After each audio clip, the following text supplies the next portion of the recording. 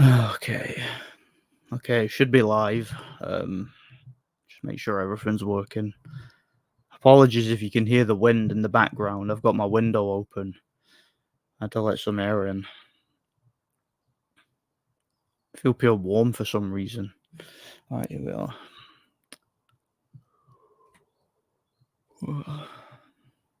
Oh yeah, and if anybody in the comments could let me know, as usual, you know the deal.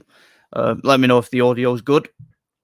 That way I know I'm not just sitting here talking to myself, because I'm hopefully talking with the intent on someone listening, you know? Alright.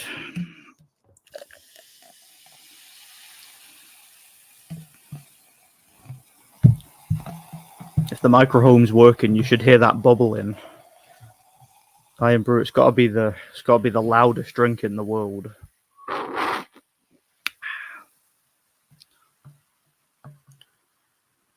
You know a drink's good when it's so loud. Alright.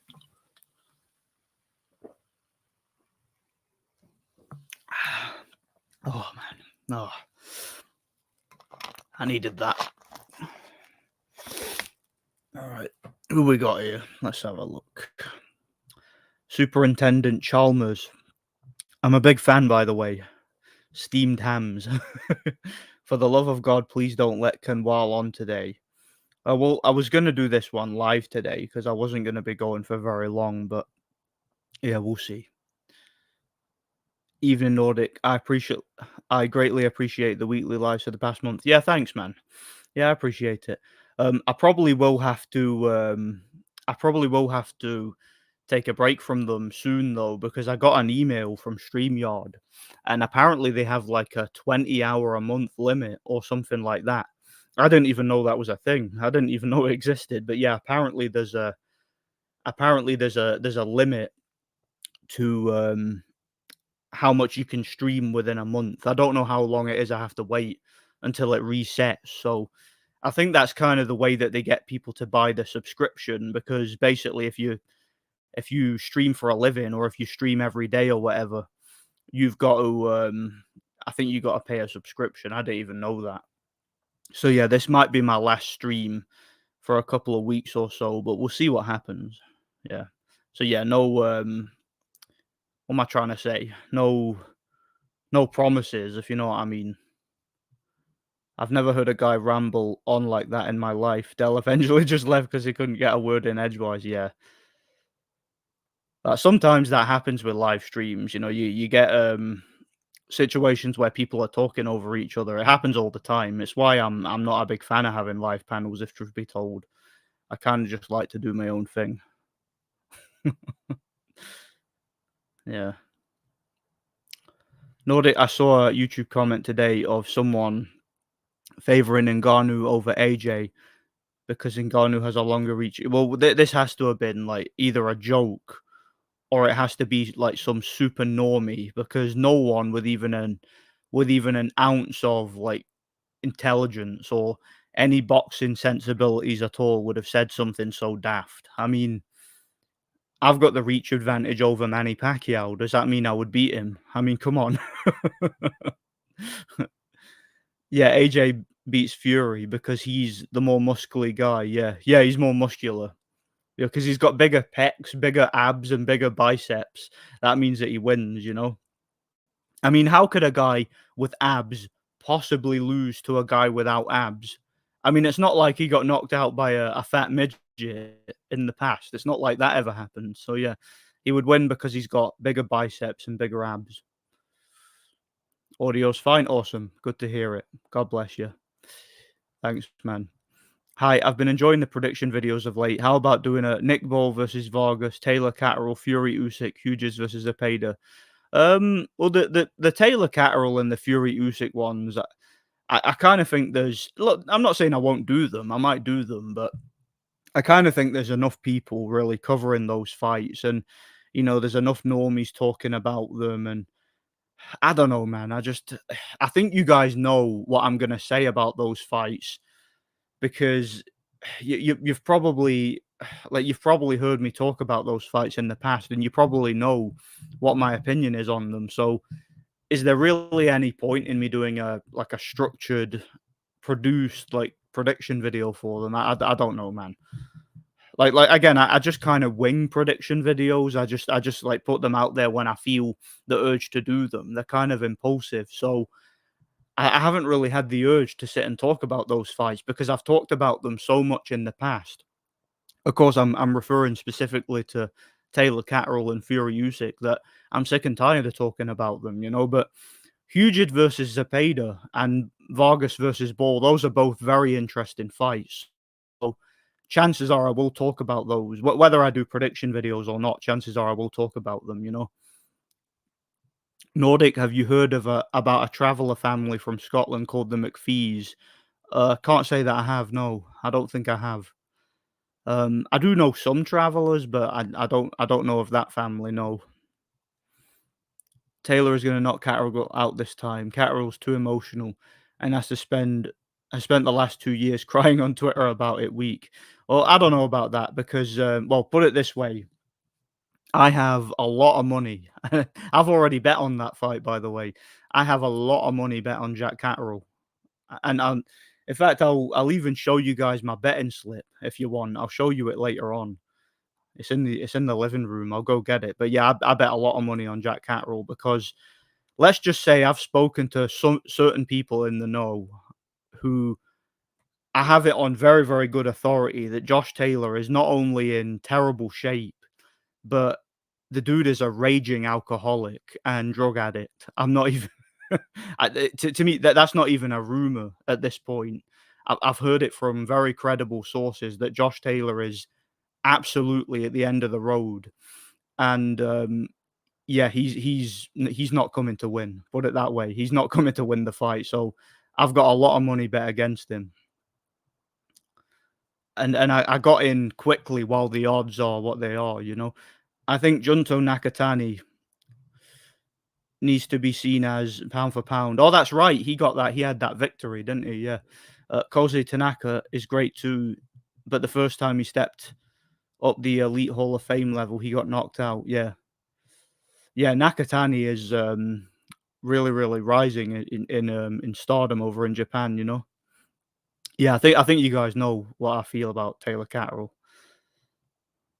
Good evening. Yeah, good evening, Iron Fist. Good to see you here, man. Tanaka, a four division champion now, and has many good names under his resume in the lower divisions. There's definitely an argument for putting him on pound for pound as well. Yeah, yeah, but has he fought a slick black American? Because if he hasn't fought a slick black American in America, then he isn't a real fighter. You know.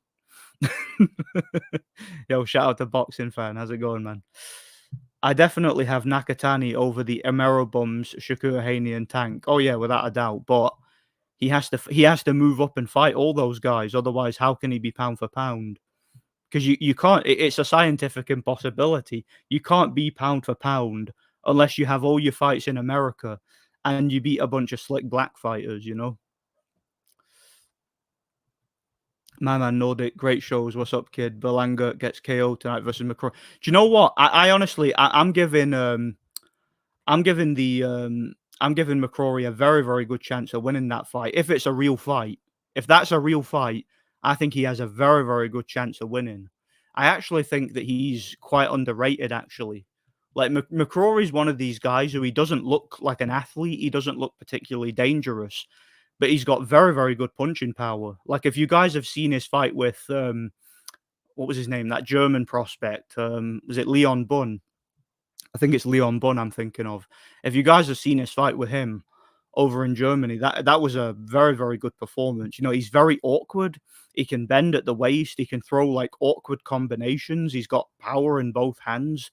Like McCrory's a very, very dangerous fighter. Like I'm not saying he's like world class, but I'm saying he's dangerous. Like he's got power. He's awkward and he's difficult to read. And I honestly think if he goes in there and like really puts it on Edgar Berlanga, he could spring an upset because Edgar Berlanga, you know, as talented as he might be, he's very untested. And, you know, he's a guy who was like running through all these jobbers until he went up against a couple of guys who were a little bit more durable.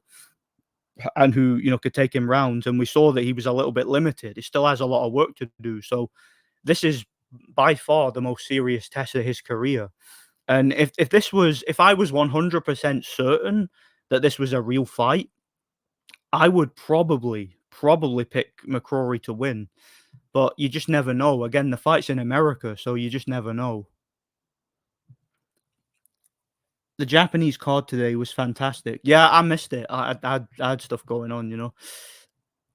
Two great fights and a good Tanaka fight. I see Nakatani taking all the belts and beating the piss out of both Maloney brothers. Yeah, he probably beat both of them. Probably. Wouldn't surprise me one bit, you know. Um, Irish kid from same hometown said he gets KO'd, no skills, but can punch a little bad rag McCrory. Yeah, yeah, McCrory. That's what I'm saying. McCrory's dangerous. He looks to me like the kind of guy. I know I already explained this, but he's the kind of fighter who you look at him, you think he's easy to hit, and you think he's one dimensional, but he's very awkward, and he's good at bending at the waist and throwing hooks and uppercuts. You know, he's quite powerful. Where was I? Nakatani moves up in weight, and his first fight at bantamweight KO's Santiago. He's something special. Yeah, yeah. He's impressive. I still haven't watched the fight, but I mean to watch it. I'm gonna see if I can find it on YouTube. You know, can AJ beat Fury by knockout? I think it's possible now. Well, he'd have a puncher's chance. I mean, AJ, because of his size and power, he'd have a puncher's chance against anybody. But I wouldn't put money on it. I wouldn't put money on it at all. I think Fury could keep him at long range and just box him to a decision pretty easily, you know? What I really like about the Japanese cards is that we get a full set of fights without anyone running, barely any corruption, and always great matchmaking. Japan is the new Germany of boxing. Yeah, that's the thing I noticed that Japanese fight cards, whenever you watch them, there's none of these like clinch fests. You don't see guys running, spoiling, just trying to survive to the distance. You see guys. I don't know whether it's like a cultural thing in Japan. Like they're very big on honor and respect and dignity and going out on their shield, and these guys always seem to be tough. They always seem to be hyped up and energetic, and you just always get a great fight. And it's the same in like MMA and kickboxing. If you ever watch any of these kickboxing and MMA cards in Japan, it's exactly the same. You get proper like wild brawls, and you get that in their boxing cards too. Yo, what's happening, Josh? God bless you. I remember you saying Fury could clinch up AJ. Surely AJ's the physically stronger guy. I don't know about that. Like AJ might be physically stronger initially, but the problem is that with all that clinching and all that leaning, AJ's muscles would start to tire as the fight went on. And as the fight went on, Fury would get stronger because Fury's got a lot of like just natural athletic ability, and Fury's also got a lot of body fat, and he's also naturally a lot bigger and a lot heavier than AJ. I think that the strength would actually even out as the fight went along, and Fury would be able to manhandle him. Like I honestly do, because that's the thing. You saw that Usyk at times was able to manhandle him, as was Andy Ruiz in the first fight, and I'd be willing to bet neither one of those guys is as physically strong as Tyson Fury. So yeah, I honestly think if that fight happened, because again, I think Fury's best bet would be to just replicate what he did in the Klitschko fight, stay away and box AJ at long range and win on points. But if Fury wanted to, like maybe if his legs were getting tired, he could lean on AJ. He'd have to be careful of the uppercut and the hooks inside. But if he could lean on him and drain him and wear him out, I think Fury would get stronger as the fight goes on, if that makes sense. Because that's sometimes what happens, you know. Like strength is actually more complicated than people think. Like let's say AJ might be able to deadlift or squat more than Fury, but you get into a wrestling match, there's more to it. Like there's technique and there's grip strength and there's energy reserves and stuff like that. It's not like doing reps. It's more of a battle, a physical battle against like an external resistance, and it becomes a little bit more complicated. And there's kind of the strength, and then there's fighting strength, if that makes sense. Functional fighting strength, and I think Fury's got a lot more of it. Yeah, yeah, he does have weak legs when he gets hurt. Shout out to Fight Scout. Yeah, yeah, I've heard he's a raging alcoholic. Like, apparently, like, I've heard stories, but every single weekend he's out on high on gear, getting drunk, and he's just yeah, the guy's not right in the head. He's not. Yeah, yeah, KJ. Yeah, he was. Like, did you see Josh Taylor at the presser? Dude was off his face on something. He was definitely on something. Definitely.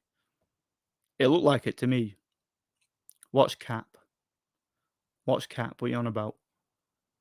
Yeah, but like I was saying, is AJ as functionally strong as Fury is? I don't think so. Not over the course of a 12-round fight. No, I've never met Fury or AJ. I don't know if anyone else here has. I like I think the only guys that can beat Inoue at from 118 to 126 are Nakatani and Kolmatov. I would still favor Inoue because I just think he's a physical specimen. He's just far too powerful for all of them. Yeah, yeah. Yeah, Nakatani ain't proved nothing until he step up and fight Tank in America. It's funny how all these guys in all these lower weight divisions, like no matter what division it is, they all have to move up and fight Tank. All of them. Yeah, yeah. I got the best jokes, haven't I? Even if he destroys the slick black American, he might fight. He should fight someone way bigger. Yeah, yeah. If he moved up and beat Tank, they'd say he needs to move up and beat Wilder. That'll be the next step.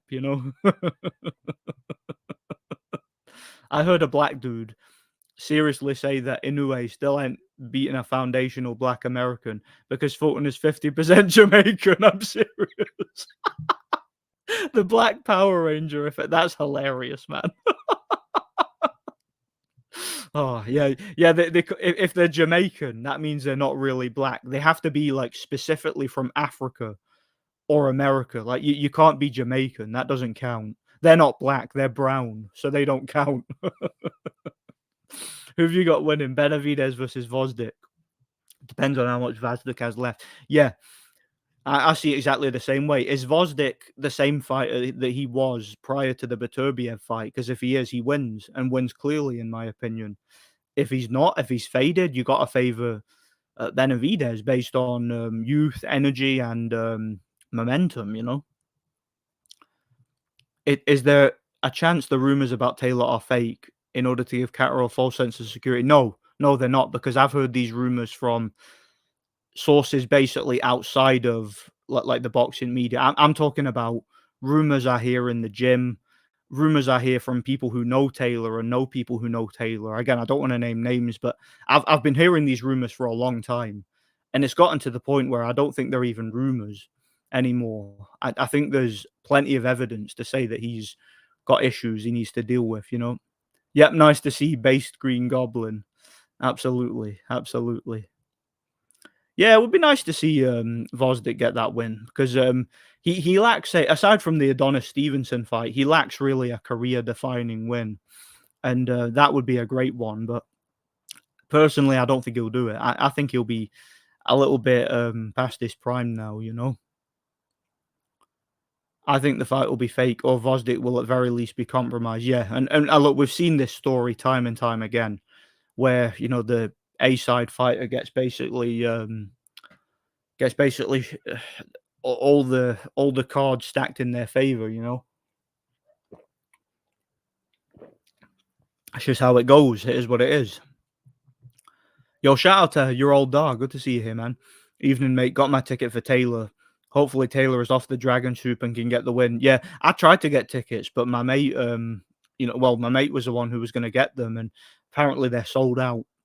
So it turns out I can't go. We were gonna go, but yeah, we couldn't get tickets. So sucks, man. But yeah, I'm rooting for Taylor. Don't get me wrong. Don't get me wrong. I'm hoping he wins, but it's just that I can't see it, man. I've got money against him. I'm hoping he wins it, but it is what it is. My money's not on him. My betting slip says otherwise. My betting slip has Catterall. I would have favored him heavily in his prime. Not sure how much he has left. Yeah, yeah. About Gvozdyk, I agree. Fighting Vosdik is a bold move for a two-time pay-per-view headliner America, yeah. But again, is it gonna be a real fight, or is Vosdik gonna be, is he gonna be compromised in some way? Taylor agreeing to fight the rematch at 140 given his weight issues just shows he's turning up for a pension. Yeah, he's getting paid very well for a cash out. That's what he's getting, you know?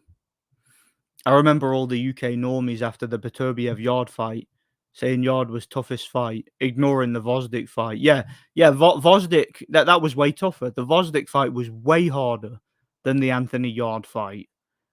Beterbiev won every single round of that Yard fight. It wasn't even competitive.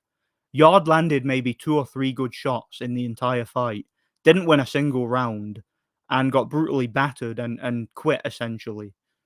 Whereas Vosdik was actually winning rounds and having a lot of success and lasted longer.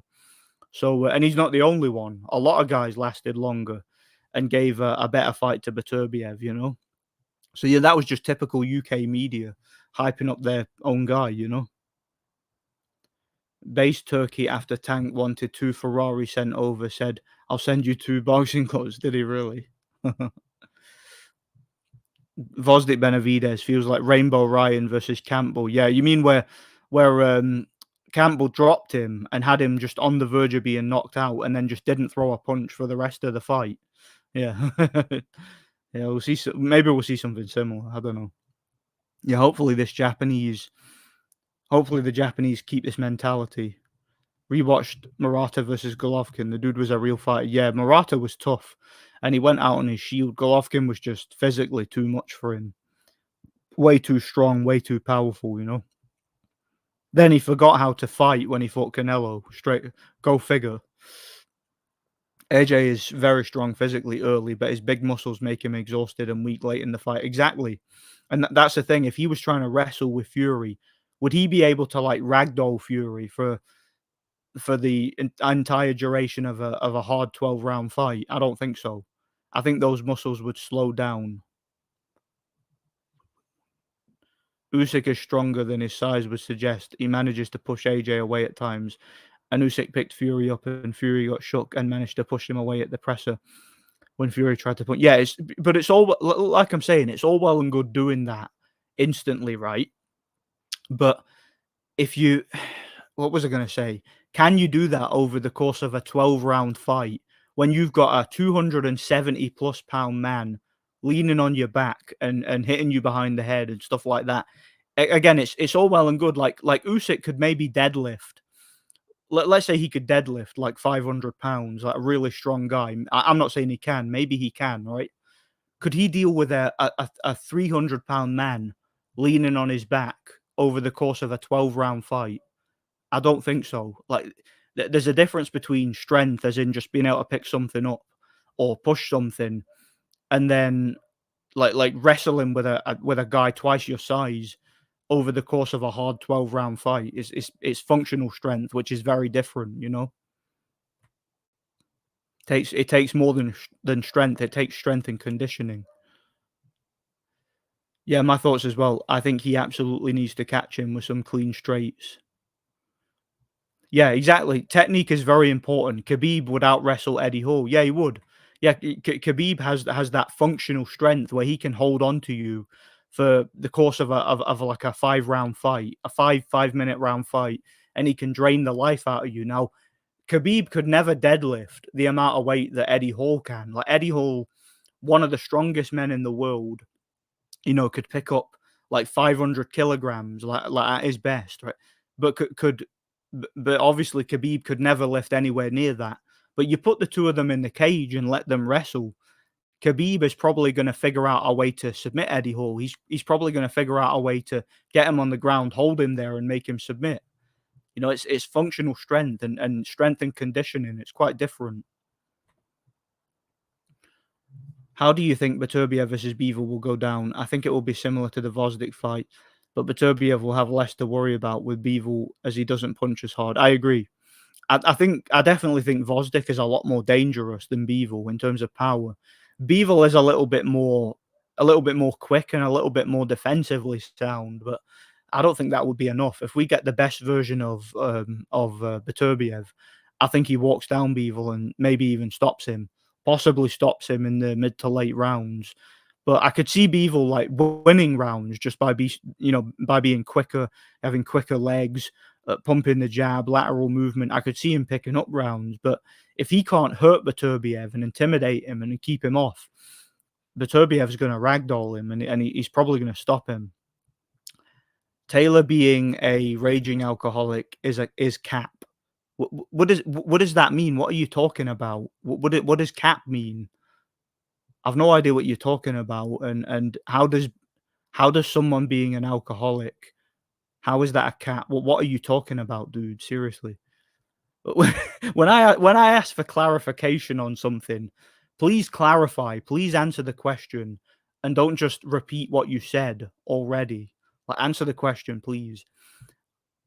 Josh Taylor ruined his legacy. I think Catterall is probably going to dominate him by going by the state of the pressers. Yeah, I have to agree. Sadly, I don't want that to be the case, but I have to agree. How highly do you rate Vidal Riley? I don't even know who that is. Bet you haven't even watched him fight. Yeah, I don't even know who Vidal Riley is. I've heard the name, but I've no idea. What would happen if Tank did get destroyed by one of them? I think it's possible. To be honest, he's probably just too big. Probably. Weight divisions exist for a reason in boxing. I think Tank would be too big, but you never know. Inoue could win rounds and he could win on points, but he'd be too big to fight the way he normally does and win, you know? I saw a Canelo fan call Benavidez the biggest duck in boxing. Why are they insinuating that they're insinuating that Benavidez ducked Canelo? What, because he's fighting Vosdik? I don't know, man. Yeah, duck the biggest payday of your career to fight a guy way better, way bigger, and way better. Yeah, that makes a lot of sense, doesn't it? Yeah, calm down, Canelo fans. Canelo fans are just emotional crybabies. They're just idiots, you know, constantly moving the goalpost, you know. I'm convinced the Canelo versus Benavidez fight isn't happening because Benavidez won't sign to take a dive. That's exactly what's happening. The exact same reason the Canelo Beterbiev fight didn't happen. If you don't agree to follow the script, you're not getting a fight with Canelo. It is what it is. That's why Bivol carried him for 12 rounds instead of knocking him out in round 3, which he could have done, you know? Duck Nello didn't earn his name for nothing. Would not be surprised if a low ball offer is the reason. At least we don't have this toxic culture in the UK regarding the Black Power Ranger stuff. Yeah, we don't have it now, but yeah, we might get it eventually. Don't worry about that. We keep importing the third world, you know. I rated Vosdik very highly when he was champ. I thought he was better than Bivol. Yeah, same. And I do think there's certain aspects of him that's better. Like, I think he hits harder than Bivol, and I think he's bigger for the weight and stronger, potentially more durable. But I don't know if he's as skilled. Bivol might have been slightly more skilled and slightly more defensively astute. Do you think Catterall was robbed in the first fight? No, the decision was correct. I thought it was a perfectly fair decision. If anybody was robbed, it was Josh Taylor. He should have had a disqualification victory, particularly after he got hit while he was on the floor, you know? That's an immediate DQ. I do respect Benavidez for beating up Andrade. Yeah, I'm happy with that, you know, because that guy was just a parasite on boxing and a complete waste of space, you know, as far as the sport is concerned. Same as well, Bivol is faster overall, but Vosdik can punch harder and has a larger defense variety. One thing I noticed about Vosdik as well, he was a lot better at creating openings. Like, he had that Lomachenko, Klitschko thing where they'd slap down your guard and create an opening for a shot. And he seemed to be able to break his opponents down and get them out of there. Whereas Bivol seems content to just box to a 12-round decision every time, you know? That's just what it looks like to me. You reckon Skins is needed for AJ to beat Fury? Do you mean AKA Skins? Yeah, well, if it can't hurt his chances, I guess. Turkey Al Milkshake wants to make the winner of Beterbiev and Bivol against Opetaya. That's really interesting fight, actually. I don't know who I'd pick in that, if truth be told. Before this stream, you've done 3 streams in the last month, so that adds up to 13 hours, so hopefully you can stream as long as you want today. Yeah, hopefully, but I am gonna have to keep an eye on it in case, like, I find out StreamYard has my bank details or something. That'll be quite scary. I don't want that to happen, you know? Should be okay, though. I think Usyk could go up to 15 rounds if he wanted to. Yeah, he could, but could he do that with a 275-pound man leaning on his back? Something tells me he couldn't, you know? Is there any cruiserweight in history you'd give a good chance of beating Usyk? Well, you'd have to give someone like David Haye or Holyfield a puncher's chance. Like, I'm not saying they would beat him, but you'd have to give them a puncher's chance at least. But I wouldn't pick any cruiserweight to just outright beat him. Like, I make him the favorite against any of them, you know. Beevil is like 15 pounds under the cruiserweight limit. The only way he could fight Jai at 185, aka Jake Paul weight. Yeah, maybe they could work something out. Or maybe Beevil could get on the roids or get on some sort of strength program and just build it all up, you know? You never know. We've seen it before. We've seen guys go from middleweight to heavyweight. Look at James Toney, for example. Look at Chris Bird, you know? I remember there was some talks about maybe making Froch versus Cleverly in 2013. Who would you pick in that fight?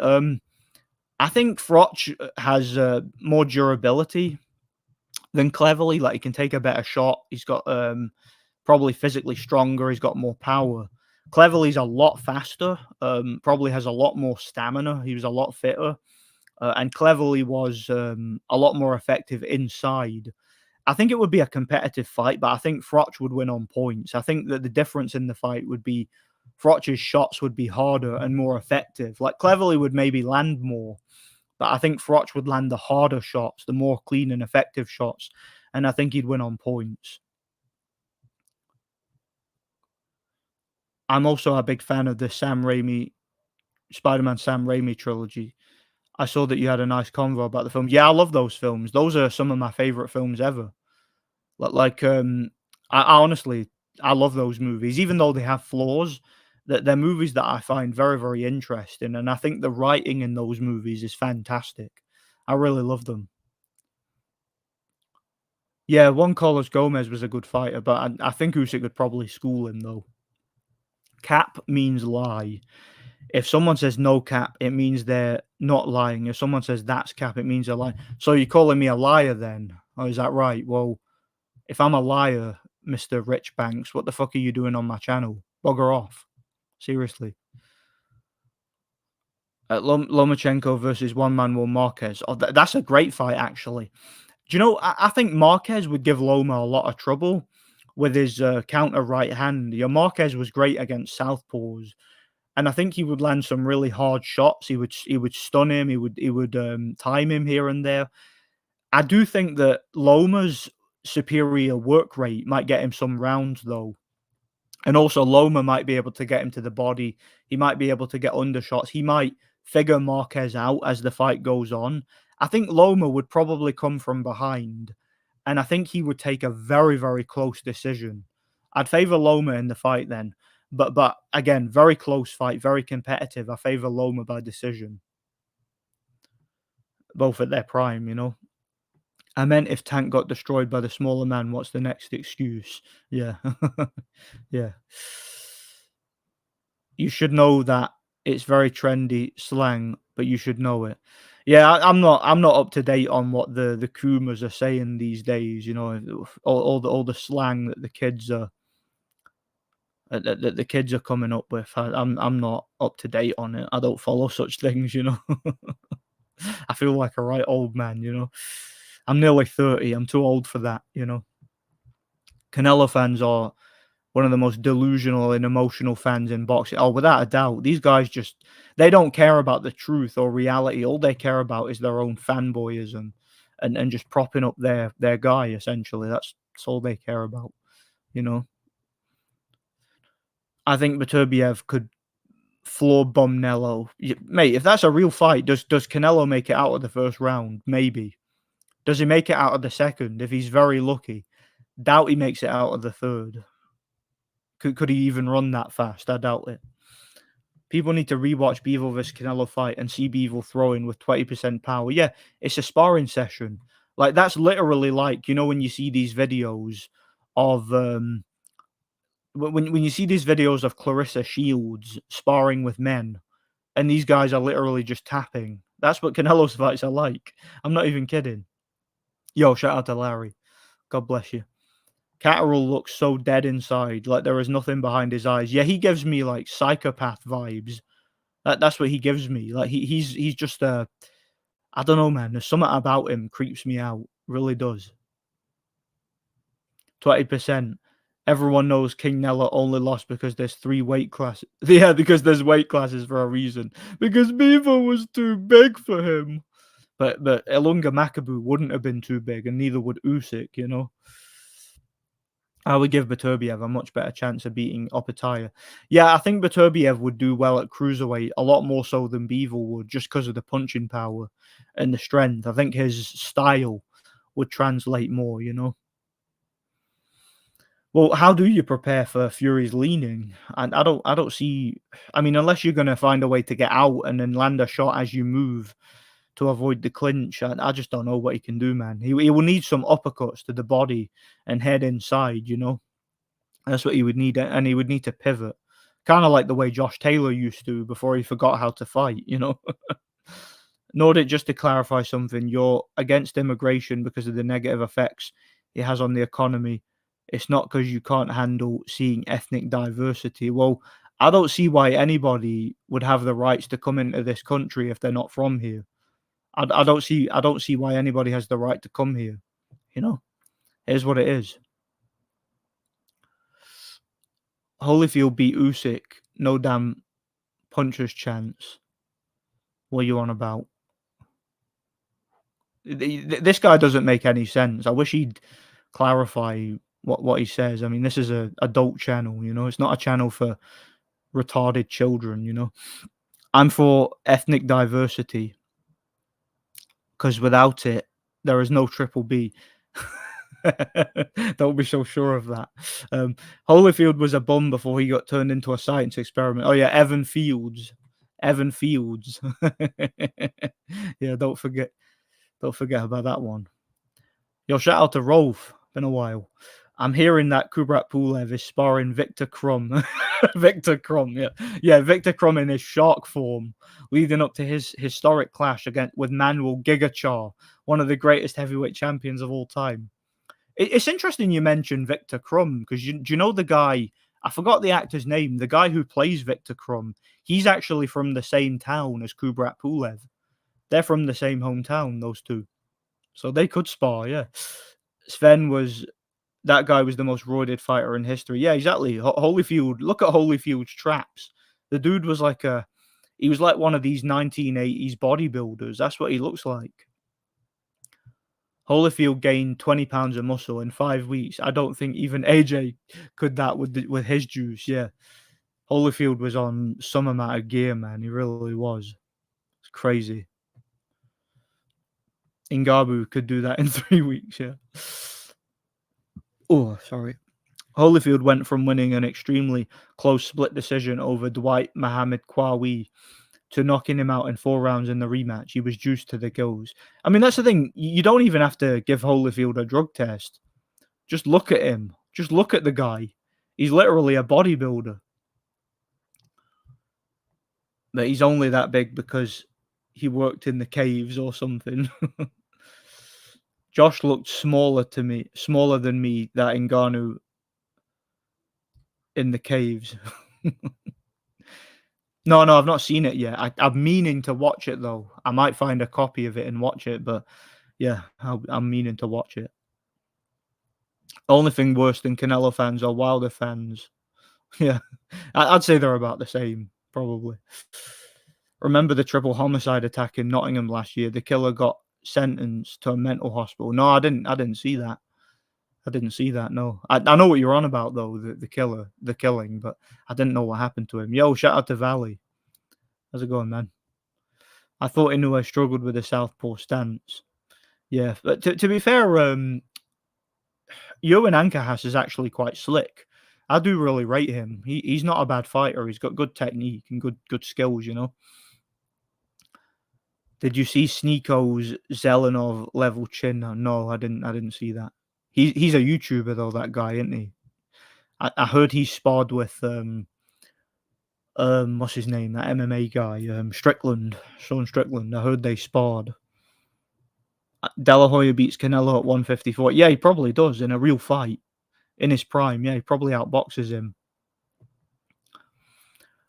The absolute worst of all are Devin Haney, far much worse than Wilder's LGBTQ ones.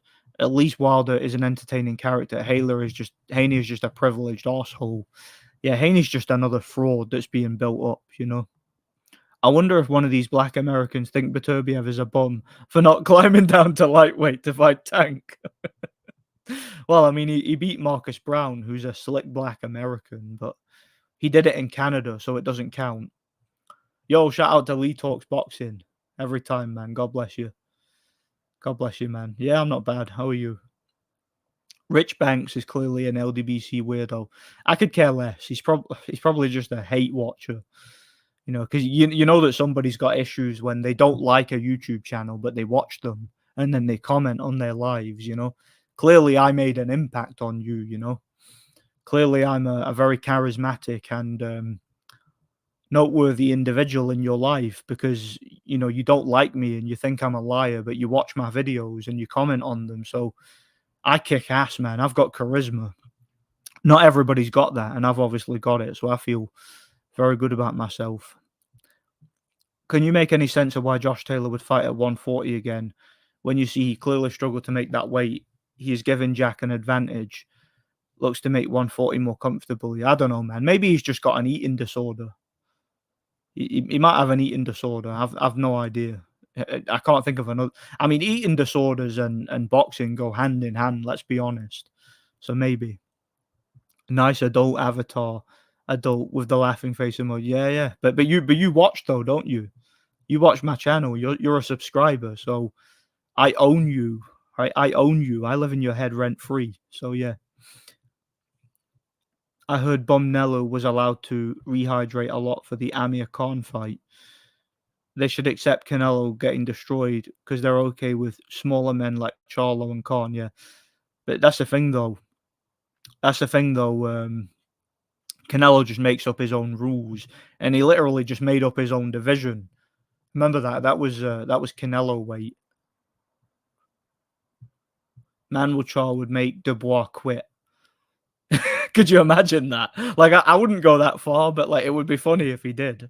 Like, maybe in his prime he could, but certainly not now. But could you imagine that though? It'd be funny. Immigration has already gotten way out of hand. I agree with that. The UK is a tiny, very populated country, but I disagree with you that someone born from a foreign country shouldn't be allowed in the UK. Well, at the end of the day, you know, you said it yourself. It's a small country. It's an island. Why should we be taking anybody in for any reason? You know, what right does anybody like? What birthright do they have to be here? To me, that there's got to be some intrinsic value to being British. And if somebody just from anywhere, like somebody from Azerbaijan, can just jump on a boat and come here and bring nothing with them, I mean, I just don't get it. I don't get it one bit. I don't get how that can be justified. You know. Yeah, I've seen a few EDL Tyson Fury fans. Well, does Tyson Fury have EDL fans? I don't know, man. I watched Nefarious and say it's one of my favorite movies of 2023. I loved it. I loved that film. I think it was a great film. Really recommend that film if you guys want to see a good film. Check that one out. Great one. Great movie. I really enjoyed it. Spencer Fearon? You reckon it's him? I don't know, man. I don't know why Spencer Fearon would be watching my channel. Is it a coincidence that David Diamante had a motorcycle crash in the tunnels of NYC? Yeah, but didn't he lie about that? At least so I've heard. I'm LDBC because I got all of it. Look, dude, I don't care. Nobody cares. You're not that important. Right? We need Trouble B here to rent Rich Banks, aka Spencer Fearon. Do you reckon it's him? I don't even. I know Spencer Fearon has been on my channel before. He commented on one of my videos years ago, but It wasn't the comment wasn't really directed at me. It was directed at the fight that was in the video. David, so I know he knows about my channel at least, you know. Wow, I'm a celebrity, I guess, because Spencer Fearon knows about my channel. I'm kind of a big deal. David Avanesian and Marco has a chance to KO Conor Bump. Well, in a real fight, I'd pick either one of them. I'd pick either one of them in a real fight, you know. Just because I disagree with you. No, you don't disagree with me. You called me a liar. Dude, stop crying like a little... Look at this cunt trying to gaslight me. All because I disagreed with you. Now you're ganging up on me. No, you didn't disagree with me. You called me a liar. That's what you did. Right? So your next comment will be an apology. You'll say, I apologize for calling you a liar. Or you'll be blocked. It's that simple. All right? There you go. I suffer no fools. A lot of Scottish fighters love to drain themselves for whatever reason. Yeah, I've noticed that about a lot of Scottish fighters. Like if you look at Lee McGregor, like Lee McGregor is that guy's bigger than me. I've seen Lee McGregor in person. He's bigger than me. And if I were anywhere near super bantamweight, I would be dead at that weight. I would be so emaciated that I'd probably just die of starvation. I don't know how he makes that weight. I've absolutely no idea. And it was the same with Scott Harrison, the guy, and I spoke to him about that, and he yeah, he used to wear a sauna suit in a sauna, and did all sorts of crazy stuff to make weight. And who else was I thinking? Alex Arthur, he nearly killed himself trying to make lightweight. I don't know what it is. Scottish fighters always seem to fight in the wrong division. I think Benny Lynch had the same problem. I don't know what it is. These guys, it's like they all have eating disorders. I don't know what that is. I don't know where that cultural aspect comes from, you know? You can't say they bring nothing Nordic. They bring various tropic disease. Oh, yeah. Yeah, they bring their bed bugs as well. That's another thing they bring, to be fair. Yeah, they bring their bed bugs. What do you think of Nick Ball and his chances in... to be honest, I've never seen Nick Ball fight, so I apologize. I'm gonna have to do I'm gonna have to do some, some research. So Nordic got the almost. All right, so this doesn't look like an apology to me. So goodbye. See you later. Go make another account and then come back. See you later. Bye. There we are. Anybody calls me a liar gets blocked. I reckon Ricky Hatton is an undercover racist. Is he now? I don't know. Why? What makes you say that? Like, did he say something that would indicate that? Low IQ. Speaking of Alkies, by the way, Ricky Hatton's a raging Alkie himself, you know. But everyone knows about that one, don't they? Low IQ people use excessive laughing or skull emojis to express their feelings. Yeah, that's the thing. When you don't have an argument, like if you don't have an argument, just post a laughing face emoji, and then that's all you need. That's the greatest argument ever, I guess. Yeah, maybe it was Spencer. I don't know. Who's your favorite ring announcer? Um, I don't know, man. Ring announcer. Do you know who I do like? I like that. What's his name? Tuka Kostinainen. I don't know. I like the way he. I like the way he says the names of the fighters. It's quite cool. You know, I've seen him on quite a few cards. He's got a cool accent for it. It's just something different. Aside from him, probably Michael Buffer. Yeah, who knows? He certainly acts like a woman. Yo, shout out to Bruce, man. God bless you, man. And shout out to Yugi. God bless you, man. The condescending liberal woman speak and the teenage girl emojis. He'll be lactating any minute now, yeah. Well, he can go and make another account and then come back and get banned again. I could care less, to be honest. I got no patience for people like that. Oh, but you disagreed with me, and now you're ganging up on me. No, you didn't disagree with me. You called me a liar. Don't call me a liar, or you'll get banned. It's that simple. No, I wouldn't have gotten as mad being called a liar about Josh Taylor being an alcoholic, but he still shouldn't have called you. Yeah, exactly. I mean, look, mate, I'm not mad. Don't get me wrong, but I'm just not tolerating that sort of nonsense. Okay, I am Kim Jong Un up in this bitch. This is my channel, and it's not a democracy. It's a dictatorship, and I am the dictator. So, is what it is. My channel, my rules. And if somebody gets on my nerves, they're gone. It's that simple, you know. Adonis Stevenson made some strange career decisions. He spent his prime fighting bums and then decided to fight Badu Jack and Vosdik in his 40s. Yeah, I can't really get my head around that. I can't get my head around that for 1 second, if truth be told. Like, why would you just stay in Canada fighting bums for years, refusing to fight your mandatories, and then going in and fighting like a killer like Vosdik? I mean, it makes no sense, man. But it is what it is. You saw how it ended up with him. You know how people have a gaydar? I have a racist dar. This dude is definitely a racist, no doubt about it. Well, good for him. Good for him. Ricky Hatton is a sexual deviant and a degenerate. Oh, he is, without a doubt. He's an absolute creep. Never liked Ricky Hatton. He's a guy's just weird. He creeps me out. I'm overtly racist. Good for you, man. Awesome. I like to hear it. Lee McGregor was also doing crazy stuff to make weight, but he's now at featherweight. Maybe it's getting better. Yeah, he's more suited to featherweight. He should never have been at bantamweight or super bantamweight. I don't know what he was doing there. I really don't. Yeah, shout out to you, Stephen. God bless you, man. So good. Feeling more comfortable around your own people isn't racist. Of course it's not. Of course it's not. It's perfectly natural. Yep. Lomachenko versus Gamboa. Loma schools Gamboa easily. Gamboa would have a puncher's chance, but skill-wise, it's a complete mismatch. Loma schools him and outboxes him easily. Based Kim Jong-un successor. Yeah, absolutely.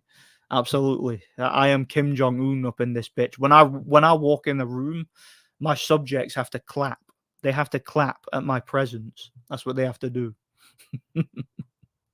Yeah, there's no democracy here. This is a dictatorship. Adonis Stevenson didn't make strange decisions. He was with the PBC. That's what they do. Yeah, yeah. I guess the PBC are the ones who make all the decisions. He doesn't even have much of a say, I guess. I wonder. So even before immigration got out of hand, you were against legal immigration. Absolutely, absolutely. As any genuine conservative would be. Why should any look? If I was to go to Azerbaijan and act like I owned the place, what do you think's going to happen? Are they just going to give me citizenship and give me housing benefit and say you're one of us. You deserve all the rights and privileges that come with being a citizen of this country? No, of course not, and that should never be the case. So why should it be the case for people who come here? It shouldn't be. Ricky Hatton is the UK version of Della Homo. They both seem demonically possessed. Yeah, well, any man who poses in fishnets after getting coked up like that is just creepy, you know. It's creepy behavior. Ricky Hatton was overrated. I would pick prime Josh Taylor to knock him out. Oh yeah, without a doubt. Without a doubt, Josh Taylor knocks out Ricky Hatton. If you want to know how that fight would go, look up Ricky's fight with Eamon McGee, who was some way similar to Taylor, but not quite as good. Look up that fight and you'll see exactly what I mean. Who do you fancy between Zhang versus Parker? Should be a good fight. Parker will want to take Zhang into the second half of the fight and let Zhang run out of steam. Well, that's exactly what I think is going to happen. I suspect that Parker's going to win that fight on points. I could be wrong, and Zhang is perfectly capable of scoring a knockout, particularly in the early rounds. But I personally think that the most likely outcome I think would be Parker on points, because I think he can survive. I think he's a lot more defensively aware than Joe Joyce. You know, he's not going to rely on his chin like Joe Joyce did. I think he's going to go in there. He's going to take away he's going to take away Zhang's power by making him miss, making him overcommit early to try and get the knockout. And I think Parker will survive early rounds, and I think he'll come back and win the fight on points. Late stoppage is possible, but I think most likely on points. So, yeah. I think there might be some shenanigans with the Taylor Catterall scorecards. They'll try anything to give Jack that decision. Well, I mean, Jack has just signed with Matchroom, and they're going to want a return on their investment. So yeah, they're going to be running the show. So anybody gets any favors on the scorecards, it'll be Jack. Josh needs to do way more to win it. Yeah, yeah, I have Catterall in the fight, and I have a lot of money on him too. Who remembers when all the normies would clap for the NHS? Yeah, I remember that. Well, I never clapped for the NHS because I'm no normie. Yep, and that'll never change. That we've always been the most tolerant people on the planet, and it's to our detriment. It is what it is. It is what it is. I'm putting a bet on Parker on points. Yeah, that's probably a smart bet. I mean, don't let me convince you to do that. If you want to do that, is what is the saying? What is it? Dwyer says it's the opinion you're about to hear, or the opinion you should follow should be your own. Just consider this video to be a second opinion from a complete stranger online. Yep. I'll be back in a minute.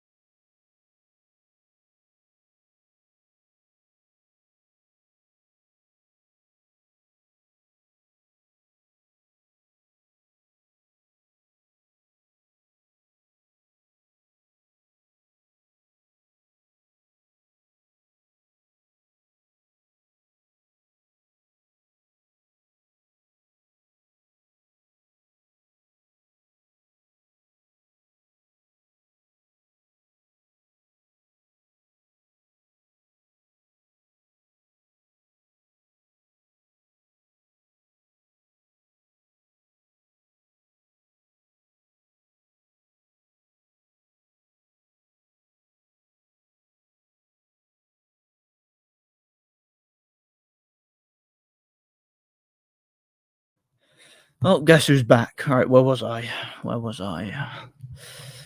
I didn't want to see Josh take this fight for this reason. Jack being pushed so hard by DAZN, yeah. But they're in for well, I was going to say they're in for a shock. Maybe not, because, I mean, surely they know that they're never going to make Jack Catterall like a big star.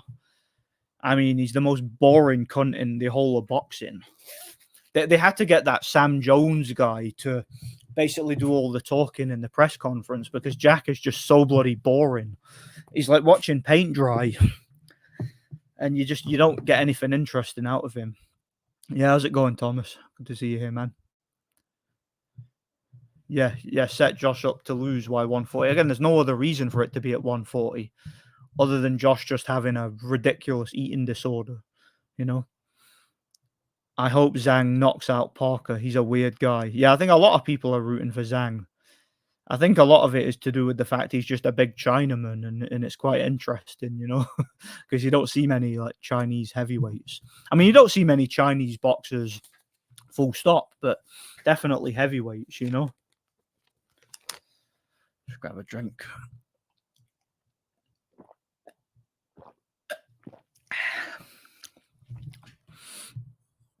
Who's more of a bum, Teofimo or Wilder? I'd actually say Teofimo, because at least Wilder is big, muscular, and against the average guy on the street, he could probably beat them. But Teofimo Lopez, I think the average street fighter would beat him. I'm not even kidding.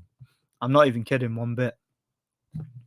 Parker's chin is really underrated. Yeah, Parker's got a good chin. Like, I know that Joyce was able to knock him out and he was down against Dillian, but look, consistently in his career, he has shown good durability. He has taken good shots and he has gotten through them. He does seem to have he seems to have good genetics for taking a shot, if you know what I mean. He's one of these like big Maori Samoan guys, and they can always take a shot. Those guys, like David Tua, and I think that Catterall is sorry, not Catterall. I was reading another comment there. I think that Parker is one of these guys who just looks durable to me, and I think it's going to take more than one big shot from Zhang to put him down and take him out. Wilder and Joshua, I've always favoured Joshua. I think Joshua brings so much more to the table in that fight. He doesn't just have a straight right hand. He's got good uppercuts, a great jab when he uses it, a good straight right, overhand shots, great left hook. That's probably his best punch. He can drag you onto his right uppercut. He's quite slick inside. I think he's physically a lot stronger and a lot more athletic overall. I think he stops Wilder early. Nor that you oppose immigration because you want to keep your lineage pure. Yeah, that's one reason. Write down your thesis on Cat Taylor a bit, please. I also have Elgato just fresher and won the first one. Well, Taylor's a raging alcoholic, as I've already said. He's also a drug addict. He's also got a severe eating disorder. He's fighting in a division he doesn't belong in. And he's just cashing out as far as I'm concerned. He hasn't developed at all in the past 3 years, and I just don't think he's got any ambition. So nothing's in his favor, and the fight's on a Matchroom card with Catterall being the A side. So he's got nothing in his favor. So I don't see why so many people think he's going to win. I just don't get it. I can't really blame legal immigrants emigrating to this country. The UK is a wealthy country.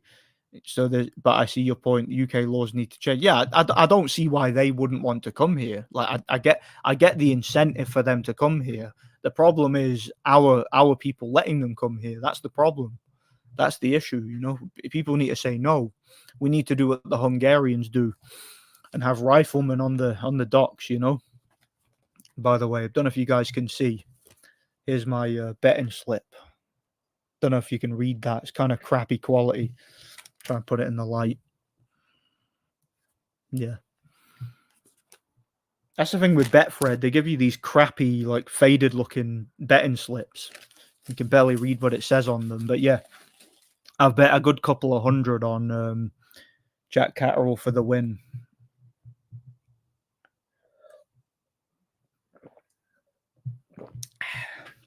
Don't know how well you guys can see, but I've got my because this is an adult channel, I've got my crocodile jammies.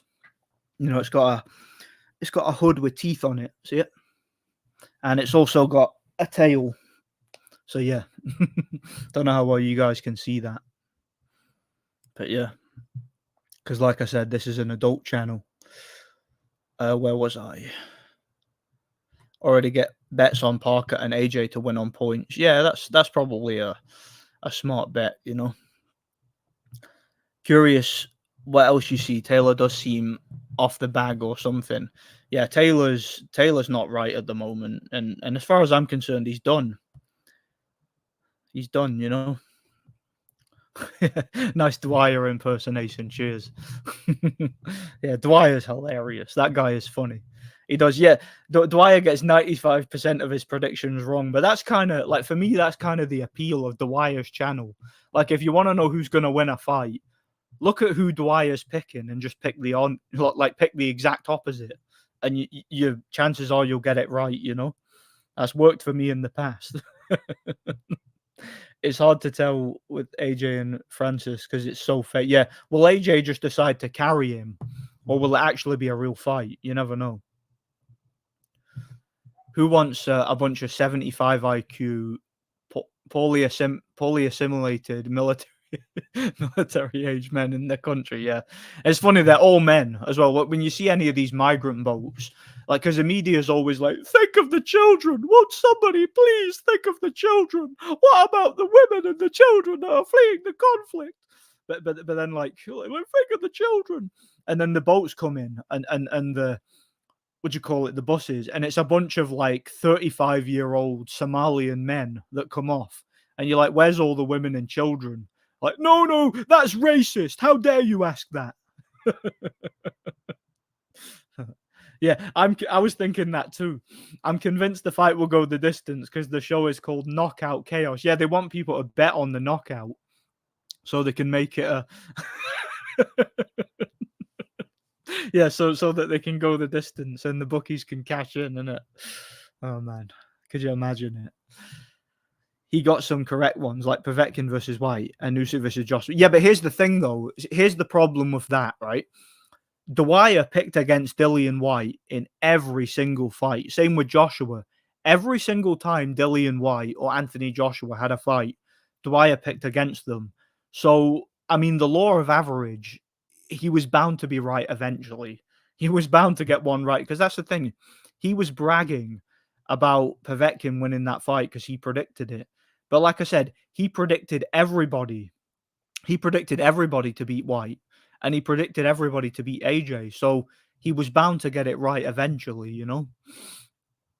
Jack Catterall chasing after Josh Taylor is like the B-Tech version of Amir Khan chasing Floyd Mayweather. Yeah, exactly. I don't understand why Taylor's even accepted the fight. Like, I don't see what he gets from it. Surely he could make more money fighting for a world title at welterweight, which he could easily do if he wanted to, you know? Jack Catterall is so emotionless and dead inside. I wouldn't be surprised if one day he's on the news and police are digging up his garden. Yeah, he's just found in a ditch somewhere. Just wanted to end it all, you know, is what it is. Was talking to my friend about Sounds of Freedom earlier.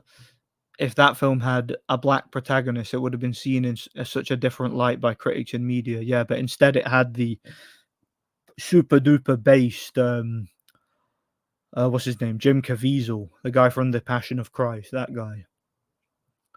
Who wins, Prime Roy Jones or Usyk? Usyk, obviously. Usyk by early knockout inside of 3 rounds, I think. I'm not a fan of Wilder, but he showed heart in the third Fury fight. Yeah, he did. I mean, he took a battering, took a pasting in that fight and didn't quit. So, what do you know? I'm giving Wilder some credit. Who would have thought? First time for everything, I guess. Yeah, Zhang is quite fast for a heavyweight, and he's got that really solid straight left hand and that right uppercut. But I question his stamina. I think his stamina is very poor for like a 12-round fighter, you know. And I think Parker can take advantage of it in the later rounds, you know. I think he can. Parker was exhausted against Joyce. It wasn't a chin issue. Yeah, exactly. That was more fatigue. Like Joyce walked him down and outlasted him basically. That was what happened there. It wasn't that he was glass chinned or anything. It wasn't just a one punch knockout. It was a slow like breakdown over the course of a hard fight, you know. In the US, within a generation, the foreigners assimilate. The problem is they're assimilating to the satanic LGBT sket culture. Yeah. Yeah, and sadly that's happening here too. It is, and I'll never stand for it, no matter what happens. You know. Jordan Gill versus Zelfa Barrett. I'm gonna go on a. I'm gonna take a wild guess and say Jordan Gill. But I don't know. Would you say Hellenius was always super chinny, or was it his chin got worse over the years? I think it got worse because, you know, I know that Chisora's not that big a puncher, but he wasn't able to hurt Hellenius when they fought. I know he didn't really land much clean, but he looked somewhat durable to me. And he showed good stamina in that fight, going 12 rounds. But ever since he had that big long layoff and came back, he had terrible stamina. And he was getting rocked by just about every punch that landed. So I definitely think his punch resistance and his stamina got worse over the years, as it does, you know? Yeah, exactly. Those guys are tough. Like, look at David Tua, for example. Really tough guys, you know? The Mexicans in California choose between acting white or acting black. Yeah, because they're kind of stuck in the middle, I guess. You know, they don't know whether some of them anyway don't know whether they're black or white. Of course you want to be white. Who wouldn't? You know. Hellenius is so chinny. He got knocked out cold by a pinky finger skimming his nose. Yeah, yeah. I didn't think he was that chinny. You know, but clearly he is. You know, clearly Wilder just hits that hard. Shout out to Hawker Mustang. Proper. Speaking of based, we got Hawker Mustang. God bless you. Taylor versus Catterall should be in Scotland. Again, better fans, more fans. Yeah, exactly. It would be a bigger fight in Scotland. Again, it seems to me like Matchroom just want Catterall to win. That's why they're having it in England, you know. If it was in Scotland, it would be a bigger fight, though. Is that Iron Brew? Oh, of course it is. What do you think it is? What kind of question is that? Let me show you guys. Here we go. It's Iron Brew in a Lord of the Rings cup. Yep.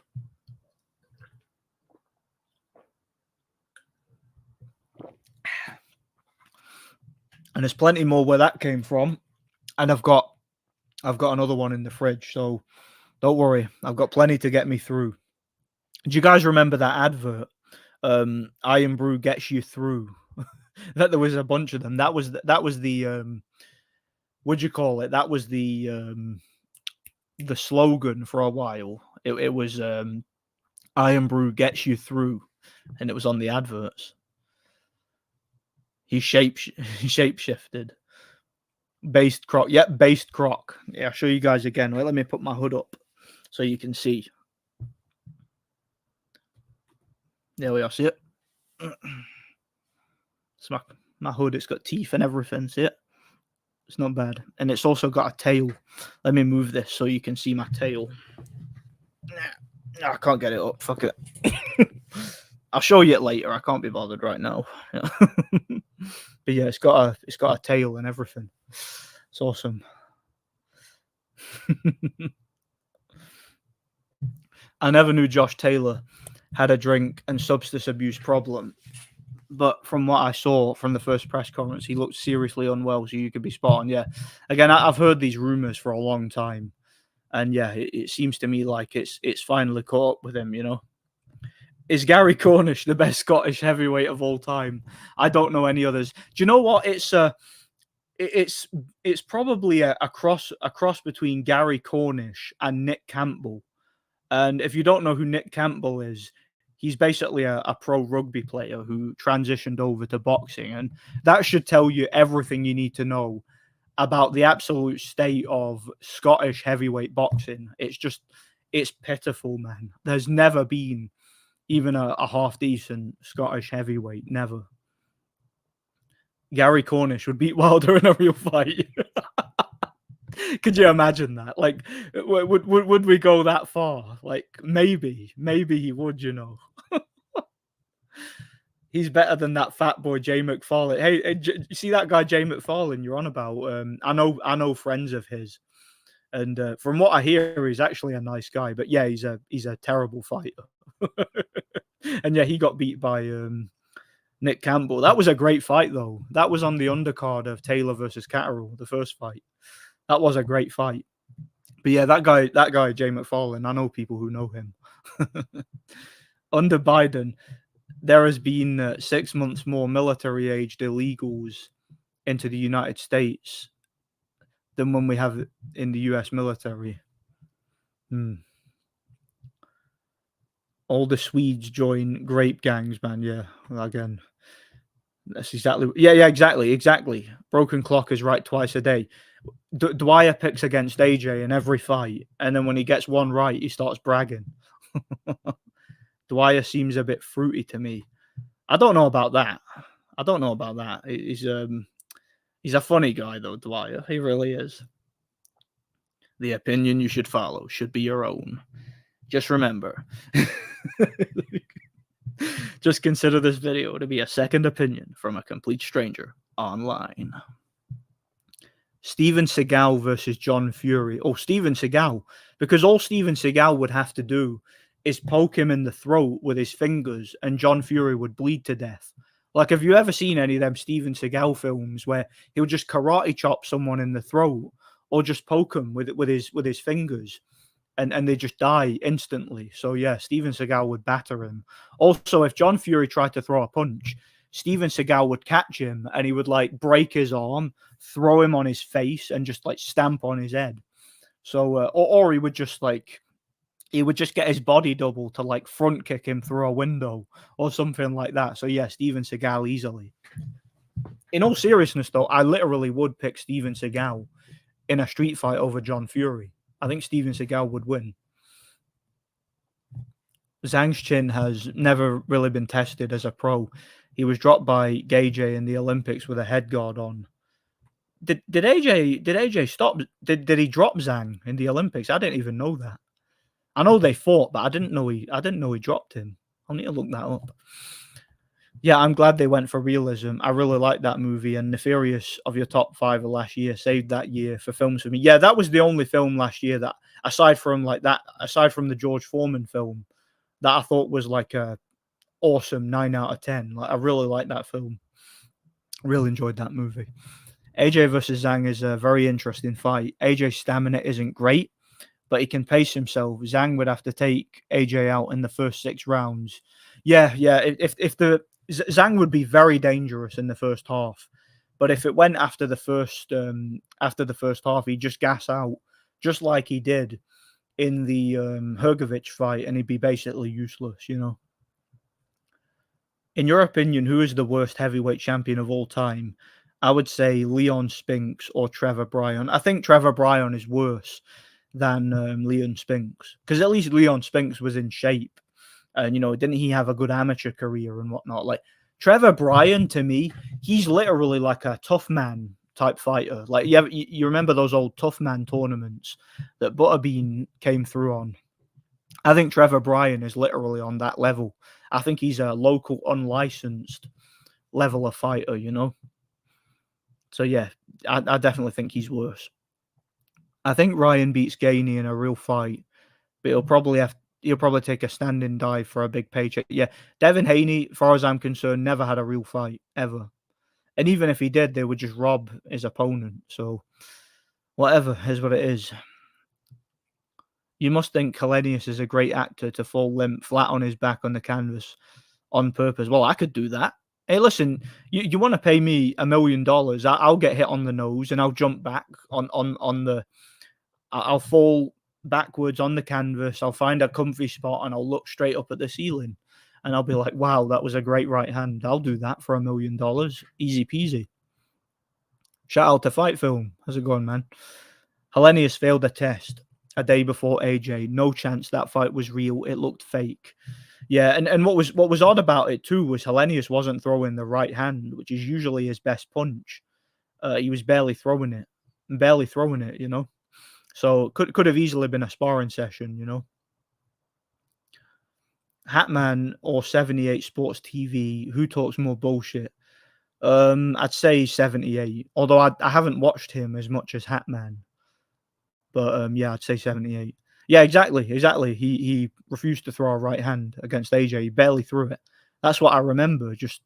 It was just jab, jab, jab, but no right hand behind it. Helenius is a juice. Helenius is a juice freak, and Gage is natural. Yeah, totally. Breaking news. I'm paraphrasing this from Instagram word for word. After 20 years of fighting, Brian Rose is fighting for the historic IBA Intercontinental title in Qatar on June 8. I thought he was retired. I thought he retired years ago. Did he not? That's a bit weird. I liked Brian Rose, though. He was a fun fighter to watch. 78 Sports is more of a scumbag than Hatman, but they're both liars. Oh, yeah. They're both full of shit, They're both morbidly obese black men who think they're all that,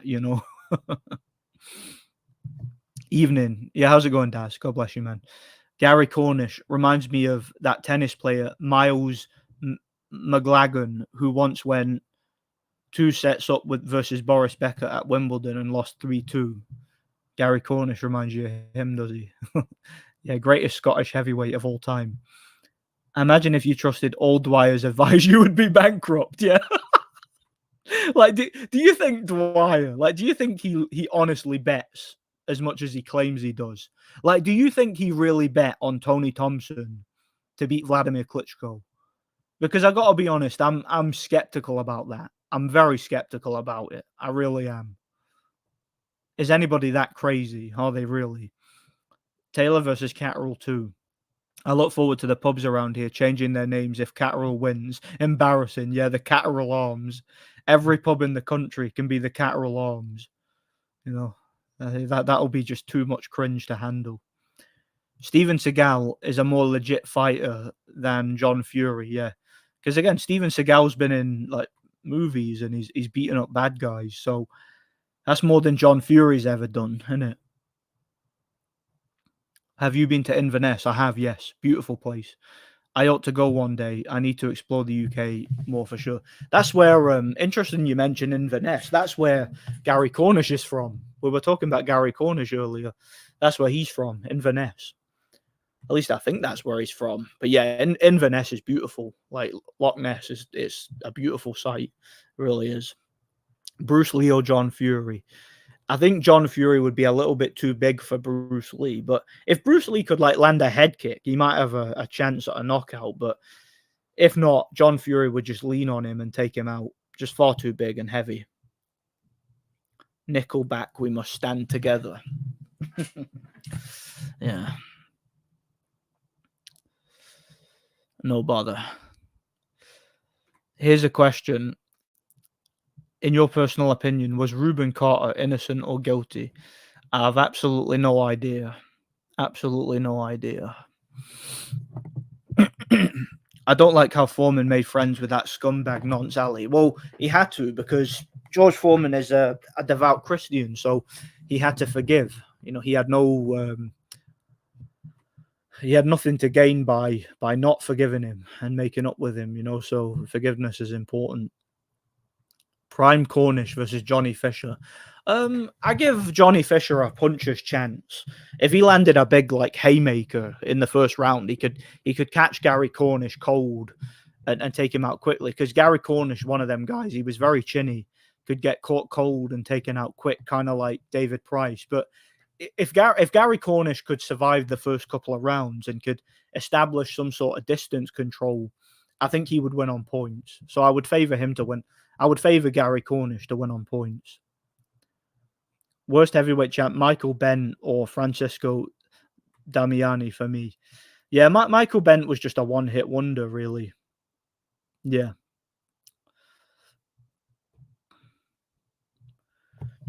Zhang is the type of athlete which, with predominantly fast twitch muscle fibers, stamina is not his forte. Yeah, definitely. He just doesn't seem to have the body mechanics for stamina. And let's not forget, the dude's in his 40s, so he's not exactly a spring chicken, is he? You know. Flowers of the Killer Moon is definitely worth a watch. That's the latest Scorsese film. I would also recommend One Life and The Unlikely Pilgrimage of Harry Fry. Yeah, I've not seen either of them yet, so I don't really have an opinion on them. Charles Martin would probably stop Trevor Bryan. He would easily. Trevor Bryan is garbage. Any half decent like top 50 heavyweight, I think, beats him in their prime anyway. I'm convinced Brazil took a dive against Wilder. He took a battering off AJ for 7 rounds. Well, if you look at that fight very carefully, I'm talking about the Brazil fight. He takes a right hand from Wilder, and then he smiles and just looks at him. He takes another right hand off Wilder, smiles and looks at him again, as if to say, "Is that all you got? You got to hit me harder." Then he takes another right hand, same kind of right hand, and he dives to the canvas, and he's knocked out cold. So either Brazil is just the biggest dumbass of all time, or that was how they scripted the fight, if you know what I mean. It looked to me like he got hit. He was like, no, we can't sell that. You got to hit me again. We've got to make it look real. And he just, that's what it looked like to me. He just stood right in front of them, wide open to get hit. No head movement, no adjustments, nothing. And just went down, like no resistance. That's what it looked like to me. Clear dive as far as I'm concerned. Hatman did rip into Floyd for the Maidana glove BS. Yeah, Hatman didn't like Floyd very much. I don't know why, but yeah, he wasn't a fan of Mayweather, to be fair. So he's not a Flomo. I've never understood Hatman's glorification of low-level criminality. Well, put it this way: if you look at Hatman's like his background, he's one of these like London, according to him anyway. He's one of these London bouncers, isn't he? And they're all about writing hard man books and I was undefeated on the cobbles and all that nonsense. So that's kind of a cultural thing. People from that part of England just have this obsession with like legendary criminal enforcer hard men who work the doors, and I don't know, man. It just seems to be a cultural thing. Like look at the Craze, for example. They were absolute scum. They were a couple of nonces, a couple of gay boy nonces, but people act as if they were heroes and that they were such great guys and great like community servicemen and all that crap. It's just I don't know. There's something about that part of England and some sort of some reason they glorify that sort of crime. I don't know why. It's really stupid. It really is. Bent's best win, AIDS era Morrison. Damiani had some decent performances. Yeah, he had that first round knockout against Morrison. I remember watching the Brian Roans, Carson Jones when he and John Lewis stopped it. Mate, that was a disgrace. That was it. I mean, that was similar to the Enzo Macronelli versus what's his name, Oval McKenzie stoppage. Do you remember? Do you remember Enzo Macronelli got stopped on like a punch that barely even landed, and then in the rematch he completely destroyed McKenzie. Similar thing happened with Brian Rose. He got stopped prematurely in the first round against Carson Jones, and then in the rematch he schooled Carson Jones and beat him by a one-sided decision. So clearly he wasn't given a chance in the first fight, and if he was given a chance, I think he would have won it. And that was such a disgrace because see that was Brian Rose's homecoming. That was his first fight in Blackpool, I think, for years, and the referee just flat out robbed him in front of his home crowd. Ian John Lewis, that guy, I don't know what he was thinking as a referee. I just can't get my head around it. His stoppages made no sense sometimes. Did you predict AJ to finish Cornish in the first round going into the fight? No, I didn't. I didn't predict that fight. I didn't know much about Cornish going into that first fight. Hatman is much, much more intelligent than 78 pounds TV, 780 pounds TV. If he talks BS, at least he can disguise it with a lot of eloquent phrases. Yeah, Hatman's good at sounding like, yeah, I'm from the streets, but I'm also quite smart in it. Like he's good at fooling the normies into thinking that he's like super intelligent and articulate, and that 78 is just like, he's just like I don't know, like a gorilla. You give a gorilla a microphone and just let it go, you wouldn't be able to tell the difference. So yeah, I agree with you there. Hatman's definitely a lot more. He's definitely got a much higher IQ than that guy. No doubt about it. No, I haven't watched the fights yet. I haven't watched them yet, bro. But I mean to. Tommy Morrison could have been a solid heavyweight contender, gatekeeper for the next decade. Yeah, if he had gotten his addiction under control and gotten his stuff together, he could have been a very successful heavyweight. If he'd stayed on the right path, I definitely think he could have. John Fury has a 100-0 record on the cobbles with all wins coming by the way of KO, pop, bang. Yeah. John Fury, he's never lost a fight on the cobbles. Here's what it is.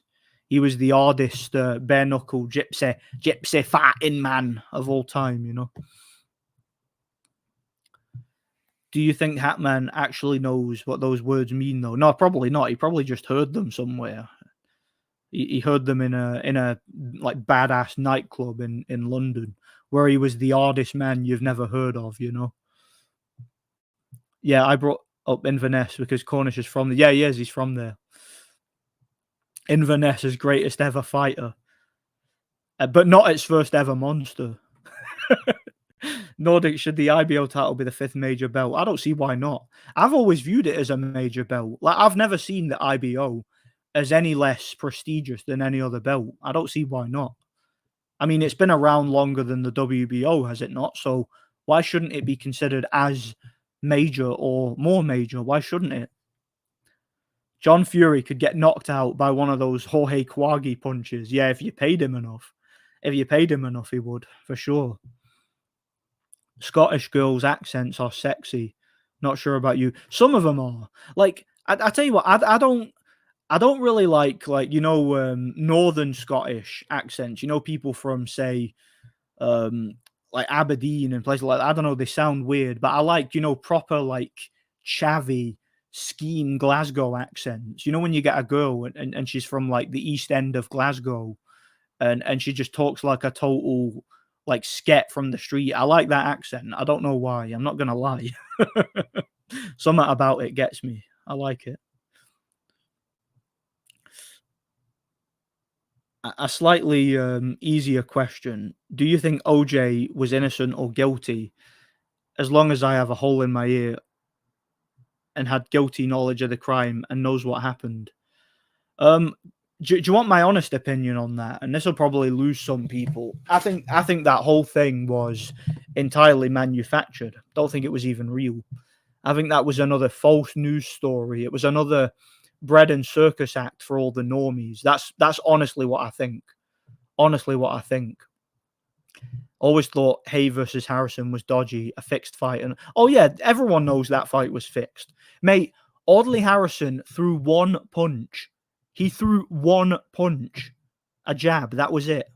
Now, why would he do that? Why would you go into the biggest fight of your career and throw one punch and then just stand there and do nothing and get stopped? Like that was, mate, that was one of the most blatant fixed fights ever. And it actually got an investigation because it was David Hay as good as admitted that the fight was fixed. Like he almost admitted it if you listen carefully. Brazil looked genuinely intimidated by AJ's power when he laughed when he felt Wilder's, yeah, and just gave him free shots. That's typical with Wilder, you know. Good point, Nordic. See the plethora of soccer hoolie books and good call on the Craze. Told the truth about, yeah, mate. The Craze were absolute subhuman scum, but people act as if they were heroes. And yeah, all these stupid like legendary hard men, you know, guys like Roy Shaw, Lenny McLean, and like Carton Leach, and like all these guys with their autobiographies, and you see all these comments. Oh, he was such a hard man. I read his book, and he did this and that. Even though the vast majority of the shit that's in their books is just flat out bullshit. It's flat out nonsense. I had like 100 fights on the street. Again, like John Fury, I had 100 bare knuckle fights and I was undefeated. I knocked everybody out, but there's no pictures and no footage and there's no accounts aside from my own. But just trust me, it happened, you know. And it's just nonsense. Again, these football hooligans, they were basically just like low level street thugs, basically. But because they wrote a book and because they were able to get like a bit of a local reputation, oh, they're the hardest man ever, they would beat Mike Tyson. Like there's people who think Roy Shaw would beat Mike Tyson in a street fight. Mate, I would beat Roy Shaw in a street fight. I'm not even kidding. The guy was a midget who just walked forward and slapped like he was stuck in a wasp's nest. And yeah, he was able to win some fights, some rigged fights on the unlicensed circuit in the UK because his manager was a gangster and they just paid guys off. Like literally, mate, that whole culture sickens me. It's just full of smoke and mirrors. It's full of people with big egos and just so many normies buy into it and they think it's all 100% truth. Man, it's ridiculous. Yeah, John Fury's always looking for clout. Beterbiev versus Michael Spence. Beterbiev walks him down and stops him late, I think. Yeah, Dubois and his family were so happy about beating Trevor Bum Bryan. Yeah, Trevor Bryan again. Maybe Roy Shaw could beat Trevor Bryan. Maybe. I'm not so sure about that though. London or New York City? New York's probably a lot worse because you know they've got guns. London's more of a situation where you'll get stabbed. You know, a lot of knives. The worst heavyweight champion ever, without a doubt, is Tommy Burns, 5'7" guy who got schooled by that bum Jack Johnson. Yeah, Jack Johnson had a lot of like 5'7" blown up lightweight opponents, didn't he? D- Damiani was a mafia controlled fighter. I didn't know that. I didn't know that. That makes sense. His last name is Damiani, so yeah. Do you think a boxer will ever go 100-0? Well, according to all the Hardman books on from the UK, it happens in the happens in the bare knuckle world all the time. But in pro boxing, very unlikely, unless you just cherry pick your entire career, or cherry pick most of your career. Is there any heavyweight who isn't massively bigger than him that you would pick over Prime Povetkin? Do you know what? I'd say I'd give Usyk a chance. Like Prime Povetkin versus Usyk, I think Usyk would have the style to do it, and him and Povetkin are a similar sort of stance. Aside from that, yeah, I don't know, man. But yeah, I think Povetkin usually over anyone his size, he beats them usually. The way you say "bum" is funny to me. What bum? Bum. Like I don't like saying that. I sound like John Fury. I'll bum you. I'll bum you. Many of his fights were fixed. Well, yeah, if he was involved with the mafia, they would have been.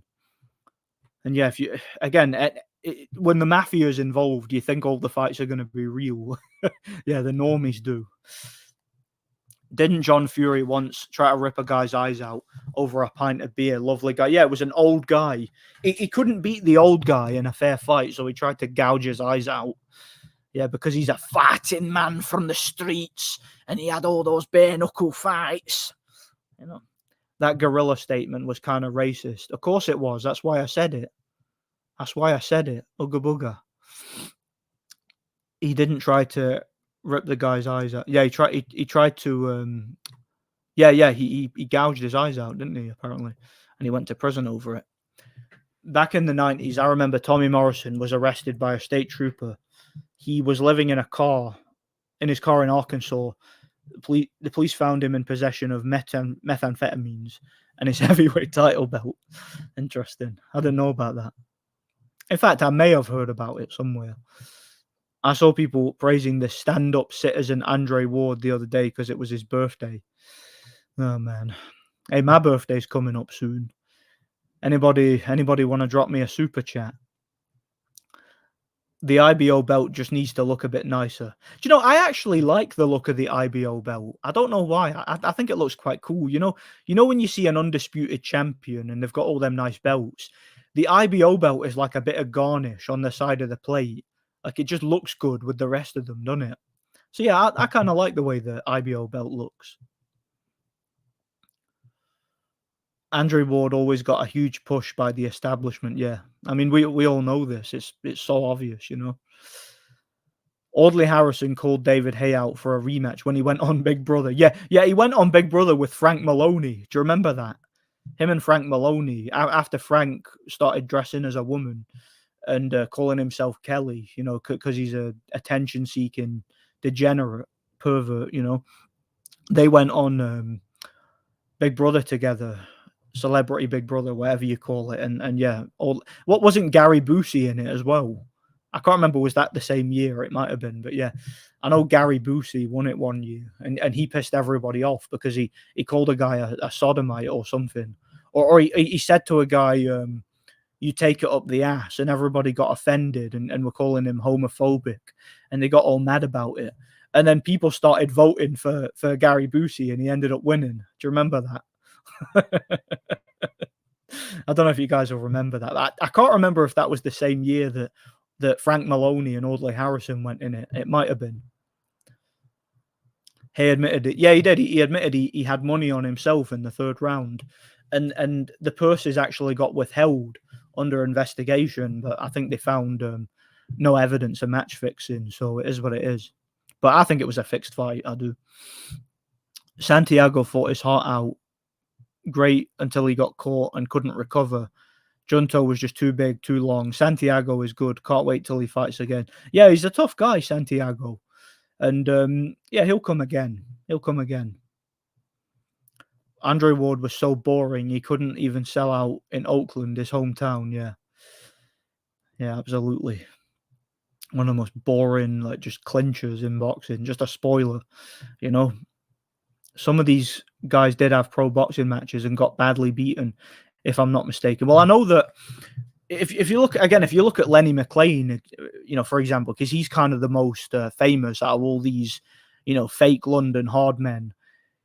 The only guys that he ever fought who were actually boxers beat him. Like he fought Cliff Fields, who I think had pro fights, and he apparently destroyed him, knocked him out. Same with I think the guy's name was Johnny Waldron. He was like an experienced unlicensed fighter, and he destroyed him. The only guys McLean ever beat were like random fat guys who had never boxed before. So like random doormen or just like random gypsies. And again, most of the fights were probably fixed anyway, because obviously the London Mafia were behind it. So that guy was just an absolute fraud. He was nothing. He was just a random doorman from London who had a reputation for being a tough guy, a hard man, and that reputation blew out of proportion. Yeah, he was a tough guy, but he wasn't anywhere near pro heavyweight standard, Yeah, Sky Sports embarrassed themselves with Hay versus Harrison. Should have made Harrison carry Harrison in the second half of the fight. Yeah, but clearly, like Hay said, he had money on himself in the third round, so it is what it is. Lenny McLean had a journeyman record on licensing. Yeah, I think if I remember rightly, I'm not too well educated on it, but I think Lenny McLean's record in unlicensed boxing was, I think he had 9 wins and 6 losses. That's not a great record, especially when you take into consideration that it's unlicensed boxing. And I'm talking about unlicensed boxing in the 80s. So I'm not talking great quality. I'm talking about random fat guys, doormen, like mafia enforcers, guys who don't have any pro or amateur boxing experience in a lot of cases. So yeah, man, it's just all blown out of proportion. He claimed he had like 3,000 street fights, which I don't believe. He claimed he had a bare knuckle boxing career where he was undefeated, which again I'm skeptical about. Just a lot of nonsense as far as I'm concerned. Yeah, Harry Greb, yeah. He's the greatest of all time, but no footage. Peter McNeely would probably beat him, let alone Mike Tyson. Yeah, look, Peter McNeely was a guy who, yeah, he had a padded record. He never really beat anybody of note, and he definitely wasn't even like a good journeyman. But Peter McNeely was at least tough. He could throw punches. He could fight inside a bit. He was a guy who would give it a go. And I would say Peter McNeely was a step above these like 1980s London unlicensed fighters. I'd say he was a step above those guys. There was actually a guy, I think his name was Ron. What was it? What was his name? Ron Stander or something like that. And he was a pro who fought Joe Fraser and Ernie Shavers and whatnot. And he fought Roy Shaw on the unlicensed scene and took a blatant, and I mean blatant dive. Like if that fight's on YouTube, if you guys watch it, he fights Roy Shaw, who's like right in front of him, no defense whatsoever, and the guy's just throwing like light jabs and not even trying to hit him, and he just goes down like from barely anything basically. Like there was so many fixed fights on that unlicensed scene. It was even more blatant than what you see in pro boxing nowadays. So a lot of it is just hype. As soon as Mayweather retired, American boxing establishment tried to make Ward out to be the new face of boxing. Whites in the US don't watch boxing anymore. Well, I mean, why would they? Because there's not much quality, Calzaghe versus Kovalev. I'll go with Kovalev. Kovalev on points, I think. I think he's got a good style and the right attributes to win that, Yeah, some of them were good for the time based on their competition, like the level. Yeah. Trevor Bryan is Homer Simpson. But Homer Simpson, yeah, Homer had a much better chin than him, Kimbo Slice. Kimbo Slice could fight, man. That guy was tough. Like that guy was a legit like bare knuckle fighter. He was. He wasn't world class, but he was good. And he had a decent MMA career. MMA is for undercover batty men at times. I'd do it no problem with a woman. Oh yeah, you could just teach her a few wrestling moves, Yeah, Tommy Morrison was a sad story. That's one of the few like sort of what do you call it? Like celebrity, like train wreck stories that actually does make me kind of sad, if you know what I mean. Jack Johnson was a big black heavyweight champion who was always beating up white middleweight cab drivers. Yeah, not. I mean, you're being generous calling them middleweights. A lot of the guys Jack Johnson fought were lightweights, sometimes even smaller. John Fury is a cowardly, attention-seeking bully. Yeah, absolutely. Absolute thug he is. One of them Brit belts looks the best to me, kind of like the ring. Yeah, it does. You're on about the British title. The British title, the Lonsdale belt that they call it, that actually does look just like the Ring Magazine belt. They look very, very similar. They do. Free Johnny Boy. Why, where's Johnny Boy? What, is he in prison? I didn't even know that. Look at the old Olympic sprint medalists. Guys in my high school would beat them. Yeah, maybe they've got plenty of experience running from the cops. Didn't know you was a racist, Nordic. Yes, you did. Always looked at you as the gold standard of boxing analysis. Well, that's not changed. And hey, look, why can't you be both? Why can't you be racist and be the gold standard of boxing analysis? I mean, I'd say there's. I don't think the two. I don't think the two can't be reconciled. You know, the general public is far more right wing than left wing, but they are scared to speak up in case they lose their jobs. Do you know that's actually 100% true? Because I've had conversations with people at work, for example, who have basically said, you know, they've got opinions on certain things, but they won't admit to it because they're scared of losing their livelihood. And obviously, you know, if you rely on that job to feed your kids and shit, you know, that's going to be the case. Just taking a piss, by the way. You might hear it. What do you think of these undefeated ex-Soviet fighters that are not getting big fights? Who do you mean exactly? Do you mean like Russians, Ukrainians, and whatnot? Roadmen, yeah. Sorry, I'm losing my place here. How tall do you think Josh Taylor is? Google lists him an inch taller than Teofimo. I think he's about 5'10" or 5'10 and a half. Maybe 5'11" at a push. I don't think he's more than that. I think he's 5'10", 5'10 and a half. He's about the same height as Billy Joe Saunders, I think. BDA has done a poll asking who would win at 135, Pacquiao or Duran. I would go with Pacquiao. I think he would outbox Duran. Like, Duran would be tough. I don't think he would get stopped. But I think Pacquiao would beat him on points. Kind of like he did to Margarito, you know. Just circle him all night and win on points. Do you remember that gypsy guy fought Burt Cooper? Got wiped out. Big mistake. Yeah, I've seen that. That was on YouTube. I saw that years ago. He was a bare knuckle. I forgot the guy's. I don't think I knew the guy's name. He was a bare knuckle gypsy fighter, and he got knocked out in the first round by Burt Cooper in an unlicensed fight. Yeah, that was just a mismatch. Because again, look, there's a different level between like random bare knuckle fighters and unlicensed fighters, between like pro boxers. There's a big difference. Big difference. Mr. Dickovich was based. He was. It's not. It's free country, but it's not rent-free country. I need. That's got to be one of my avatars, isn't it? In the future, Mr. Dickovich. Oh, sorry about that, guys. I missed an opportunity to show you my tail there. All right, where was I?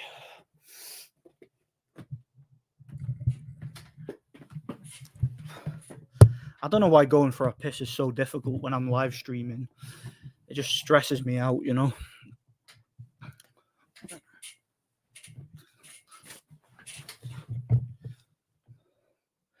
All right, here we are. 1 second. Can you see my tail? Can you see it? Let me get the light on it. There it is. Yeah, you can see it a little bit. I promised I'd show you. There you go. All right, where was I? Prime Harrison versus Johnny Fisher. Harrison on points. The reason I say on points is because I think Johnny Fisher would kind of intimidate him a little bit, and he wouldn't have much heart, so he'd be too scared to let his hands go, and he would just outbox him when on points. Look up Alexander Miroshenko, awesome Russian Kazakh heavyweight, who beat Lewis and Bowe in the amateur championships. Never heard of him. I might look him up though.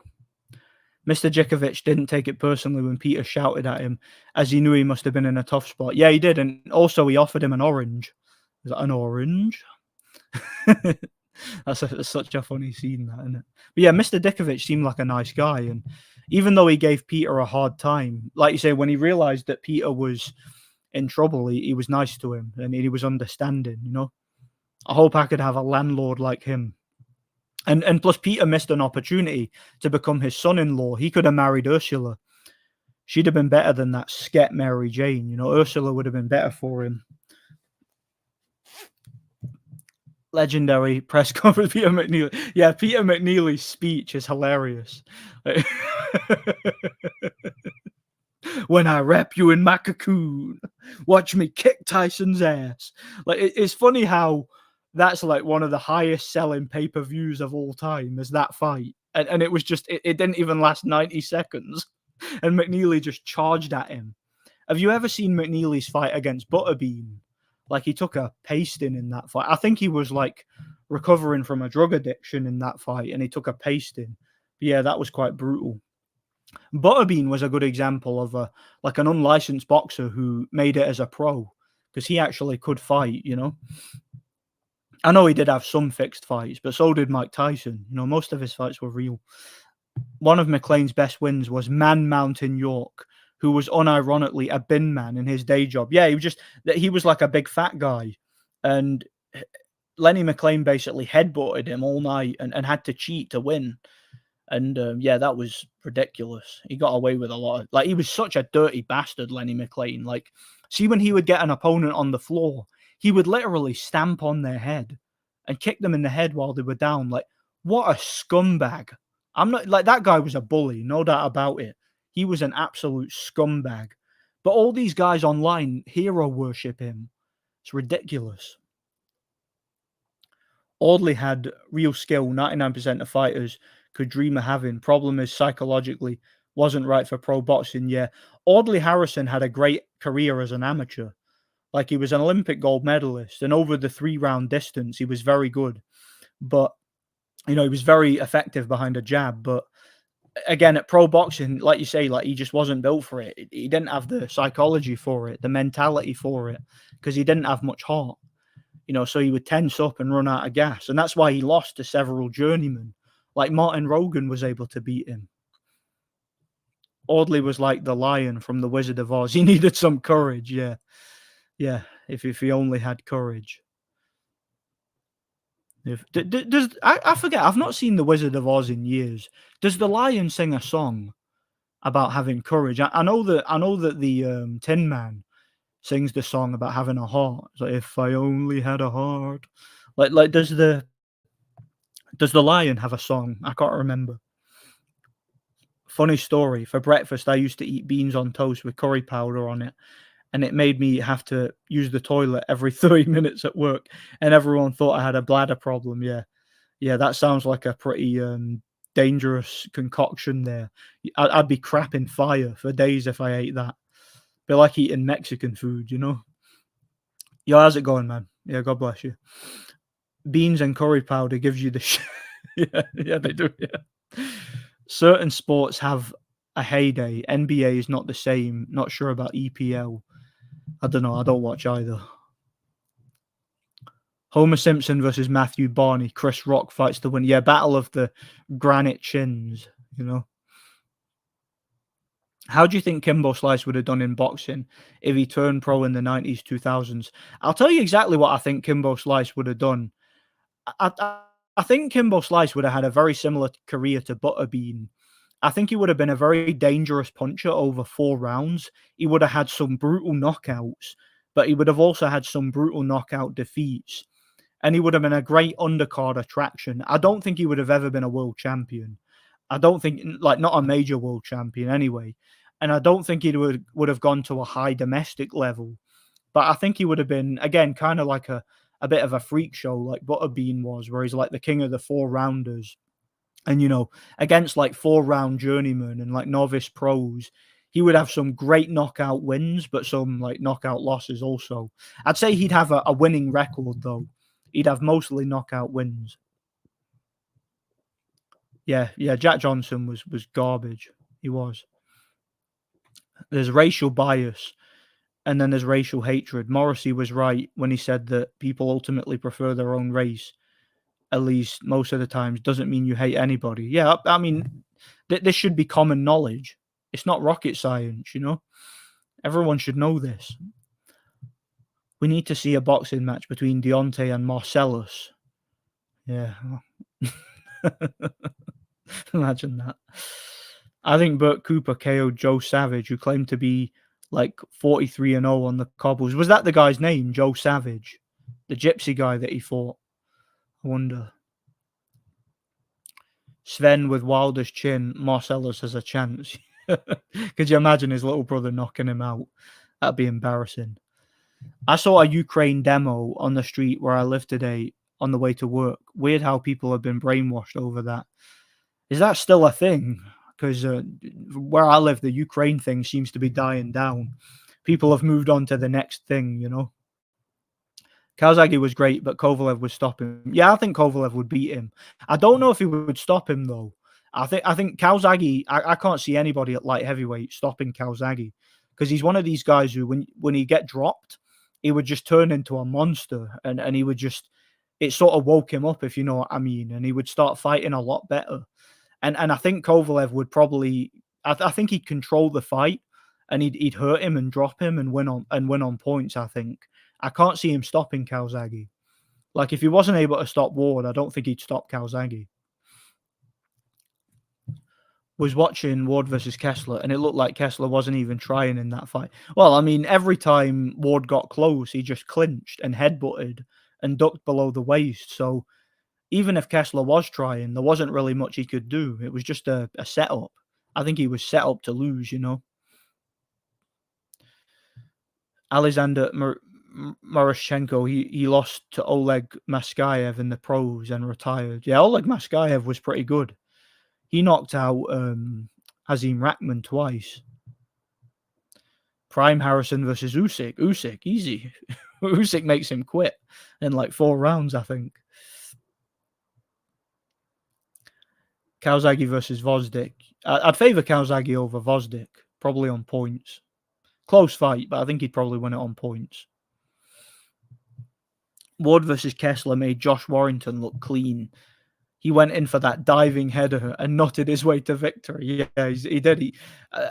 One of my favourite quotes, 5 accidental headbutts. Imagine accidentally headbutting a guy 5 times.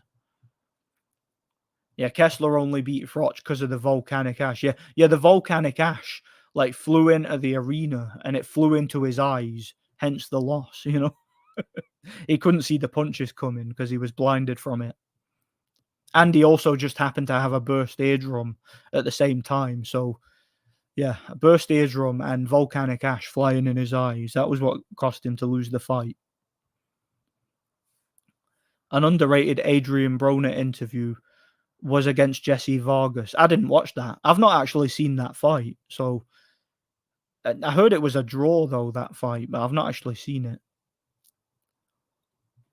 If Froch had been wearing his magic gloves, he'd have knocked Kessler into Jupiter. Yeah, but because he was in Denmark, they probably had someone inspecting the gloves, so he wasn't able to wear them, He just had to wear a pair of boxing gloves. 54-year-old Larry Holmes. He was 52, I think, not 54. I know it doesn't make much difference, but yeah, 52. And yeah, he beat Butterbean.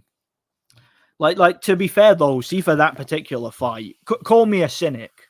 That may have been a fixed fight. See Larry Holmes against Butterbean. Watch that fight very closely. I'm not saying that Larry Holmes didn't box well. He did. He boxed very well behind the jab.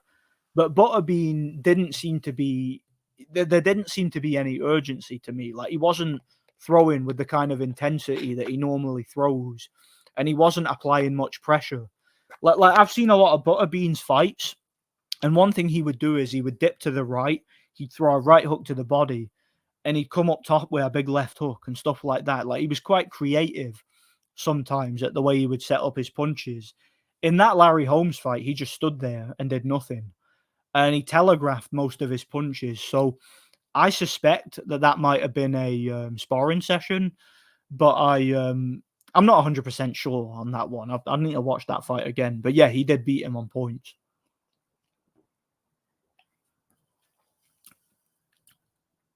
Tyson was having so much trouble with Botha. They fixed his fight to cash out with Lennox Lewis. Yeah, Botha hurt him and then ended up getting stopped. Are any of you guys friends with people outside of your race? Yeah, I've got a few friends outside of my race, believe it or not. Believe it or not, I've actually got a few. Remember when Ward kneed Kovalev on the nose? Yeah, he did. Like pulled him down and kneed him.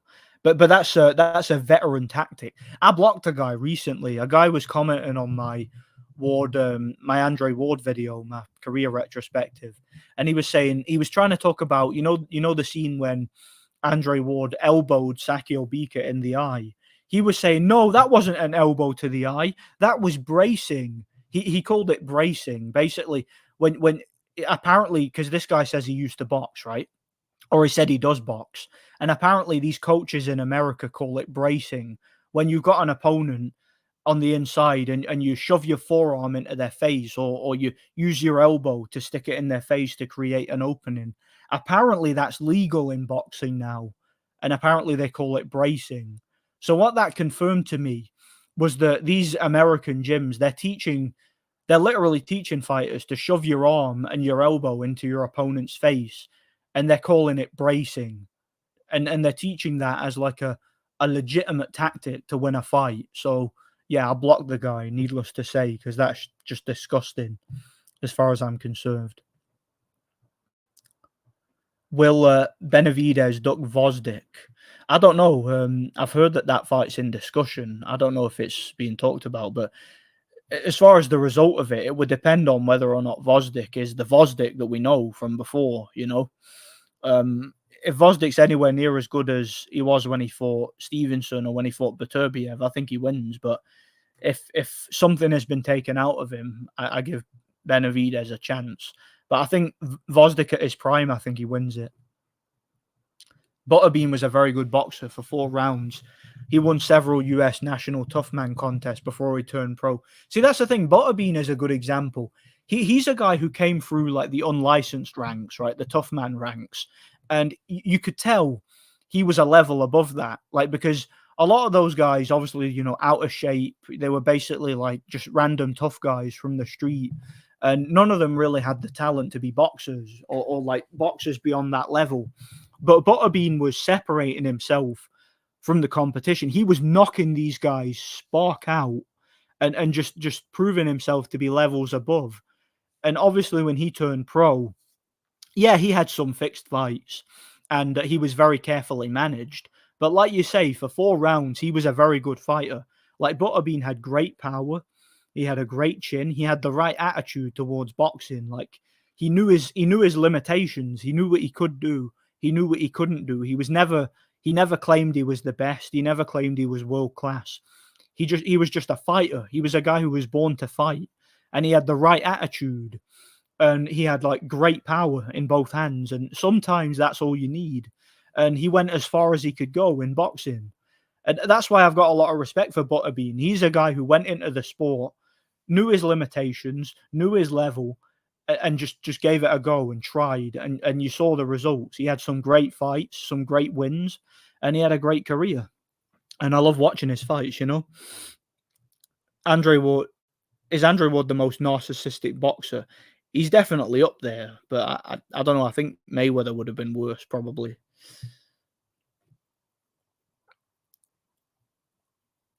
Kimbo Slice took a lot of steroids. Yeah, of course he did. Of course he did. Just look at the guy. He was a good fighter, though. Andre Ward punched his opponents in the goalies. It was his WWE finisher. Yeah, that's his signature move.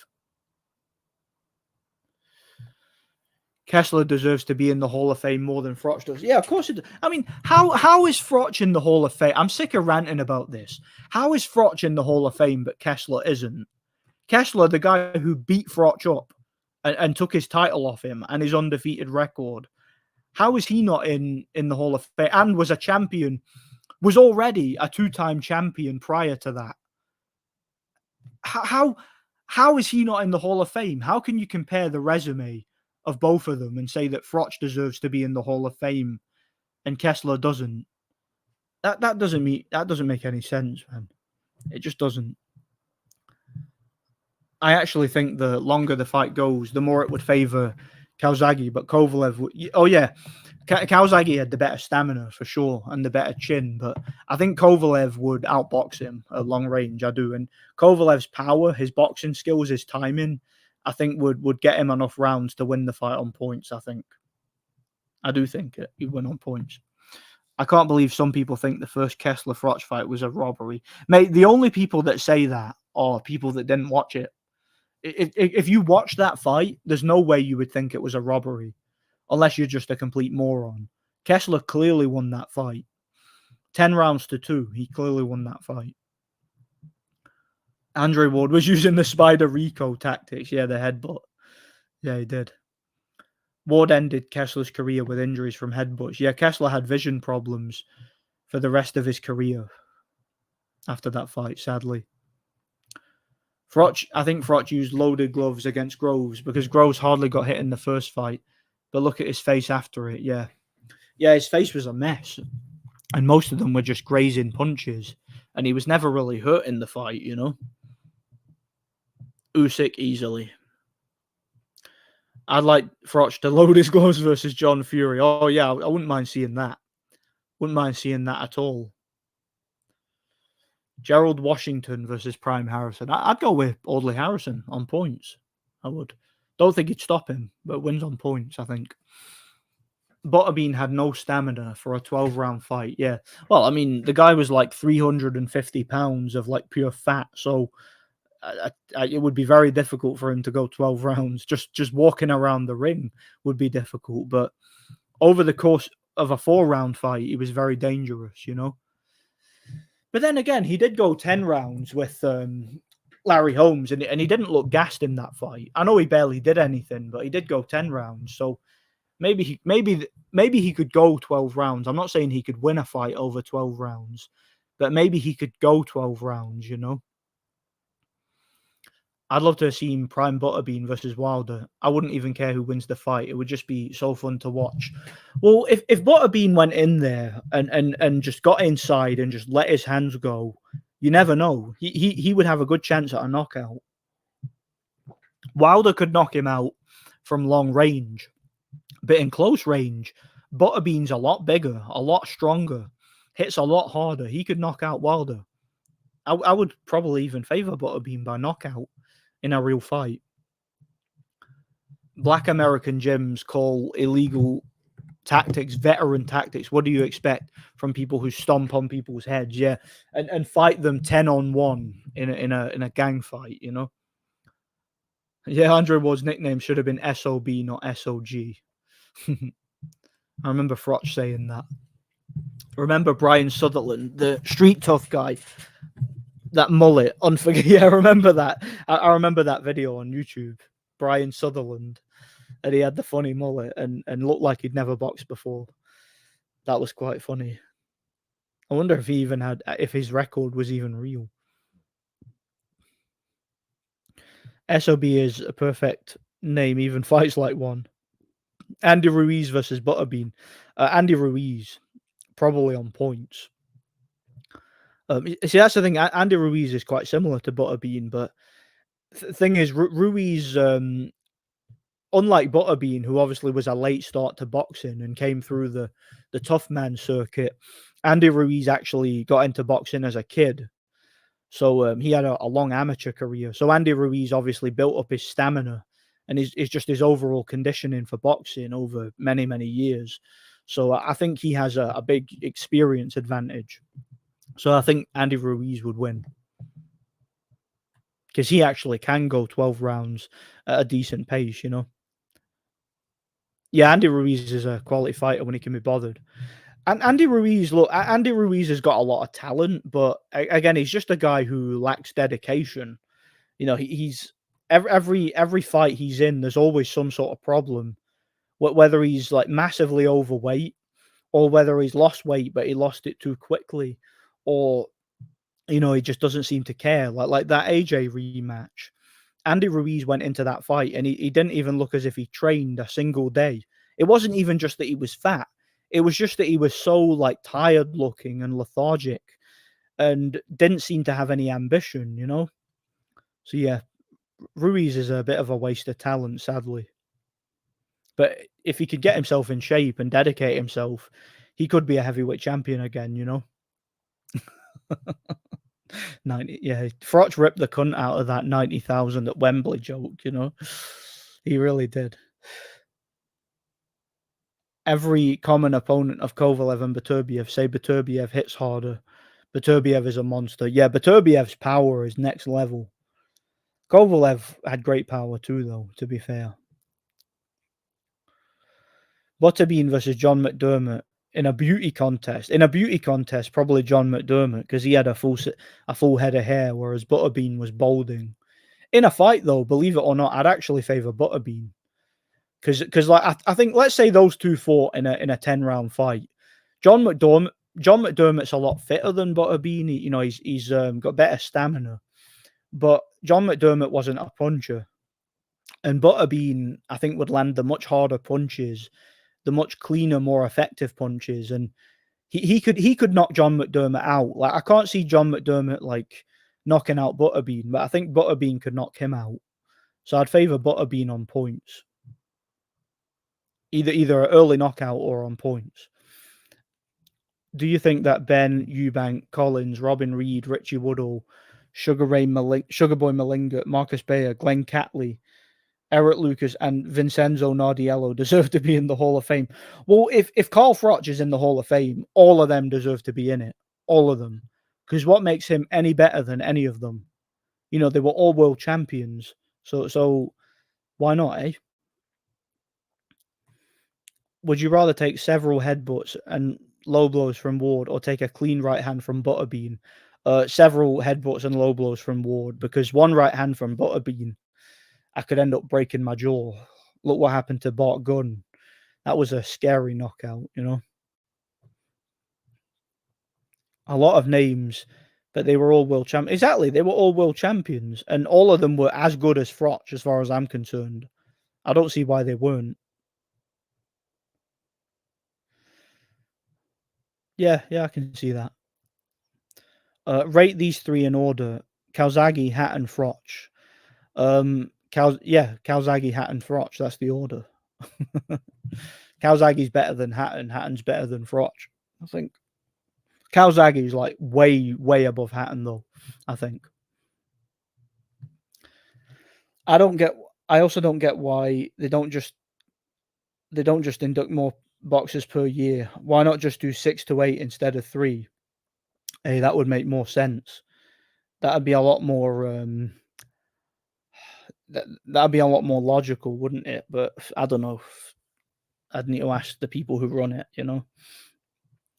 Malinga's wins against Ben and Reed was superb. I'd induct him personally. Yeah, I mean, those were world class fighters, and Malinga beat both of them. So why not? I don't see why not. If we're gonna have someone like Froch in there, who I don't think was even as good as Ben or Reed in their prime, why not? Beterbiev versus James Toney. I don't know. That's a great fight, actually. I think James Toney could outbox Beterbiev, believe it or not. But could he keep Beterbiev off him for 12 rounds? I'm not so sure. I think eventually Beterbiev would start to get to him and break him down a bit. And he might give him similar problems to what Denis Lebedev gave him. And maybe he would land the harder shots and the cleaner shots and win on points. So yeah, I'd go with Beterbiev. It'd be an awkward fight and a hard fight, but I would go with Beterbiev. I don't think he would stop Toney, though. Toney never got stopped, and he fought bigger punchers than Beterbiev. So I think Beterbiev would win on points. Ruiz likes to party. Yeah, he does. He looks it anyway. He certainly likes. He's certainly got a big appetite. I can listen. I can relate to it. What about Groves, DeGale, Badujak, and even the great Eubank Jr.? Yeah, I wouldn't go that far. Froch versus Billy Joe Saunders. Froch would stop him late. Far too strong. Too big, too strong. Yeah, just like he was for Triple G. Too big, too strong. Billy Joe would outbox him, I think. Like, you could outbox him for a few rounds, but I think Froch would wear him down and stop him late. The WWE brawl for all was messed up. A guy called Vince Russo needs to take the blame for that. He was away with the fairies. I've not watched WWE in a long time, you know. But yeah, that was brutal. Like Bart Gunn, that knockout against Bart Gunn was sickening. It was, man. Like if you guys watch it in slow motion, that's probably, I'd say that and the Marciano versus Walcott knockout I think it was Walcott anyway, have to be the most sickening knockouts to watch in slow motion, where you just see the guy's head turn from the punch, like so brutal. It was. Like, say what you want about Butterbean, that guy could punch. He had insane power. He could punch. Just look at what he did to Johnny Knoxville. Do you guys remember that? Yeah, Hall of Fame's just popularity, an American popularity context. Otherwise, you would have guys like Dariusz Mikuchevsky and Sven Otke in there, but you don't, do you? Because they weren't popular in America. Yeah, exactly. Sven deserves to be in the Hall of Fame more than any of them. Bart Gunn won it, and his prize was a fight against Butterbean. Why not just give him a WWE title run? Well, I assume they didn't like Bart Gunn very much. And I'm assuming they probably didn't want him to win it. So, yeah, they just put him in there to get knocked out because he was completely out of his depth. You could tell he'd never boxed like against a guy who could box, you know? James Toney is one of the most overrated boxers in history. Well, James Toney was a great fighter. Like, technically, he was great, but he lacked dedication. He wasn't a great athlete. And he could be beaten. There's no doubt about it. I mean, he lost to several guys, even in his prime. So he was a beatable fighter. No doubt about it. Chris Eubank Sr. is overrated. Several gift decisions, duck the elite guys. Yeah, he lost several fights that got scored a draw. So, yeah, he got several gift decisions. And let's not forget, he got schooled twice by Steve Collins, you know. How do you think prime Triple G would have done at 68? I think he'd have done very well. Maybe not been as destructive as he was at middleweight, but I still think he would have been world champion. He still would have done very well, you know.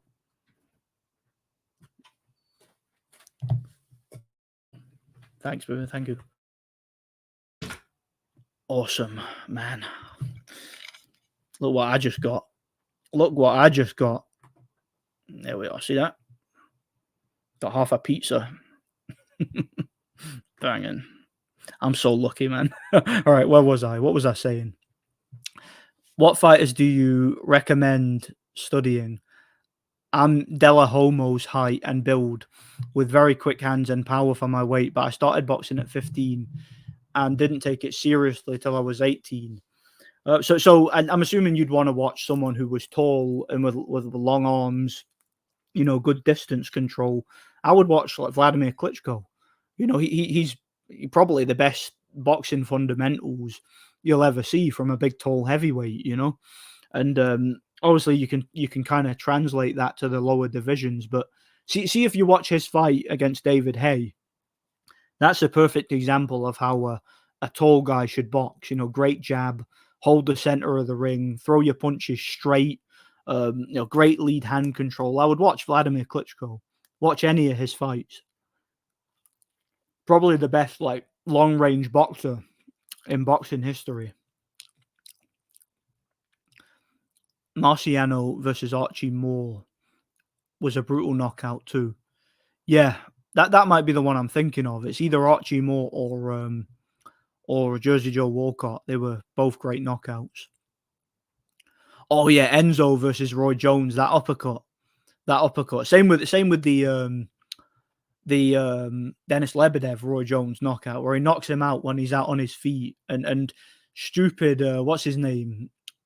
that referee, Steve Smoger, and he just stands there. Roy's literally out on his feet. Lebedev looks at him. He's like, "What am I supposed to do? Is the fight over?" Steve Smoger just stands there like an idiot, and then Lebedev hits him again. It was like a double knockout. Brutal. It really was. Yeah, that was funny. Ashley Sexton versus Uzi Ahmed.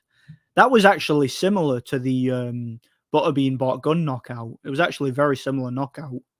The way that right hand landed and the way he fell into the ropes. I actually picked Malinga to beat Froch on points. Yeah, I agree. On a styles make fight basis. Tells good Richie Woodall was that he boxed Malinga's ears off and decked him. Yeah, that's actually surprising when you consider it. Like, you know, some fighters they have that one great performance in them where they kind of rise to a level that they've never been at before. Kind of like Darren Barker when he fought Daniel Gill. You know, he boxed the absolute best performance of his career, and he would never be able to get to that level again. That's what that fight was like for me. Richie Woodall beating Malinga, because you would assume Malinga would beat Richie Woodall. You would assume he was a better fighter, but I think Richie Woodall that night, because it was his title shot, and because it was like everything was on the line for him, it was like all or nothing. He put everything into that performance and boxed the absolute best he could box, and put in a career best performance and won the title. And he was never able to get to that level again. And he actually admitted that. Like, Richie Woodall admitted that that was the best he ever boxed, and he was never going to, like, he would never be able to reach that level again. He basically admitted it. Like, he won his world title and he was satisfied with it.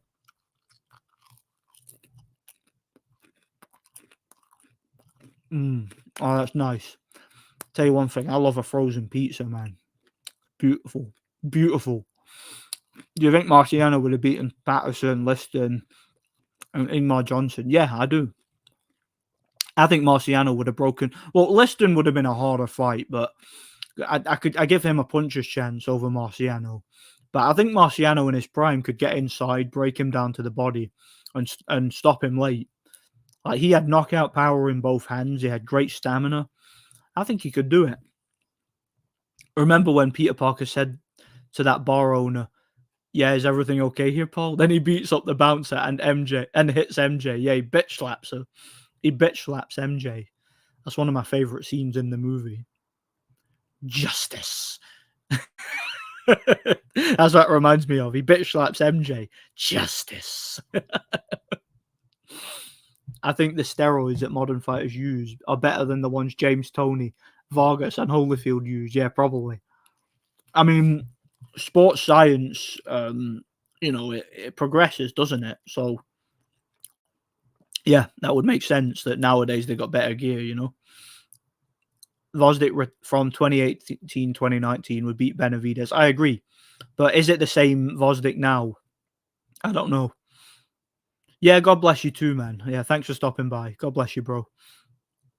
Vinny Paz refereed Butterbean versus Bart Gunn and said the wrestlers actually thought Gunn would be Butterbean.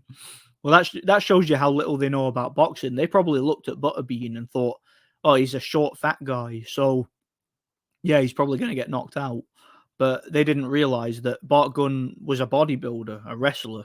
He wasn't a boxer, whereas Butterbean had been boxing for years by that point. So Butterbean knew boxing. You know, he trained boxing. He competed against much higher level of competition than Bart Gunn. So, yeah, it goes to show you that they didn't know much about boxing if they thought that. Because Butterbean, look, Bart Gunn was a wrestler and Butterbean was a boxer. So logic dictates that regardless of his physique, he's going to win in boxing. Even though Eubank was overrated, definitely a tough guy. Yeah. Yeah, he was. He had a great chin for sure. He was a tough guy. Remember the movie Roadhouse with Patrick Swayze? In real life, that had bouncer would be a guy like Butterbean. I've never seen Roadhouse. I've never watched it. Never watched it. Might watch it. Is that a good movie? I've never seen it. That 7 round against Amaral was scary. A hard bloke and had Eubank and all sorts of bother. Yeah, Eubank was tough. No doubt about that. Vladimir was the most talented heavyweight ever. I agree, he was, and he probably had the best, like I was saying, probably the best long range boxer in heavyweight boxing history.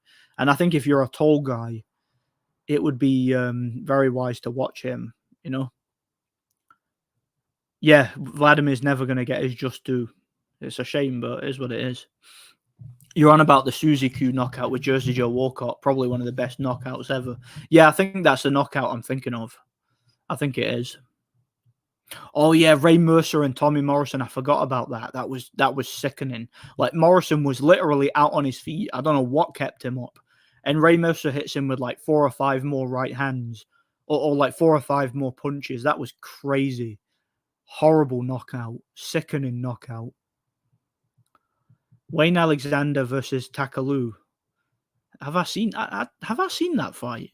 I might have. I can't remember. I think I might have seen it. Yeah, if Vladimir was American, he'd have been the face of boxing, you know. Yeah, Steve Smoker has a if he dies mentality. But what's weird is he jumped in to stop Senchenko prematurely against Malignaggi, but you know, he would let other guys get absolutely smashed. MJ deserved the slap. She was a worse person than the villains. Yeah, she was. She deserved it. She was the real villain of the movies. Yeah, I enjoyed that scene, watching MJ get bitch slapped. She deserved it. What kind of diet are you on in training? Are you on any protein powder or creatine? No, I've never tried protein powder or creatine. I'm not necessarily on a diet, but what I am doing is I'm eating a high protein diet, and I'm eating a little bit of carbs. So like just enough carbs so that I can train and have like my blood sugar levels where they need to be for a training session. But basically for the most part, I'm eating protein. So like I'll eat eggs during the day. I'll eat steak. I'll eat fish. I'll eat even when I do have carbs, I tend to mix it in with meat. Like right now, I'm obviously having a pizza, but like say if I'm having like if I come home from the gym, like yesterday, I came home from the gym and I had some fresh trout. I had a trout with some veggies, and so sometimes I'll have like a bowl of pasta. But what I'll have with it is I'll have a tin of tuna and some cheese as well. So yeah, pasta, cheese, and tuna. That kind of gives me a big boost of carbs. And obviously because I've been like lifting weights and straining my muscles and going upstairs, I've also been I've been making sure that I get enough protein to heal like on my off days as well. So my diet's not too bad at the minute. My weight's coming down. I'm a lot leaner than I've been in years. So yeah, it's not been too bad. And I'm not worrying about weight. See, that's a good thing about it, is I'm not even thinking about weight. Weight's coming off and I don't even notice because I'm focusing more on my performance in training, you know? So yeah, I'm not on any specific diet. Like the other day I went for a steak dinner in a restaurant and I had ice cream and a chocolate brownie for dessert and didn't feel guilty about it at all. Didn't care one bit because I know my weight's fine at the moment and I'm working hard. My stamina's good. I'm strong, feeling good. So yeah, it's not exactly a weight thing that I'm on at the moment. Like my diet is all about recovery. That's the way I see it. When I eat something now, I'm thinking recovery. That's what I'm thinking, you know. So I eat whatever I feel like I need to eat to feel recovered, you know. So yeah, that's what it is. Where was I? Steve Collins or Triple G? Triple G on points. Don't think he would stop Collins, but I think he would outbox him, maybe drop him, and win on points. Collins was tough and durable, but Triple G was even tougher and way more skilled. Do you think Felix Trinidad had continued if Felix Trinidad had continued to box in the 2000s, long after the Hopkins loss, how successful would he have been? Or do I think he should have continued to box? I don't know. I think he was kind of shot after that fight. Because if you look at like when he fought Roy Jones, for example, before the Calzaghe fight, like Felix Trinidad was shot by that point, and he was fighting well above his natural weight, you know. So nah, I don't think he would have done that well if he'd have kept fighting. Boxing needs to get rid of these old corrupt boomer referees. There should be an age limit to refereeing a pro fight. Yeah, well, that's what they do in the UK. In the UK, they have an age limit. I think it's like 60 something in the UK for referees. So yeah, I think there is an age limit here, but in America and a lot of places in Europe, I think they can fight or they can referee into their 70s. It's crazy. But yeah, I agree there should be an age limit because if you don't have the reaction times that you had when you were younger, you're not really fit to purpose, you know? You're not really fit for purpose in boxing, you know? Roadhouse is a classic Nordic. Watch it. Yeah, I wouldn't mind watching it. Wouldn't mind watching it. I've heard good things about it. Roadhouse. Do you guys remember that? Roadhouse. We've had complaints around town about all the kicking. Is that right? Roadhouse. What year did you start watching boxing? I think 2000 and I think the year that I started seriously watching it, like I'd seen bits and pieces before then. The year I started like following it like as a hardcore fan was 2008, 2009. That was when I started really getting into it. And it was 2009 that I started training boxing, I think, when I was like 14, 15. How would Ray Mercer do in today's era? Ray Mercer would be a very big puncher in today's era. He'd have a puncher's chance against anybody. I don't think he'd be an elite heavyweight, but because he wasn't that skilled, but he was a tough guy, great chin, and a massive big puncher. Roadhouse with Patrick Swayze. A lot of people from Ontario like this movie for some reason. Never seen it, but Hawker Mustang vouchers for it, so I might watch it. I'm curious to see it now. I like your prediction for Char Pulev, but I think that Pulev would knock Char out because he would want to look like a beast because he fight in Bulgaria. Yeah, that's possible. Like, I definitely think Pulev, if he wants to, he can stop Char. He can knock him out. But from what I've seen in recent fights, he tends to be more keen on going the distance. So that's what I think will probably happen. But you might be right. You might be right. It wouldn't surprise me if he was able to knock out Char. It wouldn't surprise me. I could see it happening.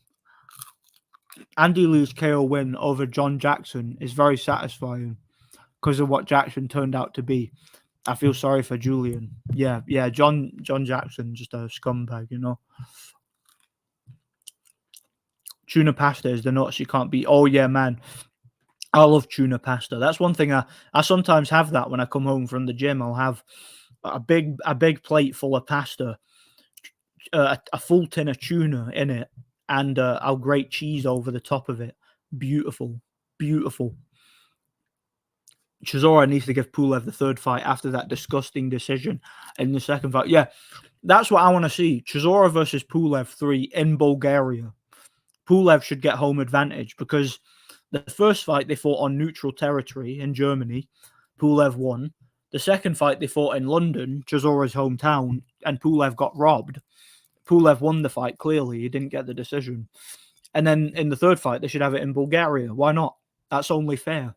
And I think Pulev wins it again. Pulev he would always beat Chisora, as far as I'm concerned. Seeing Pulev versus Char makes me feel like it's 2014 or something. Pulev should stop Char. Yeah, he can stop him. It's just Pulev has carried several of his recent opponents to the distance. So I wouldn't be surprised if he did it again, you know. But we'll see what happens. I'm rooting for Pulev.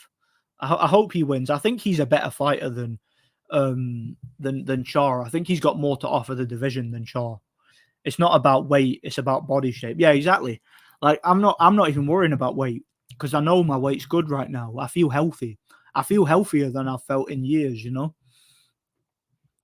So what's everyone's thoughts on the new Roadhouse with Conor McGregor? What, are they making a new Roadhouse? And there's Conor McGregor in it because that's funny. Frozen pizza diet. Yeah. Yeah, frozen pizza diet. Yeah, he did. Pulev got robbed against Chisora. He did. Yeah, if Pulev loses to Char, I could see him retiring. I don't think he will, though. I think Pulev will win. Triple G knocks out Hagler in 3 rounds, in my opinion. It's crazy how many fighters who were considered bums in the Klitschko era are still doing good today. Yeah, guys like Char and Pulev were literally like fringe contenders in the Klitschko era, but now those guys are world-class contenders in their 40s near enough. I'm expecting to see Loma put Kambosos into retirement. That will be a hugely one-sided beating. Of course it will. Absolute mismatch. Kambosos is garbage. Loma will just turn him all night, beat the crap out of him, probably beat him on points. Because Loma doesn't seem to be stopping guys these days for whatever reason. Eddie Hall is natural, right? Oh yeah, Eddie Hall's never taken a steroid. Mate, I watched a video of Eddie Hall's like daily routine. Have you seen the amount of pills that guy takes every day? That guy's on all sorts of drugs, all sorts of supplements. That guy's on everything. And I mean, look, you have to be to be a record-breaking power lifter. You'd have to be, or to be a record-breaking strongman. You wouldn't be able to do that naturally. It is what it is. I try to train boxing 5 days a week, 5 or 6 days a week, weights 3 or 5 times a day, and cardio every single day. That's a lot of work, man. See if you're doing that. It'll be very difficult to recover. Like, don't get me wrong, it's great if you can do it and if you can recover from it, but recovery would be very difficult, you know. Some of them would be champions today. Yeah, I definitely think some of them would, you know. Steve Collins was one hard dude. Those Eubank fights were great. First was a game of 2 halves. He won the second, clearly, yeah. It's weird. In the second fight, I gave him every single round. But the judges had it a split decision, which was shocking. The first fight, I think I had it like 9-3 to Collins, but both guys scored a knockdown. So that fight was a little bit closer than the second fight. I would like Pulev fight Wilder in Alabama, and Pulev would beat him despite his age. He's not Ortiz. Oh, I think Pulev would beat Wilder. No doubt about it. In a real fight, he would. Joshua gets massive credit for beating the faded versions of Povetkin and Pulev. But when Klitschko did it a decade ago, it was the shittest era ever. Yeah, and Povetkin was nothing back then. He was just a fringe contender. These days, he's an elite top 5 heavyweight, or he was. Are there any good referees in boxing? I'll tell you who was a great referee. Do you remember that guy, Randy Newman, that big heavyweight referee? He was great. I think he's retired now, though. Louis Pavon is a great referee when he's not being paid off. Like, when he's just got no dog in the game, he's a great referee, you know? Similar diet to me, like the gearing towards recovery, seems like a good idea. I'm a swap tuna because my contract is up in June and there's a chance I'll be unemployed. Tuna is very good value of protein. Oh yeah, tuna's really good for you. Really good for you, and it's relatively cheap. Great source of protein. I could just eat tuna out the tin. I love tuna. Also eggs, you can get eggs quite cheap. And there's a butcher's near my work that sells like really nice free-range eggs, and sometimes I'll have like scrambled egg for my lunch, or I'll have a couple of eggs with my steak or something. It's beautiful. I eat a lot of protein these days. Don't hurt Floyd. Felix Trinidad had power, but he was not the slickest boxer. Yeah, he had a great left hook. That was his best punch. But technically very limited. Been spending a lot on meat lately, and meal prepping feels good. Yeah, that's good. If you can get good quality, like organic meat, that's good for you. Like, I go to local butchers and that sometimes. Trinidad versus Kell Brook. I think Brook would outbox him, but Trinidad would have a puncher's chance if he could land the left hook. Have you ever taken a driving theory test before? If you haven't, you ought to get that knocked out of the way. Yeah, I've never done it. I've never drove. And still not taken lessons. I've got money for it, but I just haven't done it yet. I do plan to though. I plan to take lessons eventually, and because I'm gonna need to. Something I'm gonna have to do, you know. Let's remember this month, Deontay Wilder destroyed Black History Month by getting whooped by Fury. Yeah, best Black History Month ever. Hey, you can't tell me that wasn't planned too. I meant to run this by you. Did Ricky Hatton waste his peak defending that silly WBU title in the GMX 73 times? I had a boss who was paternalistic like Frank Warren. Well, he made a lot of money doing it, and he was able to build up his resume against like cab drivers and bin men defending the title. So from that sense, you know, he did very well. But maybe if he'd have fought for the major title sooner, let's be honest, he probably would have lost. He might have lost to like a Zab Judah or a Costa Zoo or someone like that early in his career. So it could have been a good. Sometimes cherry picking works. It can work out for you like it did for him, because he's remembered as a legend now, whereas he wouldn't have been if he'd have just lost early in his career before he'd built up his popularity, you know. Got my registration done now. Just have to wait and see what weight class my coach puts me in. I'll be ready for Golden Glove. That's great to hear, man. Great to hear. Good luck with it. I can't believe Wilder Fury 2 was 4 years ago. Brain can't comprehend how the time flies. Yeah, they say when you get older, time goes a lot faster. I don't know how that works. It must just be a psychological thing, but I've noticed that too. Time goes really fast nowadays. First real memory I have of boxing beside the Rocky movies was Floyd Mayweather versus Ricky Hatton stuff, because it was all over Sky News at the time. Yeah, Sky News loved Ricky Hatton. He was their favorite fighter back then. You know, Germany. Warren was great for average to good fighters, but not so much if you were a quality operator. Note that Khan, Hatton, Kawasaki all left him. Yeah, they did. And most of them had legal trouble with him too.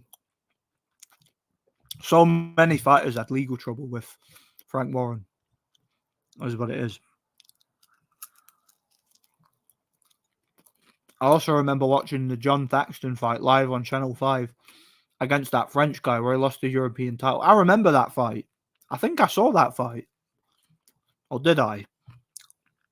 I definitely watched a John Thaxton fight live. I can't remember what... I watched it on TV. I can't remember what fight it was. I watched one of his fights on TV. Give Khan credit. He might drive like a loon and wank on Skype, but he wanted to fight the best. Yeah, yeah, he did, to be fair. Except for Kell Brook, yeah. He ducked Brook. Chisora should fight Pulev in a third fight. Yeah, he should. In Bulgaria. Yeah, Kambosos is absolute garbage. Shakur's retirement. Yeah, his fake retirement. Either 132 or 137. Yeah, hopefully you can make the weight comfortably then without starving yourself, you know. I can't believe there's plenty of people out there who think Joe Frazier would beat AJ. Frazier is 5'11 and a half and 215 pounds. Yeah, he'd get knocked out. He's far too small. AJ would throw him around the ring. He would. Shakur was expecting a great outcry when he said he retired, but no one cared. Yeah, that's funny. Like it was like, you ever seen that scene in Jurassic Park with the fat guy, where he's like, "Hey, everybody, Shakur's retiring." See, nobody cares. That's a missed opportunity. Someone should have made that meme. That would have been funny. I was so hyped for Eddie Hall versus The Mountain. I thought someone was going to get knocked out badly. That was a good fight, though, wasn't it? Like, I enjoyed watching it. See, that's the kind of crossover fight that I like. You know, when you get guys from another sport, another like discipline, and put them both together in boxing. Like, you see two MMA fighters fighting each other in boxing. Like, there was one in Russia not too long ago. I actually don't mind that. I don't like when you get these MMA guys and put them in boxing. That doesn't make any sense. But having two strong men and having them compete in boxing, that's an interesting spectacle. Like, I wouldn't even call that a freak show. To me, that's an interesting spectacle. And we saw that Bjornsson was the much better, like, well-rounded athlete of the two, and the much better fighter. We saw it. I'd probably say Otto Wallin was one of Joshua's best performances, wins, yeah. To be honest, though, I don't think he came to win, though, if truth be told, you know.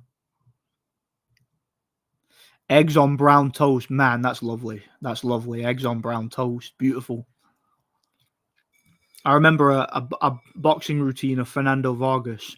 It was divided in 3 periods: wind sprints in the morning, rest, sparring, rest, then weightlifting and stretching. See, I did a session yesterday in the gym. I did, I think, 4 rounds on the bag, like throwing power shots.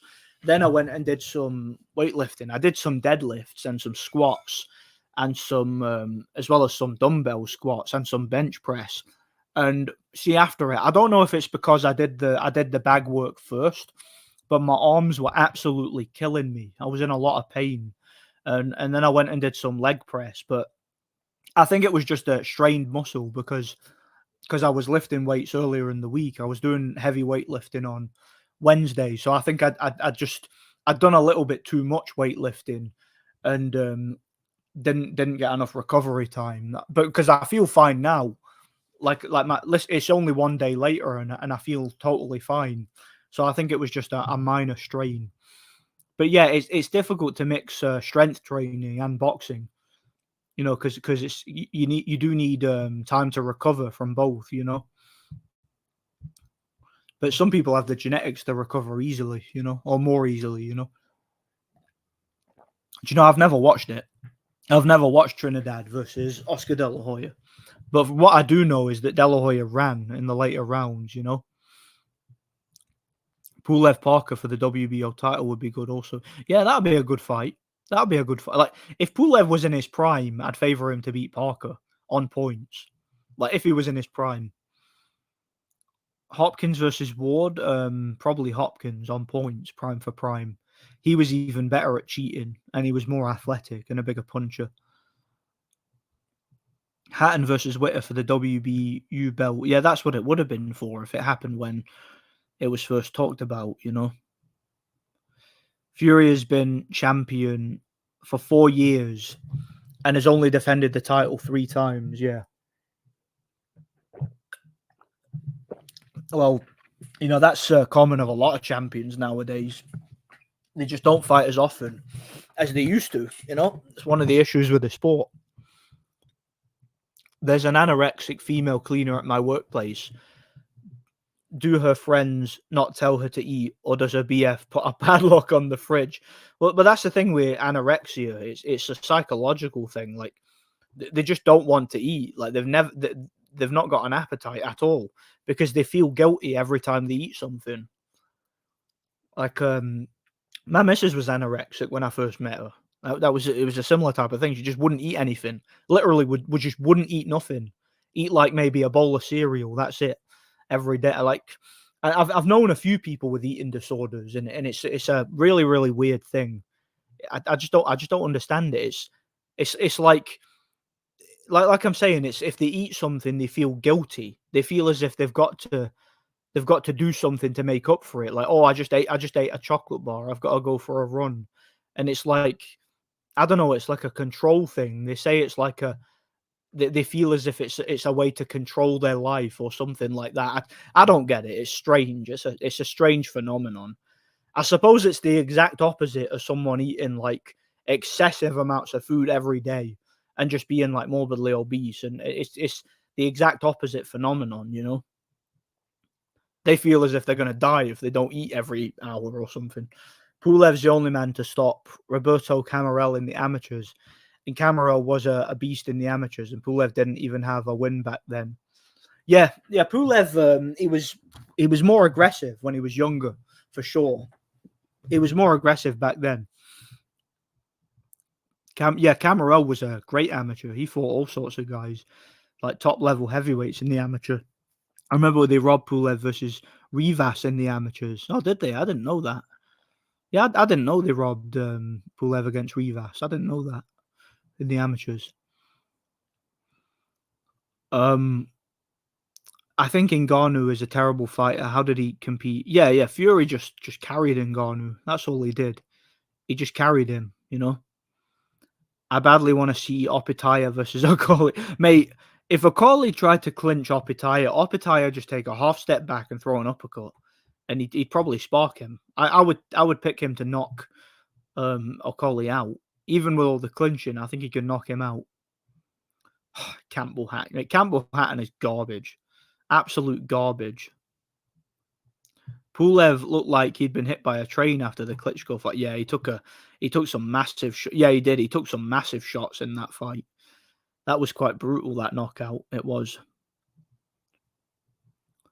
I upset some people earlier by suggesting that LGBTQ stuff is being actively promoted.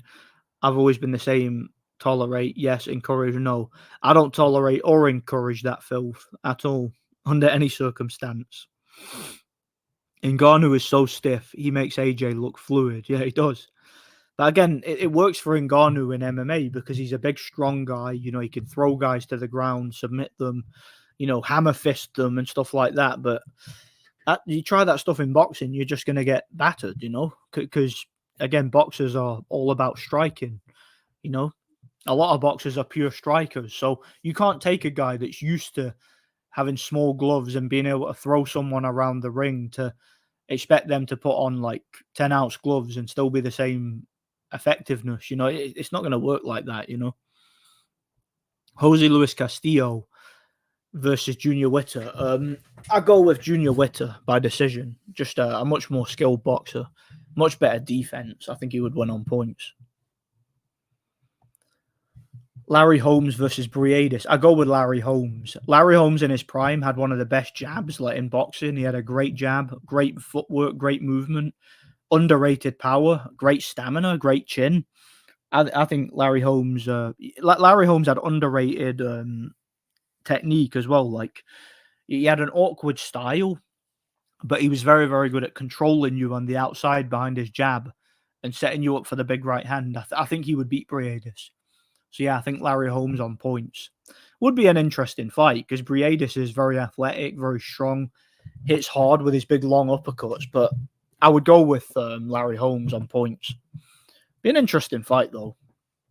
Yeah, without a doubt. Larry Holmes was better than Ali. I mean, Larry Holmes beat Ali when Ali was at the end of his career. But even at his prime, I think he would have beaten him. I don't think he'd have stopped him in his prime.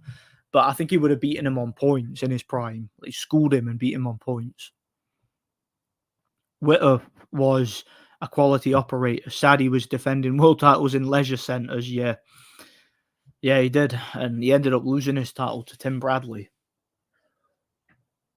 And a pretty good fight, though. Obese women are called beautiful by their friends, but pencil-thin women aren't called beautiful by their friends. That's funny. That's probably why they have an eating disorder, because they're so vain and obsessed with their appearance, because they just think that they need to be thin, to look good, which isn't always the case. I don't know about you, but I don't find pencil thin women attractive. I mean, I don't want them to be obese. Obviously, I don't want them to be fat, but you want a bit of body fat on a woman. Because if you don't, they age rapidly. They've got very like paper fucking thin skin, and they just don't look natural to me. They look horrible when they're anorexic. But when a woman has a bit of body fat, she's obviously got much more longevity in her. If you know what I mean, they look better. Just I don't know. I think women look okay when they're. I'd rather be with a woman that's slightly overweight than a woman that's like paper, pencil thin. I'd rather they were slightly overweight. What do you think of the Spectacular Spider-Man cartoon? I never watched that. I never watched Spectacular Spider-Man. I love the original from the 90s, the 90s Spider-Man animated series, but I never watched Spectacular Spider-Man and just never got into it. But yeah, the 90s Spider-Man was amazing. That was awesome. It was. Great show. That's probably my favorite TV show ever.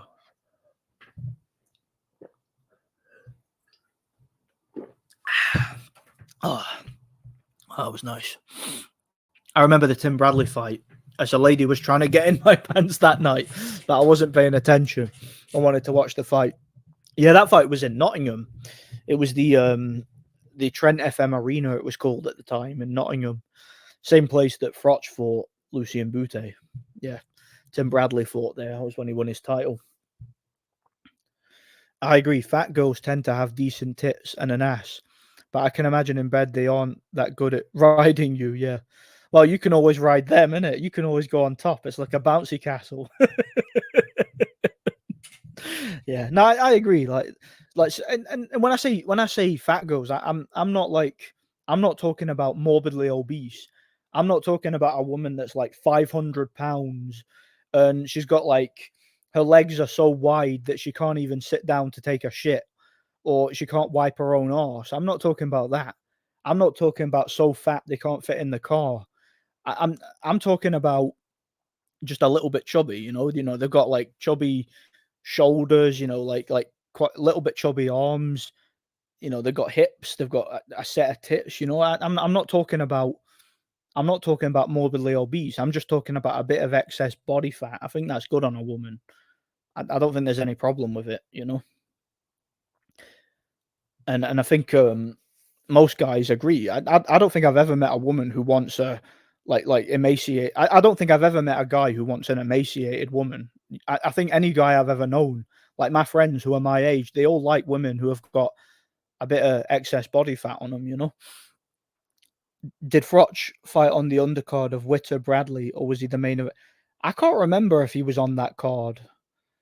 I can't remember. He might have been. I can't remember. I just know that Witter Bradley was a world title fight on that card. I remember it. They ruined Green Goblin in the new movie. He had a very interesting worldview in the original movie, but in the new one, he's just shown as a maniac. Well, that's just a product of its time, isn't it? Movies nowadays are just crap. You know, they're just low IQ, normie crap. That's what they are. She later invited me to spend the night with her and another girl in a tent. I turned them down as the Froch Pascal fight was on, and I wanted to watch it. Well, I mean, that takes priority. Watching Carl Froch and Pascal is better than a night with two sluts, isn't it? You know? Carl Froch was supposed to fight Dennis Inkin on the Witter Bradley undercard. That would have been interesting. Do you know what? That would have been an interesting fight. Dennis Inkin was quite tough. He was undefeated. No, not undefeated. Was he undefeated? I can't remember at the time if he was or not. He was a decent Russian fringe contender. He beat Mario Veit. I think he stopped Mario Veit, if I remember rightly. That would have been an interesting fight. That would have been very tough at that stage of Froch's career. Inkin was a tough guy.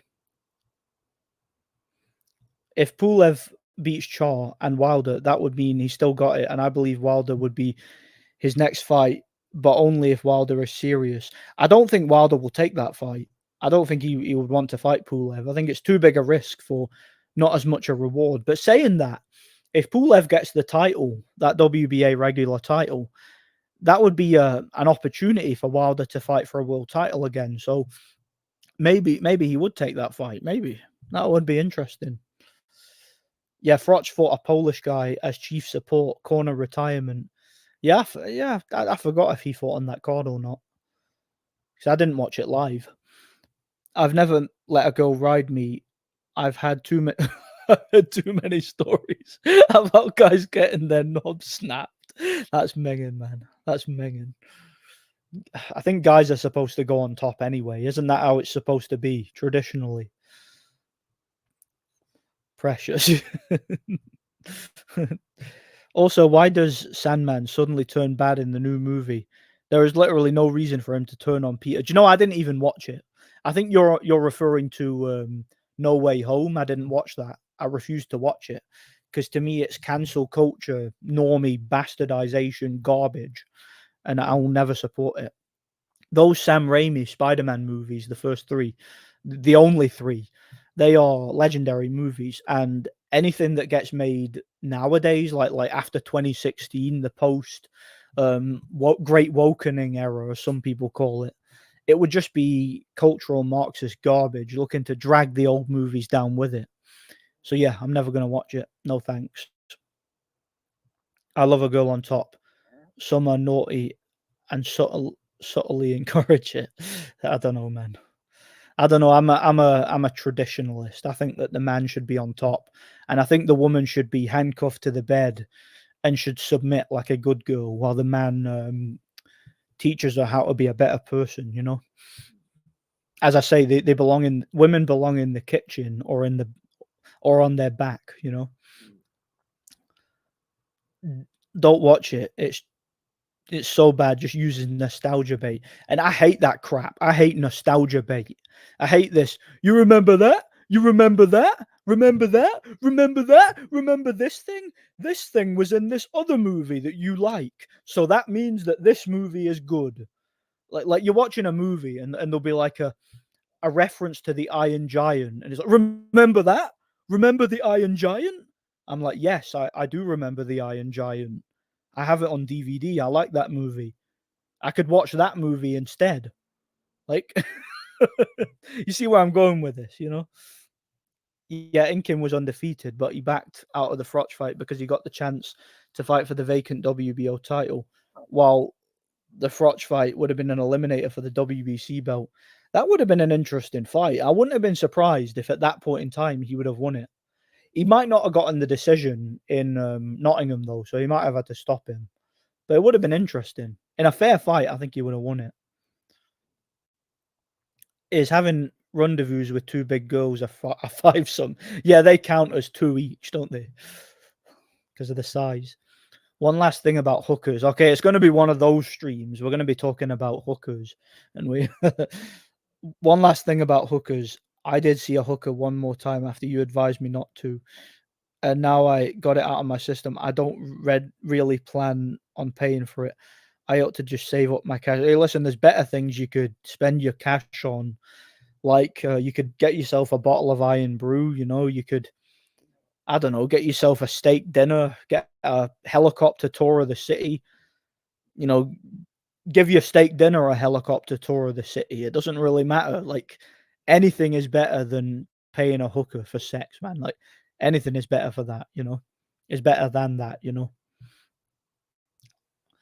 I was listening to you while I was cleaning out my rain gutters. Oh, that's good to hear, man. I know that's the thing. My videos, I could imagine my videos are like background noise. They're the kind of thing that people would like to listen to while they're working or something. Because I do that sometimes. I listen to videos while I'm at work or while I'm in the middle of something, like editing something, you know. Is what it is. It's good to occupy you, you know. There are so many plot holes that normies conveniently ignore. Yeah, none of it makes any sense. That's the same with all these stupid like normie multiverse movies and these Marvel movies. They're all complete shite, man. And again, they're for normies. I want nothing to do with them. It's cancel culture. Yeah, you can find a sket for free. Yeah, that ain't hard nowadays. I tell you that. Hey, not that I would know, but you get where I'm coming from. I remember in the 90s cartoon, they couldn't show Morbius sucking people's blood. So he had weird suction cup things on his hands. Yeah. And do you remember they wouldn't even say blood? Instead, they would say plasma. He drained the person's plasma instead of he sucked his blood, you know, they couldn't say that. So he drained his plasma. Yeah, don't become addicted to hookers. Absolutely.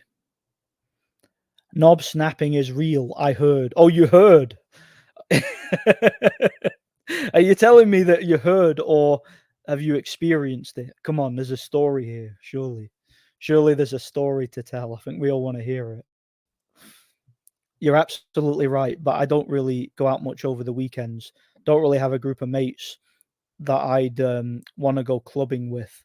Most of my friends are boring. Hey mate, listen, clubbing is for normies. That's a normie thing to do. I mean, what reason is there to go clubbing except to get belligerently drunk and high and make a fool of yourself? Absolutely nothing. No need for it.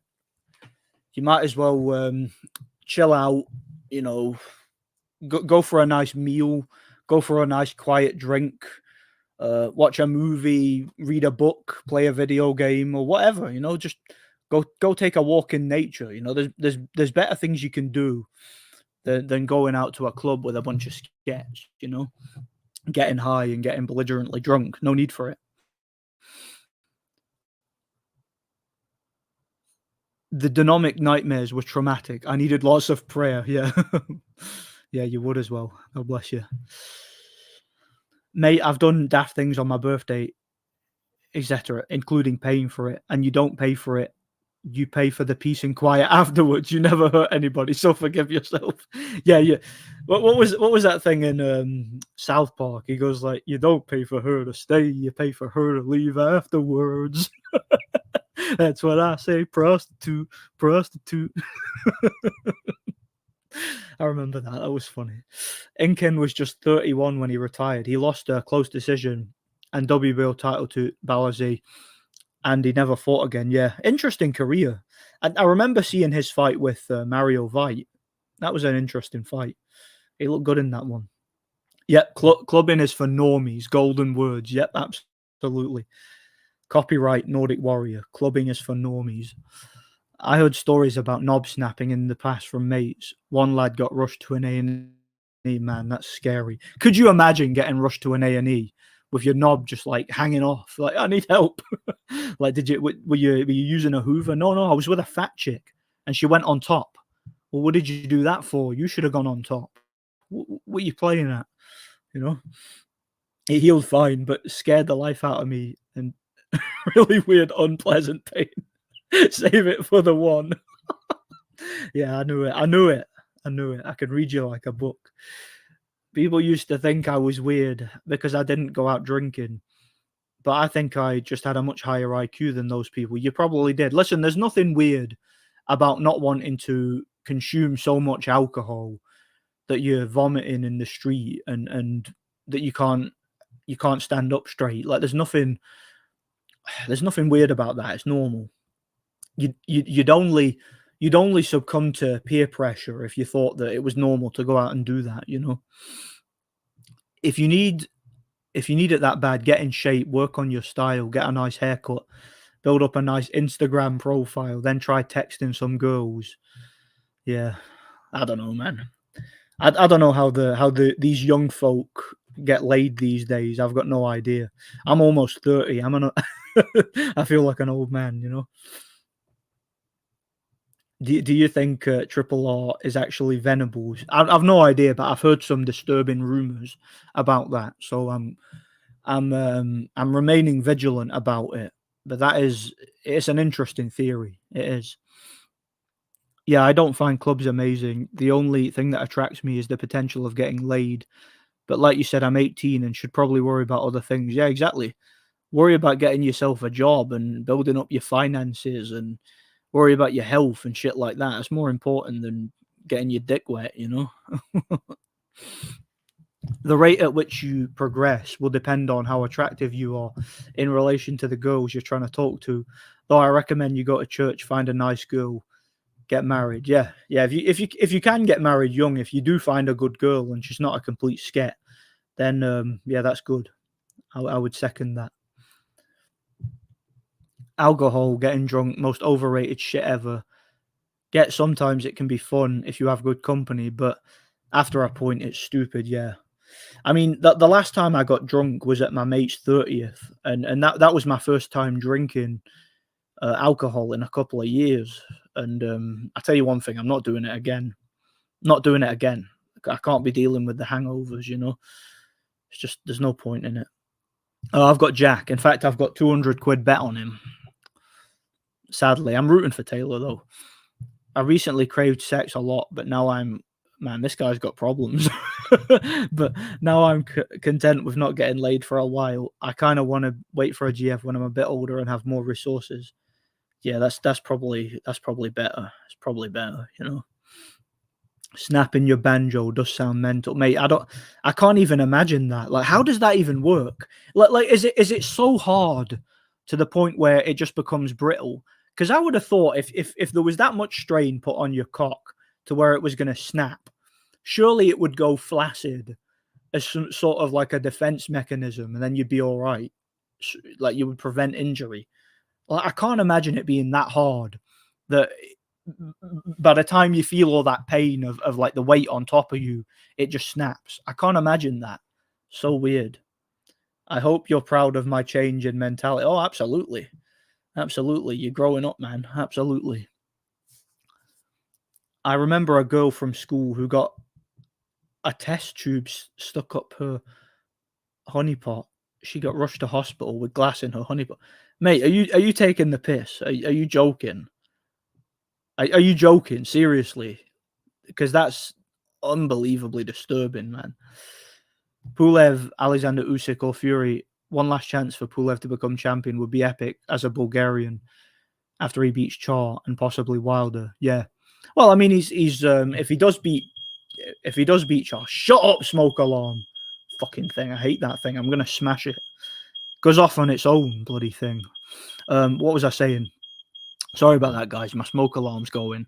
But yeah, if he beats Char, he's a champion of sorts. You know, I know it's only the regular title, but he's a champion of sorts.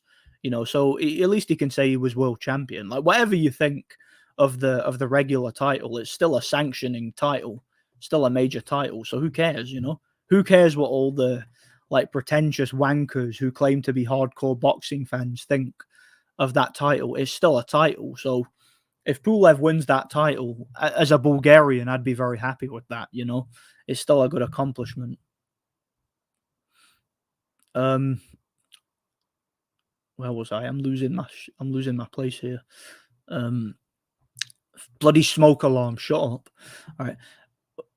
Where did you meet your GF? I met my GF in a place called Drumchapel. It's in the West End of Glasgow, and we were on a college course.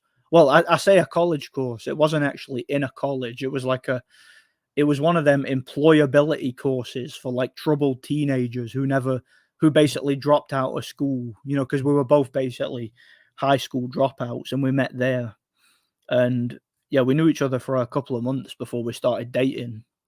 And yeah, we ended up together. We were both 17 at the time, and we've been together ever since. So yeah, that was where I met her. So yeah, it was basically an employability course for like troubled teenagers who basically dropped out of school, you know. The woman you meet in a club probably isn't the one you want to settle down with. Mate, if a woman's in a club, she's probably a sket, let's be honest. Especially if she's there with a bunch of other girls and she's like all dolled up like a hooker. Like, why would you, as a woman, why would you be in a club dressed like a hooker unless you were a total sket? That's the only reason. I mean, and some people will say, oh, she's there because she likes to dance. Well, you can dance at home. She's there because she likes music. Well, you can listen to music at home. She's there because she likes to drink. Well, you can drink at home. Why would you go to a sleazy nightclub to dance and drink and listen to music? You can do that anywhere. So the only reason you'd be in a nightclub as a woman is if you're a sket. That's the only reason. Why would a non-sket woman ever go to a nightclub? Why? For what reason? Is what it is, man. So you meet a woman in a nightclub, she's not going to be the type of woman who's going to marry you and have your kids and be loyal to you, is she? No, she's gonna basically just ride the carousel or whatever it is they call it. I don't know what are those like red pill idiots call it? They call it monkey branching or something like that. You know, they're not people you want to listen to or you want to spend your life with, you know. Mate, I was stupid at 18 and got obsessed with coughing off in clubs. Don't be like me, mate. I'm self-aware these days. Yeah, I mean, look, I've done it myself. It's completely stupid, man. It really is. Durmstrang is the most base school in the world. Well, of course it is. Victor Krum went there. Pulev's mate went there. Said that my kid's there. I'll have a bottle of whiskey, and I've had one shot of it since Christmas. Yeah, that's nice. See, that's responsible drinking. Responsible drinking, and that's all right, you know. Don't watch Prawn. That stuff is designed to twist your mind and turn you into a deviant or a predator. Exactly. That's why there's so many deviants and predators in society right now, because of all that filth, you know. It's the kind of shit that puts stuff in people's heads. That's why you got all these skets on OnlyFans and Twitch, and you've got these guys, simps they call them, and they basically they pay these skets money. Like, instead of just paying $100 or whatever to get a good hooker. You know, these guys are spending thousands of dollars on an ethot so that they can have like a virtual girlfriend, like a virtual waifu. And because we're in basically a digital age, that's seen as normal.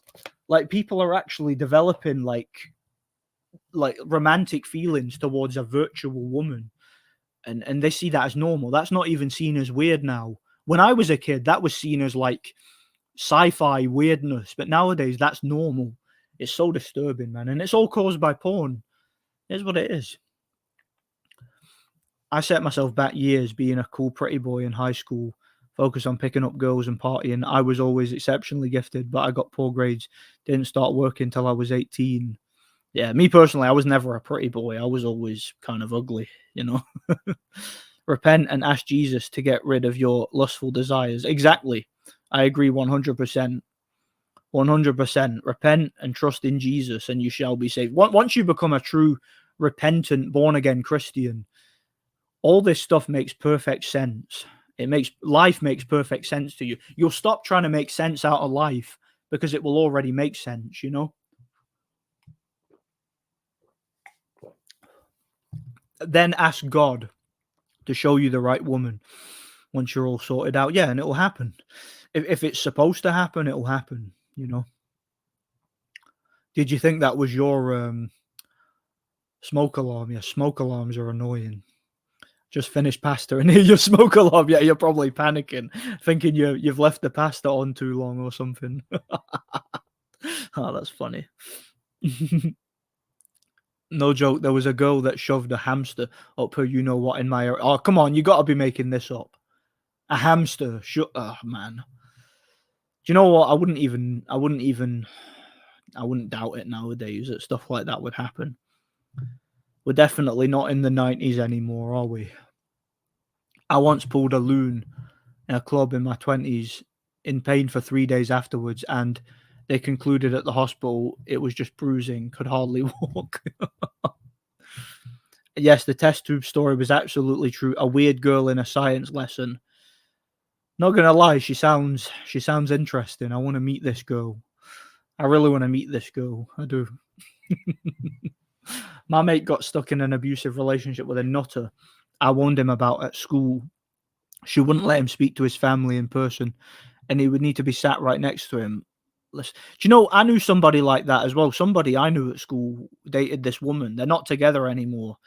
But basically, he wasn't allowed to go anywhere or see anybody if she wasn't there. Like, let's say he wanted to go out and meet his friends, she would have to come with him.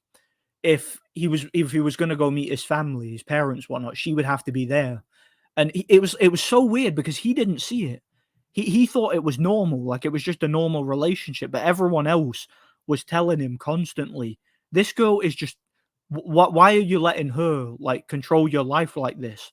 Why does she always have to be there if you're going somewhere or doing something?" Like, he couldn't go on holiday without her. He couldn't go to the shops without her.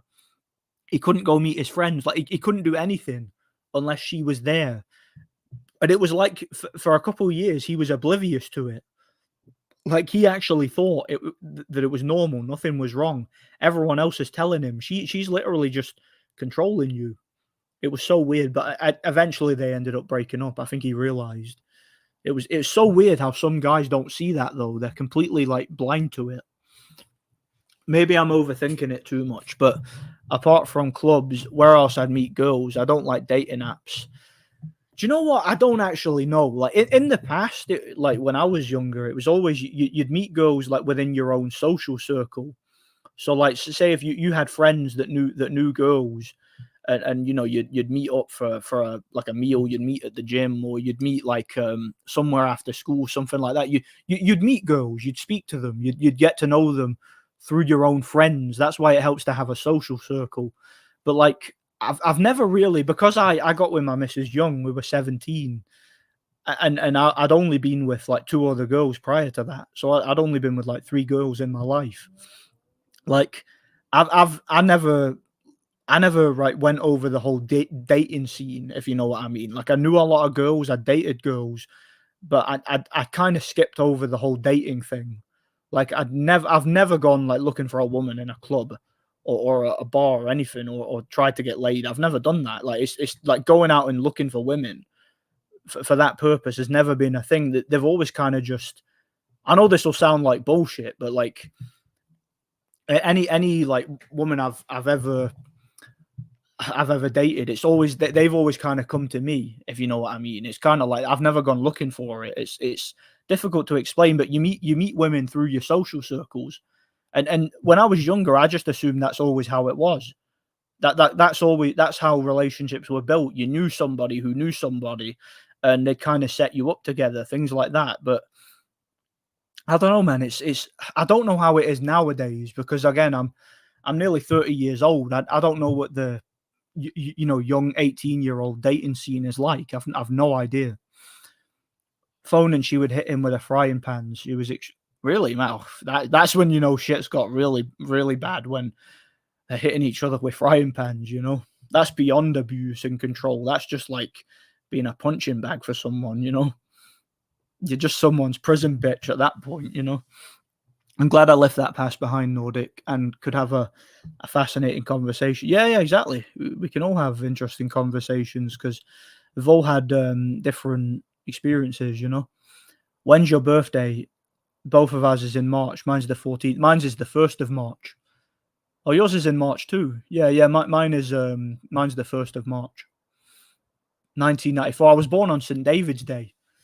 Interestingly, I was born on the exact same day as Justin Bieber. We're the same age and we have the exact same birthday. I think Mikhail Kessler, he also was born on St. David's Day. Porn gives people a very distorted idea of what sex is about. It's messed up and weird, yeah. Yeah, definitely. Because you like, I don't watch porn at all, but I know like when you watch porn, you get a certain idea of what like a woman looks like and what a sexual encounter looks like. But in real life, you wouldn't know what to do, because if you'd been watching porn, it would be just completely different to real life. I got kicked out of my auntie's house last year because I called my cousin a sket because she's selling pictures of her feet to pervs. Well, all you did was tell the truth, though. So clearly your auntie has a problem with honesty. So fuck her. She's a bitch. Sorry about that. But again, honesty, eh? If she had a problem with you being honest, then that's her problem.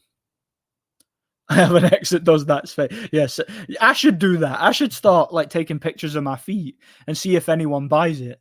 Like, would you guys give me a super chat if I just like started showing you my feet? I mean, I showed you my tail. That's got to count for something, Yep. Without Jesus, life has no objective meaning. Exactly. Because Jesus Christ died on the cross so that we could have everlasting life. Once you understand that, life becomes perfectly clear what it's all about. My friend Rio thinks I am ripe to become a born-again Christian. Not sure why she feels like this, but in the interests of honesty. Well, hopefully that's true, and there's no time to lose. Because you could have a heart attack tomorrow and you could die. So, become born again before it's too late. Yeah. Again, that's the thing, what I was saying about normalization. It's normal now for young people to have a virtual girlfriend. It's normal to fall in love with an anime character or something like that, or fall in love with a woman you've never met on Twitch or something, or on OnlyFans.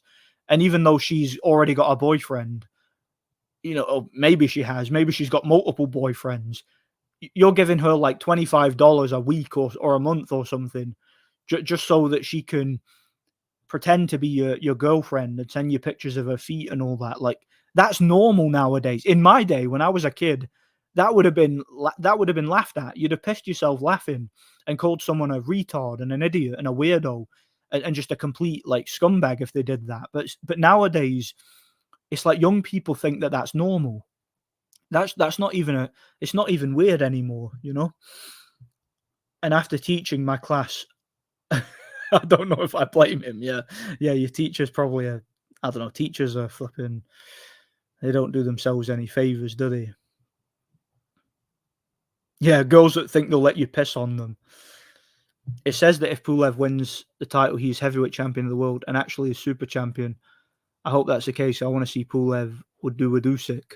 Yeah, that's the thing. Look, it's a title. Whatever any of the snobs and pretentious like boxing purists think about it, it's still a title. And your countryman winning a title, you should be happy with it. There's nothing wrong with it. It is what it is, In relationship abuse is a hidden epidemic, unspoken. Yeah, and it's weird how some people are just blind to it, like I was saying. Like, other people can see it, it's so clear. But when you're in that abusive relationship, you don't understand it. You can't see it until something bad ends up happening, Oh yeah, Pulev would probably put up a better fight than Joshua over Usyk because he'd probably have more confidence, The abused partner thinks it's normal because the abuser manipulates them over time. Yeah, they kind of gaslight them and manipulate them. Meet a good girl at the library or a gun show. Do you know what? A gun show, that'd be a banging place to meet a woman. Could you imagine meeting a woman who's like a pure like gun nerd? I would love that, man. That'd be amazing. It would. Oh, shout out to Thomas Connolly for the contribution. God bless you, man. On behalf of the chat for the tail picks. Yeah, I mean, look, at the end of the day, I earned it. I showed you my tail. What YouTubers do you know who will show you their tail? I mean, you guys are getting like quality content here. Quality content. A wedding, but thanks for the contribution, man. God bless you, Thomas. A wedding, a family reunion, someone else's family. Yeah, you can meet women at a wedding. If you know the family and you know somebody who knows somebody, they could set you up. They could get you to meet each other. No clubs, no dating apps. You won't find any intelligent and serious woman there. Join a group activity, whatever might it be. Something that doesn't attract degenerate normies. So yeah, stay away from clubs because all you'll get is thoughts and skets in clubs, I put a dictionary list of psychology techniques, gaslighting, triangulation. Yeah, exactly. That's what it is. You might meet a conservative slut at a gun show. Yeah, whatever that means, a conservative slut. I like the sound of that. Me and my dad are only really base family members, although others are waking up more. Yeah, I've got a few base people in my family. Like my mum's quite based.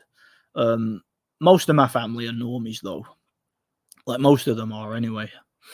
But yes, like some of my more immediate family are quite based. Like some of my uncles are based in that. I made a torn porn joke once to someone. Of course, I didn't mean it. That's hilarious. A toe porn joke, sorry. Yeah. How bad is society when girls earn money by showing their asses to everybody while there are numerous people working hard, full-time jobs and barely making ends meet? Yeah, I mean, it goes to show you there's no incentive for a woman to like work a normal job if they can just make money doing that. There's no incentive. Why would a woman ever get married and settle down when she can make thousands of dollars showing pictures of her ass and her feet? Like, why would they? I didn't realize toe porn was an actual thing. Yeah, you'd be surprised. Mate, I could probably like upload a video of me eating a bacon joint and somebody would probably get off to it. Somebody would probably see that. Like that would be porn for somebody, Yeah, they sell their dignity for easy money. Yeah, that's what it is. I'll be honest. The dating scene nowadays for my age group is through clubs and stuff, but F that, yeah.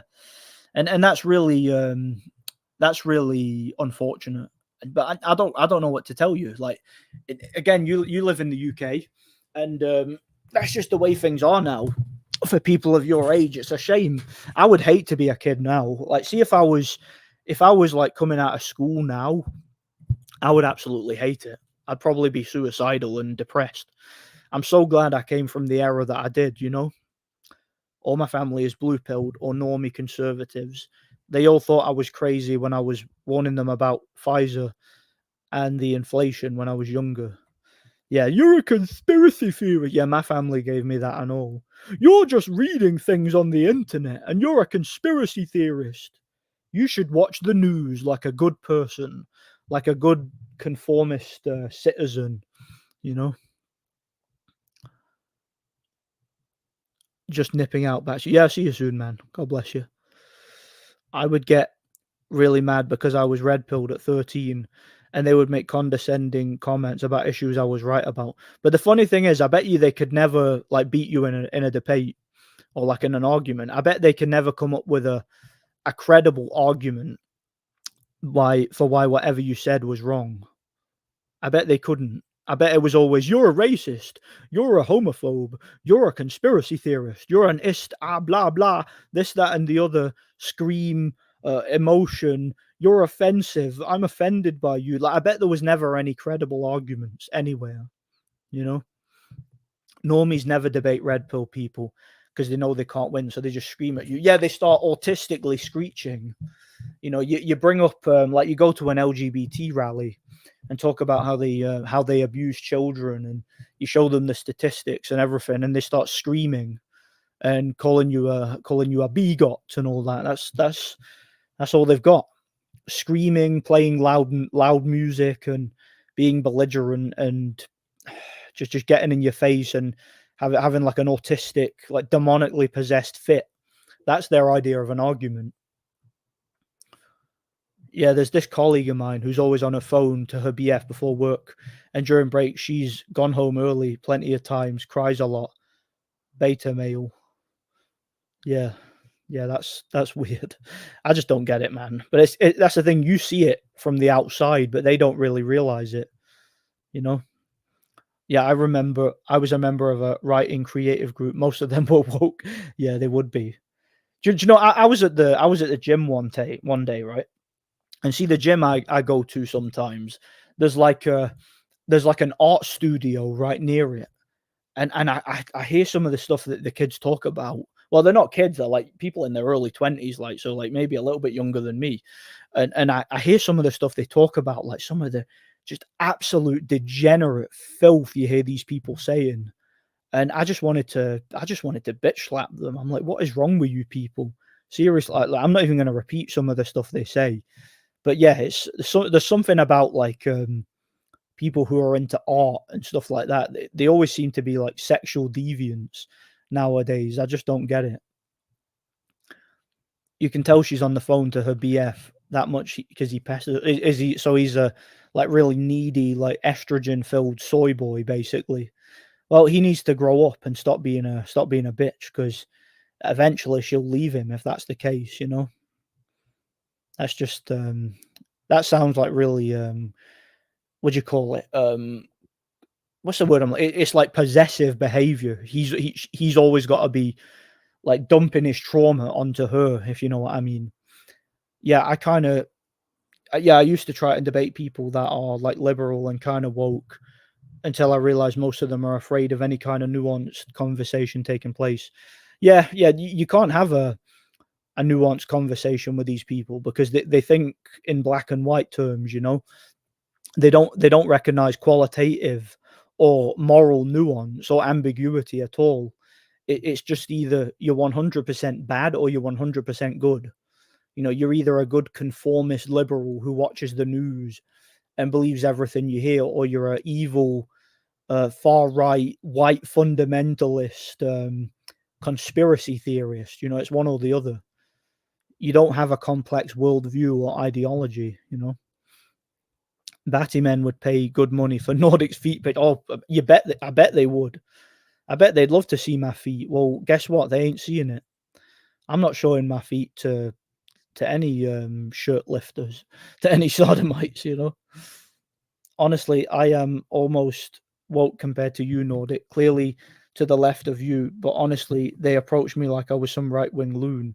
Well, to them, there's no such thing as being like a centrist or being moderate or milquetoast in any way. You're either a super duper alt-right Nazi skinhead racist, or you're like or you basically take it up the ass and you're a gay boy, basically. There's one or the other. One or the other. It's never anywhere in between. At least in regards to those people. Stop watching the news on the TV about 5 years ago after that silly national action story was clearly an MI5 GCHQ setup, and I hit the button off. Yeah, of course it was. As is pretty much everything that's on the news, you know. I'm 19 and just graduated high school this past year, and a lot of the women my age just go out to the club and sleep around, want to be OnlyFans models. Yeah, it's a shame, man. When I was a kid, we had no OnlyFans. That wasn't a thing. So if you wanted to be a thought, you actually had to be attractive. You know, if you were an ugly bitch, you had to be nice. Otherwise, men wouldn't talk to you. It was better that way. World was a lot better. There's a church only 100 meters down the road from me, but I stopped going there because they allowed gay people. And yeah, there's churches in Glasgow like that. They've got like the LGBT flag outside it, and they're like, "Oh, we let anybody in here, even if they take it up the arse." So I'm just like, "Whoa, so you're not a church then? You're basically just a community center. You're not a church." And you see the way that women dress when they go to church, and you know, just dressing like sluts and all that, and you can just tell these people aren't led by the Holy Spirit. You know, if you're going to church dressed like a slut, you're not led by the Holy Spirit, and you're certainly not repentant if you are openly a sodomite and you're going to church. You know, you don't understand the concept of repentance. Actually, there was a few knew that if Pulev beats Char, Pulev will face Martin Bakole. That's an interesting fight. That would be a nice eliminator fight, yeah. Martin Bakole, he's a very big puncher and he's a tough guy, but his stamina is quite poor and his defense isn't great. So I would actually favor Pulev in that fight. Be a close fight, but I think Pulev could win it on points. They go to clubs. Where are you located?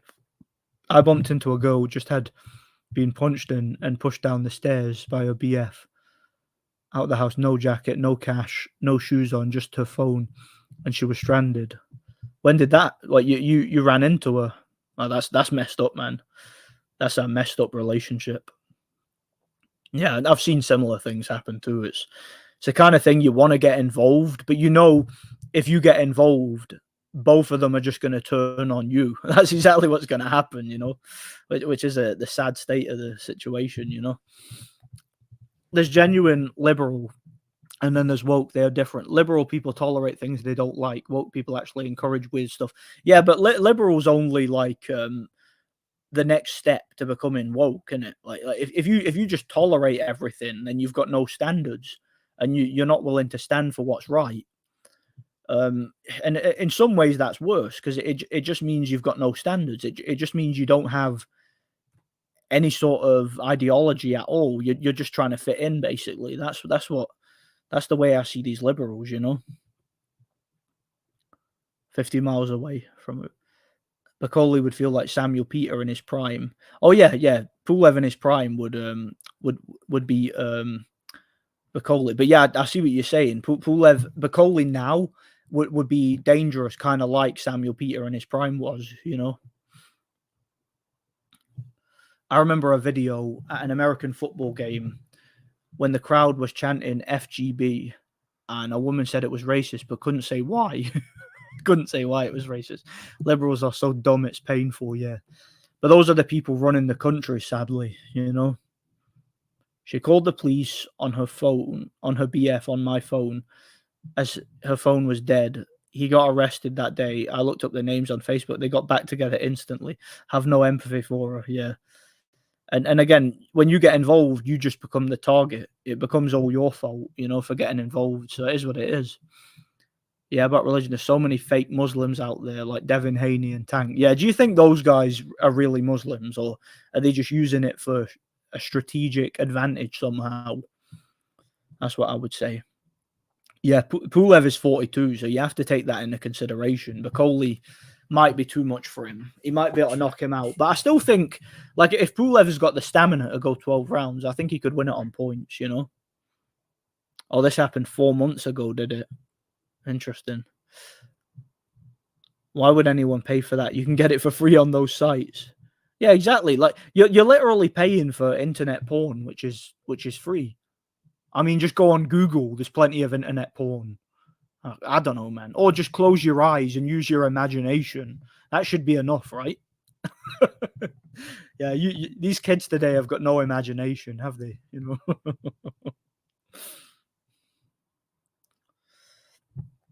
Yeah, at the back of my mind, I knew she'd get back with him. That's why I only had a certain amount of sympathy for it at first. Well, clearly she likes it then. Clearly she enjoys getting beaten up and pushed down the stairs if she's going back to it. So that's what it is. Let her deal with it. It's her problem, you know. That's what it is. If I found out my sister's BF was abusing her, he would be going on the missing person list. Oh, mate, exactly. Listen. I've got a sister, right? If I found out that too, let's just say it would be dealt with. It would be dealt with instantly, and it would be dealt with quietly and subtly.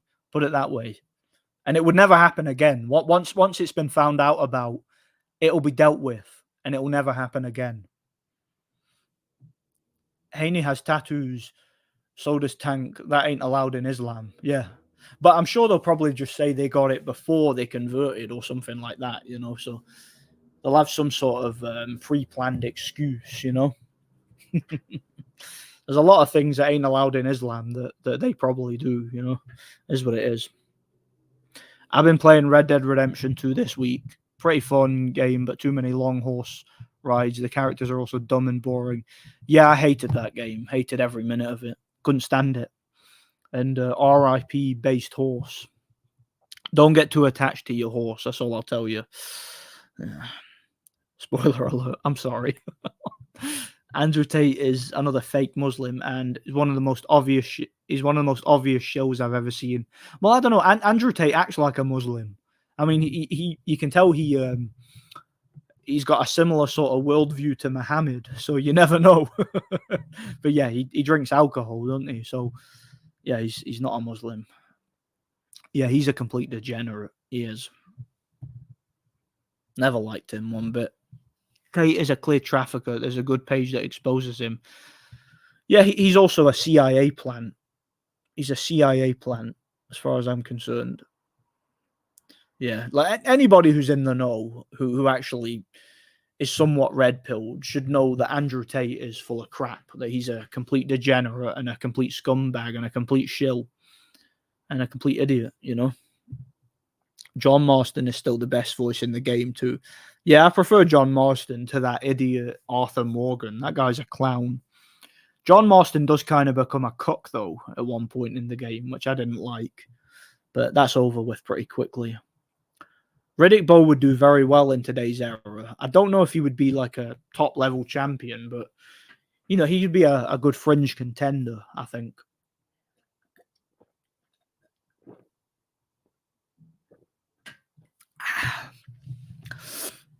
Oh, that's good. But yeah, I think he'd do all right. Just going for a piss. I'll be back in a minute.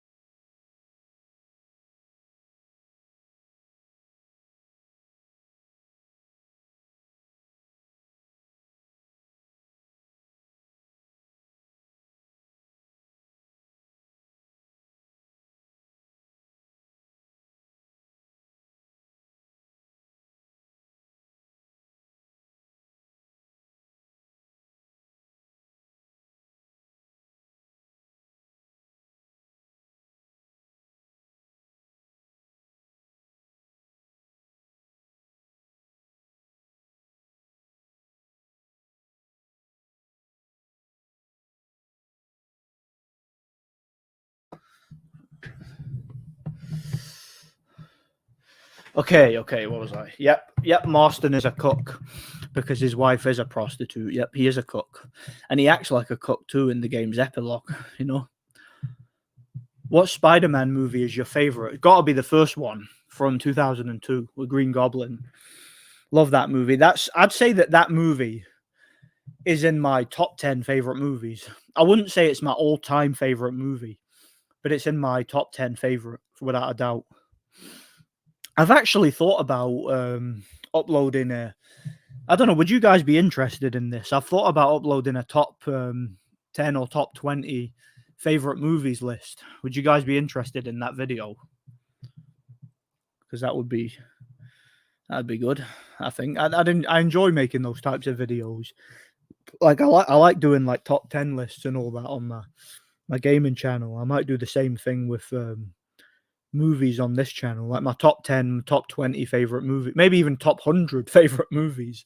That'd take ages to make, but yeah, I could upload my top 20 favorite movies. Most OnlyFans women make barely anything. Parole being sold lies that you don't need a family or a man. Yeah, it's cultural Marxism. It's to destroy the family unit. That's exactly what it is. And sadly, it will be too late. Yeah, it's too late to change now. It is too late to change now. It's the end times, man. That's what it is. If Pulev gets in the shape he was against Bogdan Dinu, I see him beating both Char and Bakoli. And in his form against Dino, he was a beast mood. Oh yeah, he was hurt in that fight and he was cut, but he came back to win it. Showed a lot of heart. I thought that was good. These OnlyFans women will learn the hard way when they get old. Nobody is interested anymore, or in a big house alone with no husband or kids. Yeah, surrounded with cats who are probably going to eat them when they die, and they would deserve it too. Gonna sound strange, but I thought most of the things you did about Red Dead Redemption 2 at release. Then I was at a party and my friends convinced me to finish it. Still have mixed opinions, highs and lows. Yeah, I couldn't stand Red Dead Redemption 2, man. You said AJ is a cook. Explain why. Did I say AJ was a cook? I can't remember saying that. I can't remember saying that. Maybe it's because he was like cooking for women's boxing or something. Have I watched Harry Potter? Yeah, I've seen all the Harry Potters. Seen them all. Read the books, played the video games. I've got a soft spot for Harry Potter. Like Harry Potter's really dumb, but I've got a soft spot for it. Like quite a bit of nostalgia, you know. And there's so many memes from Harry Potter that it's really funny, you know. Yeah, you should make it. You probably know more good obscure movies than I do. Yeah, I like a lot of obscure movies, but to be fair, I do like a lot of mainstream movies too. Like, for example, I love, say, the Lord of the Rings movies. I think those movies are amazing. Those are probably my favorite movies. Like, there are some, like, critically acclaimed mainstream movies I like, but there's also a lot of obscure movies that I like indie movies and stuff. And I'm not one of these, like, stupid, pretentious film snobs. I'm not going to be like, oh, my favorite movies are Blade Runner and flipping The Matrix and what else? The Lighthouse. Like, no, I'm not one of these stupid, like, circle jerk wankers who pretends to like these, like, crappy, like, overrated sci-fi films. No, like, I like movies that are entertaining. If a movie's entertaining, if I have fun watching it, then I like it. It is what it is. And like Lord of the Rings, they're like the most obvious, like, epic fantasy movies that are just fun to watch. Like, I don't know how you could watch those movies and not at least be entertained by them, you know? Plus, I love the books too and the video games and that. In retrospect, it was probably compromised by Sweet Baby. Did you ever play Red Dead Revolver? Yeah, it was compromised by Sweet Baby. They wrote the script for it. And that's why it's filled with such sodomite, degenerate propaganda, you know? Red Dead Revolver, never played it. I know that was the first Red Dead game from Rockstar, but I never played it. Never played it. What's my favorite Harry Potter movie? It's got to be the second one, Chamber of Secrets. I actually think, I know that movie's full of plot holes and it's really dumb, but I love it. I think that movie was fantastic. I think the special effects in that movie were some of the best I've ever seen. It had some great, like, practical effects, like animatronics. The CGI was, again, some of the best I've ever seen. The movie was actually quite scary. It was quite mature, and it had a lot of mystery. It had some really good action scenes. Like, I really enjoyed that movie. Like, there's something about that movie, The Chamber of Secrets, which is the second Harry Potter film, if you've never seen it. That's one of them films where, to me, it's like such a great popcorn movie, if you know what I mean. Like, where you can just sit down and have your dinner and spend a good couple of hours. Like, the movie's like 2.5 hours long or something. It's a long movie, but it's so well paced and it's so funny as well, and it's well acted. And I just think that's one of them movies that comes together really well. I think it's honestly, that's probably the only movie in the Harry Potter series that I think is just great as a standalone movie. Like, not as part of the series, just a standalone like popcorn film. I think that one's really good. Like, you could tell that movie had so much like passion behind it, and it was so well made. Like, everybody had a blast making it, if you know what I mean. Like, that was the last one that had like just amazing special effects. Like, it was kind of like it had that whole like 90s edge to it, even though it came out the early 2000s. But it also had like animatronics and great effects and some of the best CGI ever. Like, I think that movie's awesome. I really enjoy it. I think it's a masterpiece, actually. It's not the Russians or the Chinese. All the Western nations have rotted away from the core. Yeah, yeah, of course they have. Yeah, the Harry Potter movies have so many plot holes and things that make no sense. It's true.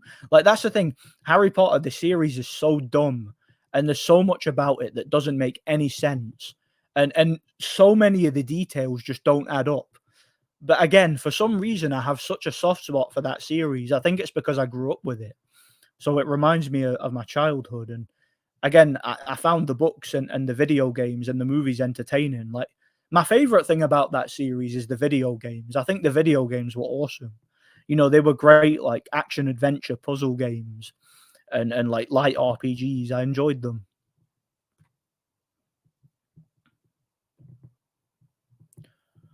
I heard that AJ looked a little bit soft in the latest face off. I don't think it'll make a difference. He's facing a guy who's 0-1 in boxing, so I don't think it'll make a difference. You know, I don't hardly watch any films. What one shall I see? Well, if you want to see a good recent film, Hawker, I'd recommend Nefarious, the movie Nefarious from last year, as well as Sound of Freedom. You know, you're kind of based, so I think you'd really enjoy those two. I really do, especially Nefarious. I think you'd love that movie. That is a great movie. Is it true in the end men get the last? Yeah, of course it is, because men don't age as quickly as women. As Andrew Tate would say, women age like milk. He's right about that, you know. The Hobbit movies were awful. Yeah, the Hobbit movies weren't anywhere near as good as the Lord of the Rings movies. I mean, they were watchable, they were somewhat entertaining, but Lord of the Rings movies were so much better, so much more well paced, better special effects, less CGI, and more practical effects, and just great acting, great writing, great dialogue. They were just such authentic movies. They're my favorite movies ever. The Lord of the Rings movies. Order of the Phoenix might have been my favorite. You know, yeah, that's a good film too. I like that one as well. Order of the Phoenix. That's a fun movie, but I do prefer the second one. Never watched Harry Potter. Yeah, I can't imagine like Hawker. I can't imagine you would be into Harry Potter. That doesn't seem like the kind of thing you'd be into. You know, Dumbledore. Yeah, he is. I was talking about this before. Dumbledore is more evil than Voldemort. He is. Like, Dumbledore is the real villain of that series. Dumbledore's a narcissistic, manipulative psychopath. He is. And yeah, I talked about that at length before. He is. Goblet of Fire is my favorite. Yeah, I like that one too. It's weird. Goblet of Fire, that's a movie. See, when I first saw it, I hated it. When I first saw it in cinema as a kid, I didn't like it one bit. And I think it was because it was so different. Like, it was drastically different in its tone to the first two, or the first three, sorry. But see, when I watched it again years later and watched it as an adult, I actually really enjoyed it. I think that's a really funny movie. And again, it has some great action scenes. It's got like some pretty good special effects. I think it's a great movie. Again, like, it's a great popcorn film, and it's a great movie to watch purely for entertainment. You know, I'm surprised you haven't played Red Dead Revolver. It's very similar to Gun and other PS2 westerns. I think you would like it. Might be hard to get a physical copy. I'm not sure. I might try it. You know, I'm a retro gamer, so you never know. I might buy it and I might review it. We'll see. Wouldn't mind trying it. Would Crawford beat Canelo in a real fight? But let's say Crawford weighs in no more than 161 pounds rather than 168 because he'd be too slow. I think he could beat Canelo, especially since Canelo just seems completely shot now. Like his knees are shot. He's so slow. He's so like lethargic in there. I think Crawford could outbox him and outwork him and win on points. Like I don't think he'd stop Canelo, but I think he'd win on points. Yeah, based Hagrid. Yeah, Hagrid's like a really based character. He is. I like Hagrid. He's probably my favorite character in that series. He's based. Yeah, Nefarious. Watch Nefarious. Oh, you saw Sound of Freedom. That's good. If you like that, I think you'd like Nefarious. Yeah. Lord of the Rings, the originals were set. They were filmed in New Zealand on like actual practical sets that looked real, and a lot of it was real. You know, it was. I've seen the behind the scenes making of those films, and it's fantastic. The amount of effort that was put into them, the amount of time, and the amount of dedication it took to make those movies was so fantastic, and it paid off. You know, it was similar to Braveheart in that sense. There was just so much attention to detail in terms of making everything look real and authentic, and just immersing the viewer into the world, doing such great world building. It's fantastic. You'll never see a film like that again. Like I don't think they'll ever make films like Lord of the Rings ever again. I honestly don't. Snape was sickened by how cold Dumbledore was towards Harry. Yeah, he was, and like Snape was an edgelord, but like the way that he you could tell that he did care. He did have an ideology, and he did have a moral compass. But Dumbledore had no moral compass whatsoever because he's literally a psychopath, and that's the thing with psychopaths.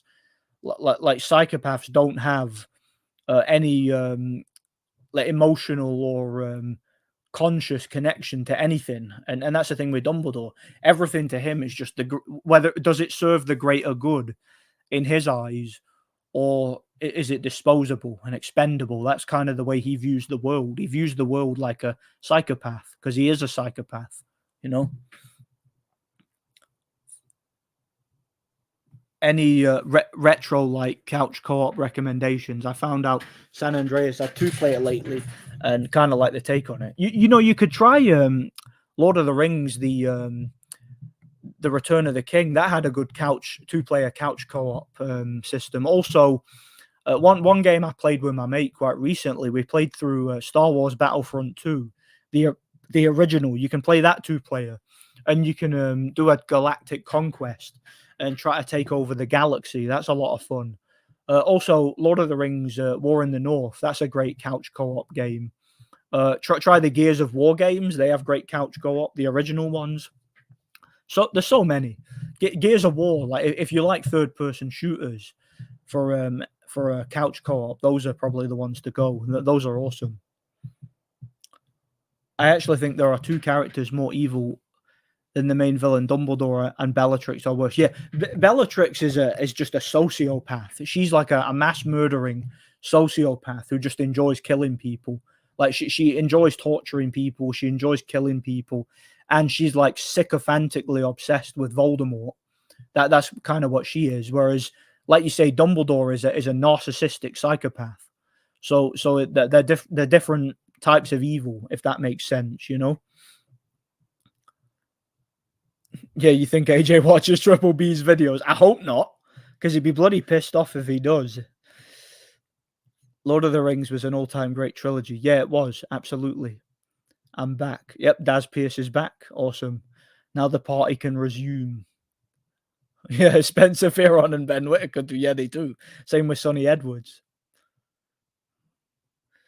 Yeah, GTA 6. I'm hoping that Sweet Baby Inc. have nothing to do with it, but I very much doubt that. I've got a feeling that it's going to be filled with propaganda, you know, for Frodo. That's such a great scene in it. Where do you know the speech that the speech that Aragorn gives. I used to know it off by heart. It's like, when the age of men comes crashing down, but it is not this day. This day we fight. By all that you hold good in this earth, I bid you stand, men of the West. Like that.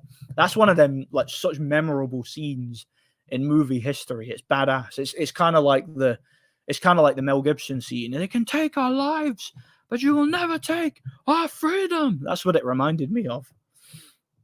Some of the biggest plot holes in the Harry Potter series. Where do I even start? Like, why wasn't the Philosopher's Stone under the Fidelius charm? I mean, because all the problems in the first one would have been finished. How did? I mean, this can be explained by Dumbledore being a narcissistic psychopath. But let's just put that to a side and just look at it logically and pretend he's a good guy, right? How did Dumbledore and the rest of the teachers not know that Voldemort was literally in the castle on the back of Quirrell's head? When there was a giant snake turning everybody into stone, literally going around trying to murder students, why didn't they close the school down? Why was there no government oversight? It doesn't make any sense. I mean, what else is there? There was so many of them. My mind's kind of going blank here, but there was so many plot holes in Harry Potter, so much shit that didn't make any sense. I'm trying to think of it. It'll come to me. There was a lot of them. Why didn't they use Polyjuice Potion in the numerous, like, myriad of situations where it would have been so advantageous to do so, but they don't use it? You know, they kind of forget that the invisibility cloak exists when it's convenient. You know, they forget that there's paintings that literally watch everything that happens in the castle that seem to be somewhat omnipotent, as well as ghosts. You know, they forget that stuff when it's convenient. Like, there's so much stuff that just doesn't add up when you put all the details of the entire book series together, you know. While I was out, I remembered the hatchet job Channel 4 did on Tim Farron. I know people who have had dealings with him, and Farron is a really nice bloke by all accounts. Well, that's the thing. Channel 4 is just a propaganda. It's just a propaganda network. That's all it is. It spews like constant misinformation, constant lies. It's defamatory, and it's just they're just scum. That whole network should be shut down by force, as far as I'm concerned. They're scum. GTA 6 trailer was just black women twerking for most of it. That tells you everything you need to know, doesn't it? Who is more based, Nordic or Triple B? I don't know. I'll let you guys decide. Well, there you go. Boxing fans said it. Nordic. What can AJ do even if he sees him? If he does anything, Triple B will just rinse. Yeah, he would. Like, you can't you can't really win an argument with Triple B. He'll just roast you and just humiliate you, you know? I also love the "get up, you son of a bitch," because Mickey loves you on Rocky 5. Yeah, I love that scene as well. That's another one of them, like, real motivational scenes, you know? Yeah, Harry dies nearly every year, but he keeps going. And do you know what's funny about it as well?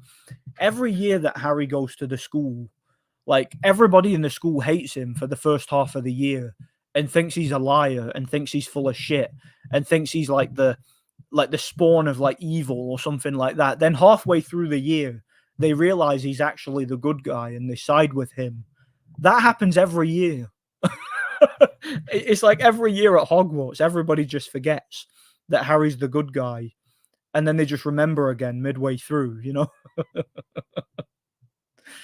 that hatchet job. Oh, here's another one. Why does Slytherin exist? If every kid that goes in Slytherin is just inherently evil, why does that house exist? It doesn't make any sense, but I digress. That hatchet job was a disgrace. Farron is a Christian, but also a milquetoast tolerance guy, and I could actually imagine myself having the same done. Bloody Kathy Newman. Yeah, Kathy Newman got absolutely rinsed by Jordan Peterson, and she's never been the same after that. Like that's what she's literally known for. She's known for getting absolutely humiliated by Jordan Peterson. That's literally her legacy, you know. EA Sports Boxing Club is a good game, but they don't have AJ in the roster. Do they not? I thought they would have had AJ. That's interesting.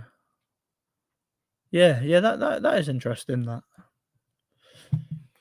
Dumbledore also wasn't as powerful as he seemed. He was only strong because of the Elder One. Yeah, that's one of the plot twists. Basically, everyone thinks that Dumbledore is like this omnipotent, like unstoppable, like godlike figure. They think he's an omnipotent, all powerful wizard. He was a lot of what he does is really smoke and mirrors.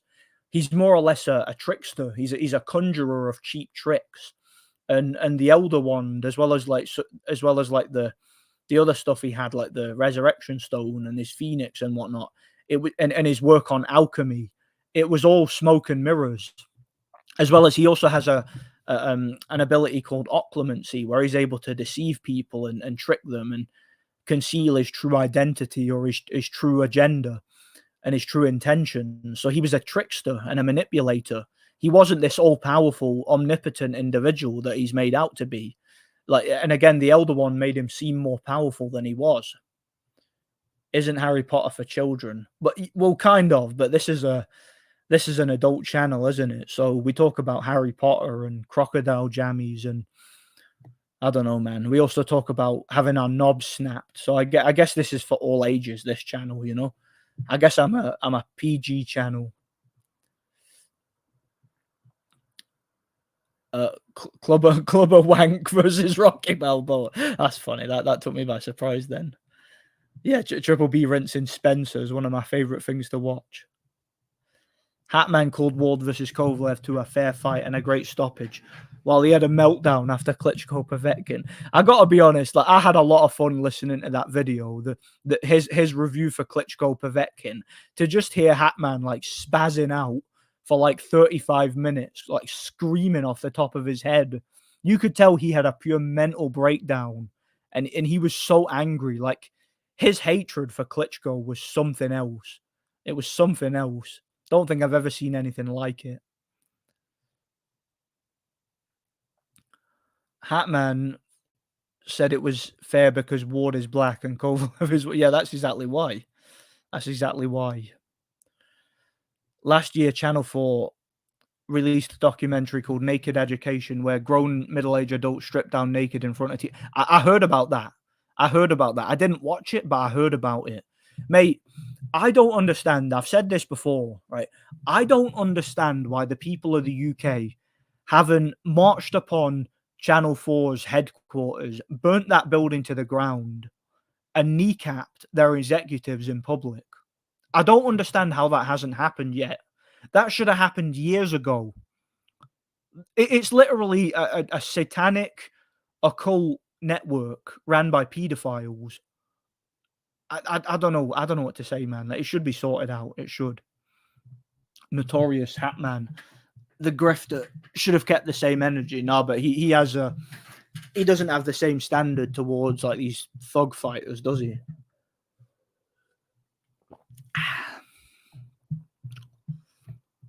Sven, is the video still up? Did he literally say that? I don't know if he literally said it, but he probably meant it.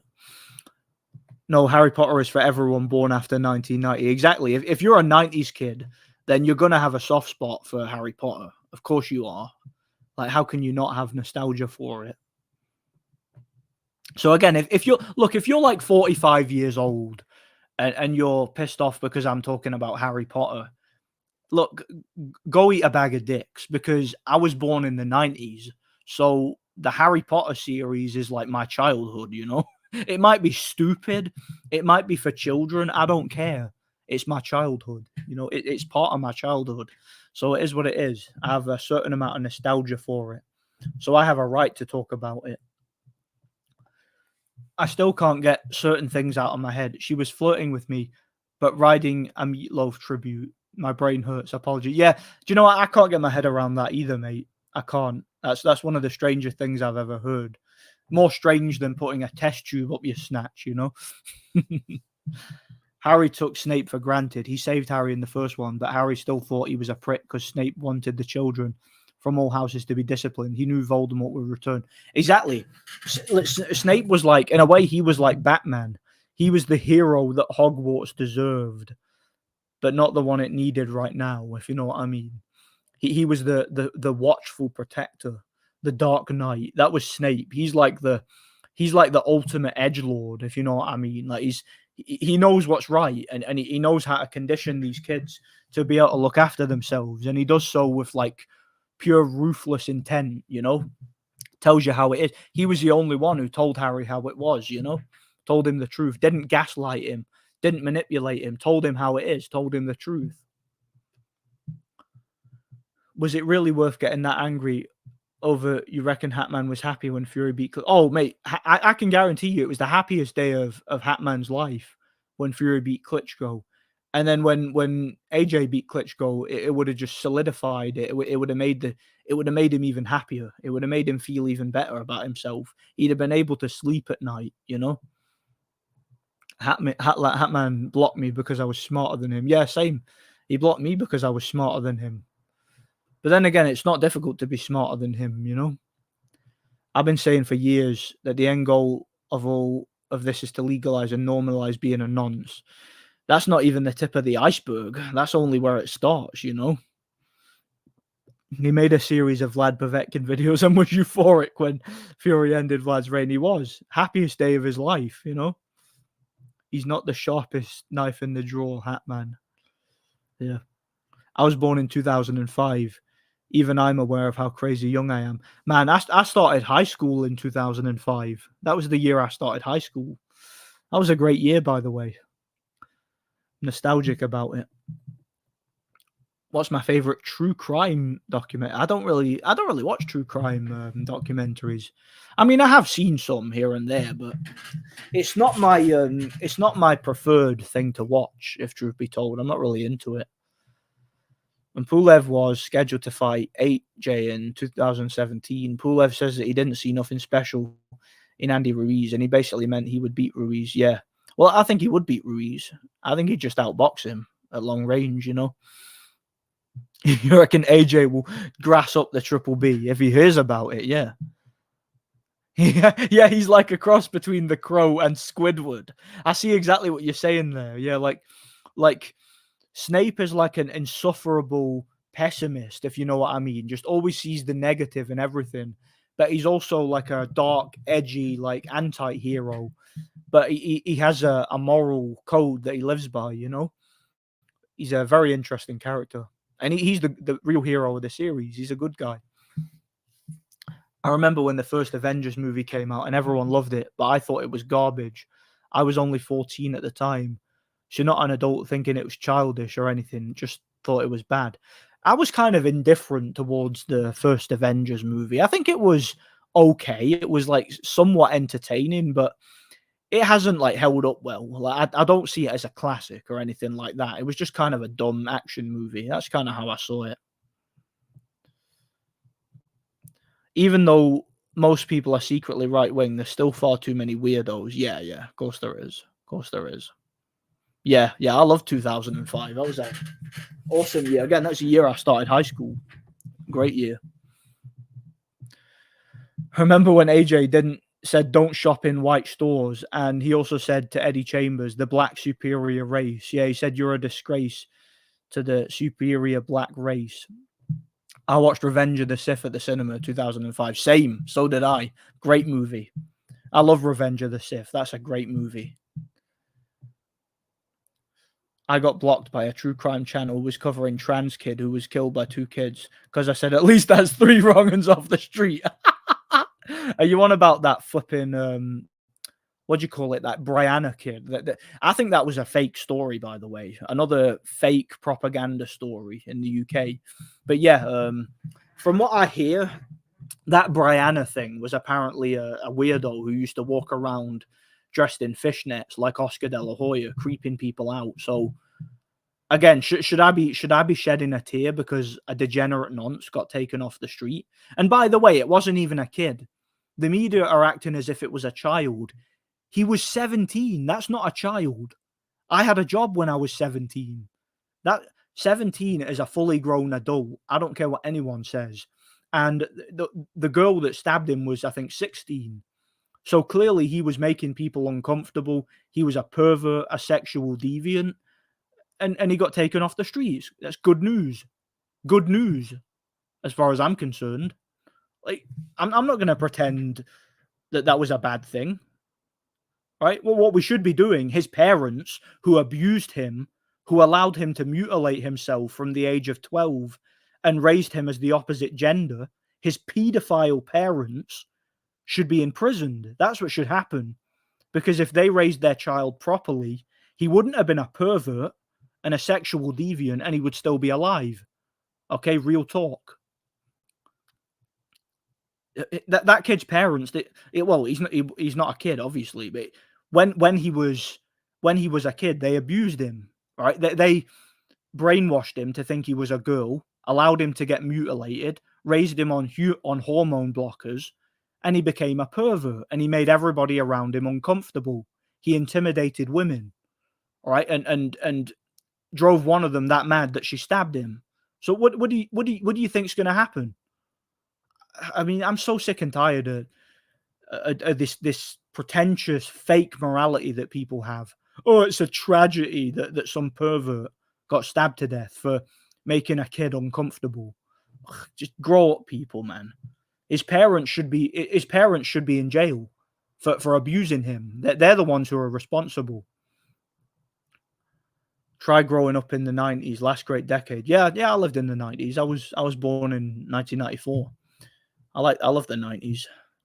The 90s had the best cartoons by far. The Fantastic Four movies are underrated, cheesy, but something about them that's enjoyable. Yeah, I like the first two. Well, the two from the one from 2005 and the one from 2007. I like those movies. I think they're entertaining, particularly the first one. I enjoy that movie. It's not a masterpiece, but I enjoy it. I always remember 2005 for the Ashes, which England won after 1987. Yeah, against Australia. That was a big win at the time, wasn't it? First time in many years. I remember Hatman saying he competed in the ABA as an amateur, and he also used to box in David Hayes' former gym, Fitzroy Lodge. Yeah, I'm skeptical about that. I wish I could go back 2 or 3 decades.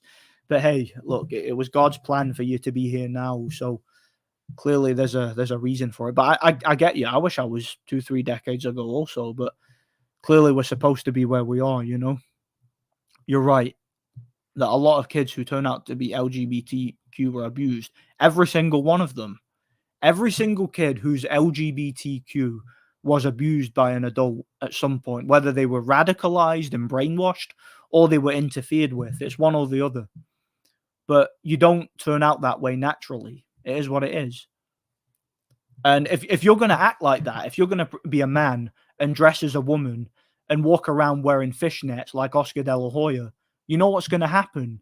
People are going to be intimidated and they're going to be creeped out and they're going to be uncomfortable. And you keep it up, you're going to get stabbed, and you deserve it. It is what it is. Real talk. It is what it is. Yeah, trans people they're narcissistic autists, right? Have you ever met an autistic person who basically they have a set routine, and if everyone else doesn't validate that routine, they start spazzing out and screeching and as if they're demonically possessed? That's what these trannies are like. You use my pronouns, or I'm going to scream until I get what I want. These people should be bitch slapped. I'm not even kidding. When someone tells you, I have a pronoun and you have to use it, I'm not joking. They need to be caned. In the old day, they would have been caned by their teacher. Shut up. You're not that important. Grow up. And they would grow out of it. That's what would happen. My nephew was born in the 90s, and I thought all them cartoons he was watching were fruity. Well, you were wrong, because the 90s cartoons were based. Teachers always hated me, school, because I wouldn't conform and always question things. Yeah, same with me. I got in trouble all the time at school because of that, you know? My pronouns are he and she, that's it. My pronouns are, people who use pronouns are retarded. Yeah, he's the good kind of autistic. He's like the genius autistic. He's not the scream at you for not using their pronouns autistic, or scream at their mother for you know, not having the exact amount of flipping Cheerios in the bowl or whatever, you know. Have you ever bitch slapped a girl? Absolutely. I've bitch slapped a few girls in my time. Some of them like it. But on that note, we've been going for over 4 hours and starting to get a bit tired now. So, yeah, going to call it a day. I'm going to wrap this one up, as they say. I've enjoyed it. It's been an interesting one. Thanks for watching, guys. God bless each and every one of you. Stay based, stay vigilant. Don't be a sodomite. Don't use LGBT pronouns. Be a good person. And yeah, it is what it is. God bless each and every one of you. Stay vigilant.